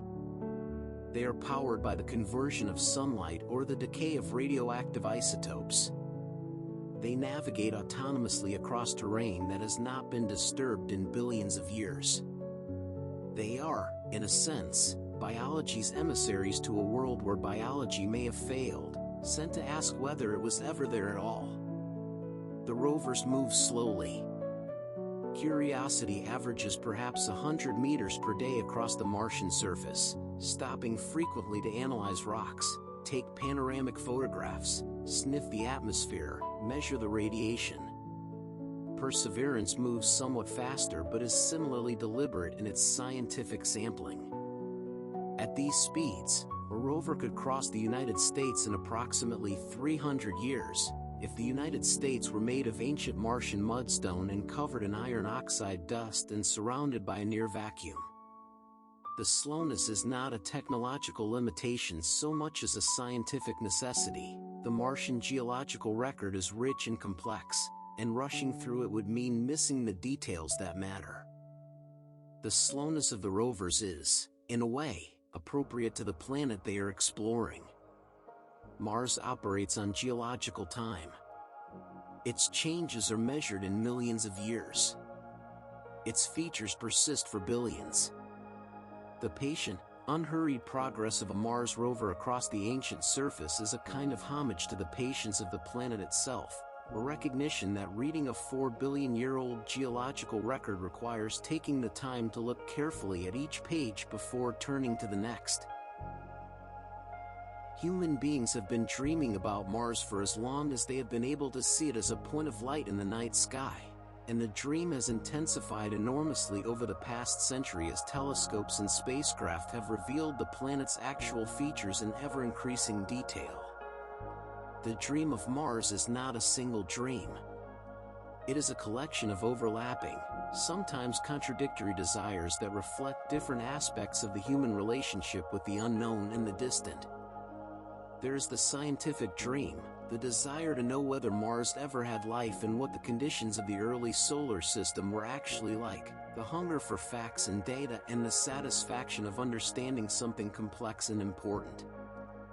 This dream is being pursued systematically, mission by mission, rover by rover, instrument by instrument, and it is producing genuine knowledge at an accelerating rate. The scientific dream of Mars is the most disciplined and the most productive of the Martian dreams, and it is the one that has the clearest path toward fulfillment. There is the existential dream, the desire to know whether life exists beyond Earth, whether we are alone in the universe or whether the cosmos is full of life in various forms and at various stages of development. Mars is the nearest and most accessible test case for this question, and the answer it gives, whether it ever had life or never did, will inform every subsequent iteration of the question for other planets and other solar systems.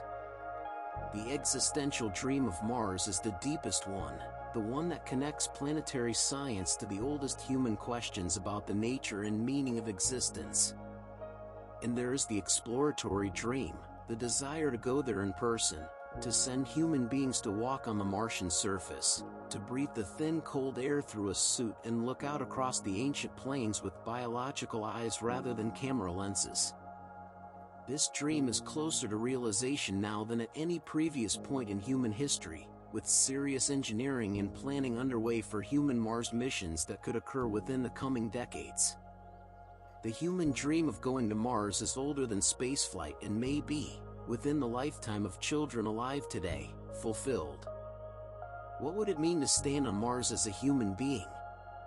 To look out across the ancient cratered highlands in the pink light of a Martian afternoon, knowing that the valley in the distance was carved by a river 3.5 billion years ago, knowing that the clay minerals in the rock at your feet formed in an ancient lake, knowing that somewhere beneath you, in the permafrost or in the deep subsurface brines, there may be water that has been frozen in place since before the first animals appeared on Earth?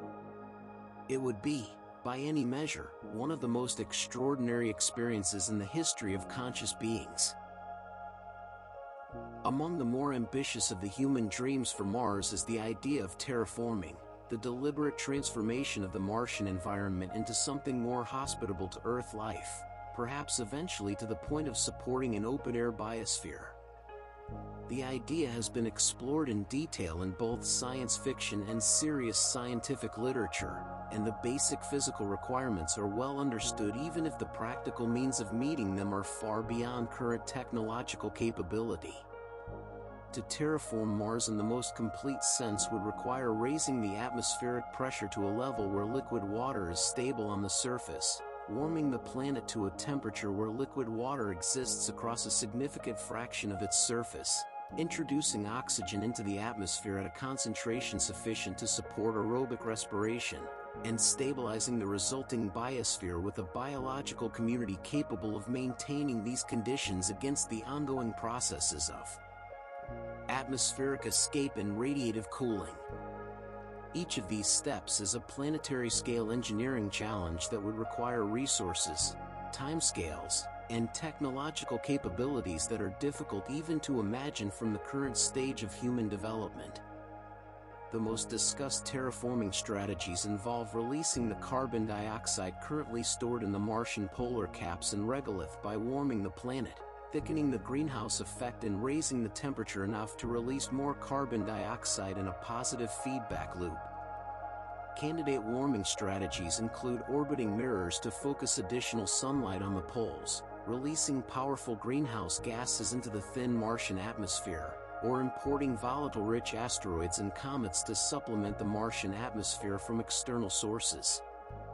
None of these approaches is currently feasible, and all of them face the fundamental challenge that Mars continues to lose atmospheric gas to the solar wind at a rate that would undermine any artificially thickened atmosphere over geological timescales without a restored magnetic field to protect it. Whether terraforming Mars is desirable, even if it were technically feasible, is a question that deserves serious ethical consideration. If Mars has extant life, even at the microbial level in its deep subsurface, the obligation to protect that life from the destructive introduction of an Earth-derived biosphere should be weighed carefully against the human desire for an accessible second world. The possibility of Martian life is not merely a scientific question but an ethical one, and the discovery of even simple Martian organisms would fundamentally change the calculus of what we are permitted to do with the planet. Mars's silence on the question of its current biology is not merely a scientific puzzle, It is, in this sense, an ethical uncertainty that constrains the range of human actions that can be justified. In the end, what strikes most deeply about Mars is its silence. Not merely the physical silence of a world where sound barely propagates, where there is no wind that can be heard by unprotected ears, where the largest geological events of the current era are dust storms too diffused to rattle a loose stone. But the deeper silence of a world that was, once, possibly alive, and that has been quiet for a very long time.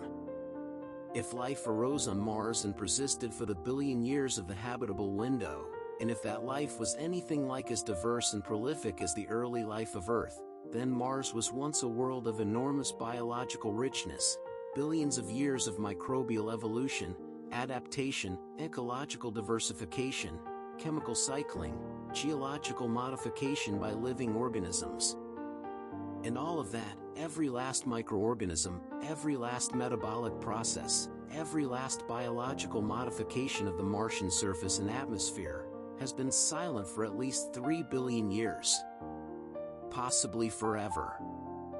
Possibly it never existed at all. The silence of Mars is either the silence of a world that never spoke or the silence of a world that stopped speaking a very long time ago and has not been heard from since. We do not yet know which. But the silence itself is meaningful, a fact about the universe that we need to understand. Either life does not arise easily, and Mars's silence is the silence of a world where the chemistry never quite reached biological complexity, or life arises readily but is fragile, and Mars's silence is the silence of a world where the biology was extinguished when the conditions that sustained it changed too fast and too completely to allow adaptation. Either way, the silence instructs us. It tells us something about the rarity or the fragility of life, about the conditions under which biology persists and the conditions under which it does not, about the margin between the living and the dead in the planetary context.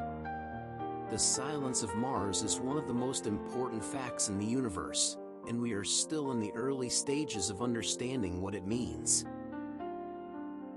Tonight, if the sky is clear where you are, Mars is visible as a reddish point of light, perhaps low on the horizon, perhaps high overhead, its position varying with the seasons and the year as both planets follow their respective orbits around the Sun. It has been visible, as a reddish wandering light in the night sky, for every human being who has ever looked up at the stars, for every civilization that has developed astronomy, for every person who has lain awake in the dark and wondered about the lights above them. The redness of Mars in the night sky is the same redness that the iron oxide dust of the Martian surface reflects into space, the same redness that a rover's camera records at the surface, the same chemical signature of billions of years of oxidation that transformed the iron-bearing basalt of the early Martian crust into the rusty expanse of the modern surface. When you look at Mars in the sky, you are seeing, literally, the color of its death, the color of the oxidized iron that remains after 4 billion years of geological decline. And yet there is something beautiful about it.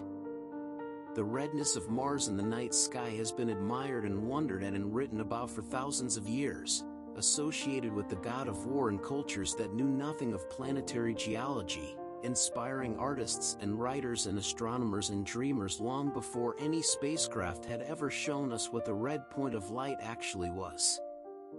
The beauty preceded the understanding, and the understanding has not diminished the beauty. If anything, knowing what the redness means, knowing that it is the color of a world's long transformation, makes it more beautiful, not less. The way knowing the geological history of a mountain range makes the mountains more impressive rather than reducing them to mere rock. You are drifting now, or nearly so. The words are becoming softer, the images less vivid, the ancient Martian landscape fading at the edges the way all landscapes fade when sleep approaches. The rover is still out there on the Martian plain, its instruments still measuring, its cameras still recording, its wheels resting on the same dust that has been resting undisturbed for millions of years. The polar ice caps are still breathing their slow seasonal breath of carbon dioxide. The dust devils are still tracing their afternoon spirals across the flat lowland plains. The ancient valley networks are still inscribed in the ancient rock, patient and still, waiting for the next instrument, the next rover, the next human that will look at them and understand a little more of what they mean. Mars is not asking for our sympathy. It is a planet. It does not experience its own decline. It does not know that it had a chance and lost it. It does not miss the water that once flowed across its surface or the air that once gave it a sky. It simply is what it is, a cold, dry, ancient world, reddened by its own chemistry, sculpted by its own wind, marked by the impacts of 4.5 billion years of solar system history, preserving in its rock and its ice and its thin residual air the most complete geological record of early planetary history available to us anywhere in the solar system. It has been dying for 4 billion years. It will continue to die, slowly and patiently, for billions more. And in that long dying, written in the rock of its ancient highlands and the sediment of its vanished lakes and the striped memory of its extinguished magnetic field, it has preserved for us a story that is worth reading carefully, with the full attention that any story of this scale and this consequence deserves. The story of Mars is the story of what happens when the conditions for life are met but not sustained.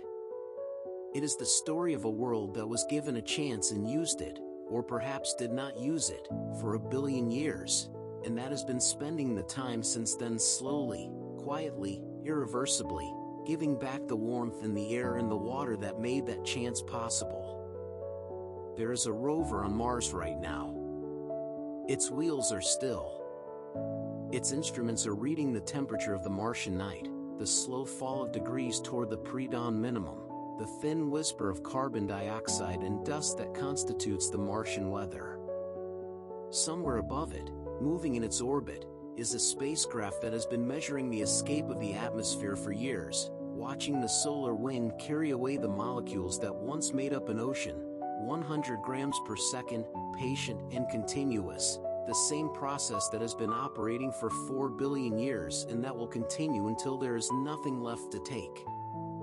And somewhere, in a laboratory on a living planet, a scientist is preparing to analyze a sample from an ancient Martian lake bed, looking for the carbon isotope signatures, the mineral assemblages, the organic molecule patterns that would tell us, finally, whether the billion-year window on Mars was empty or inhabited.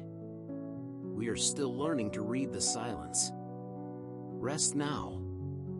The red planet will still be there in the morning, reddish and patient in the dawn sky, carrying its 4 billion year history through space at 24 kilometers per second, ancient and cold and full of everything we have not yet understood about what it means for a world to almost make it.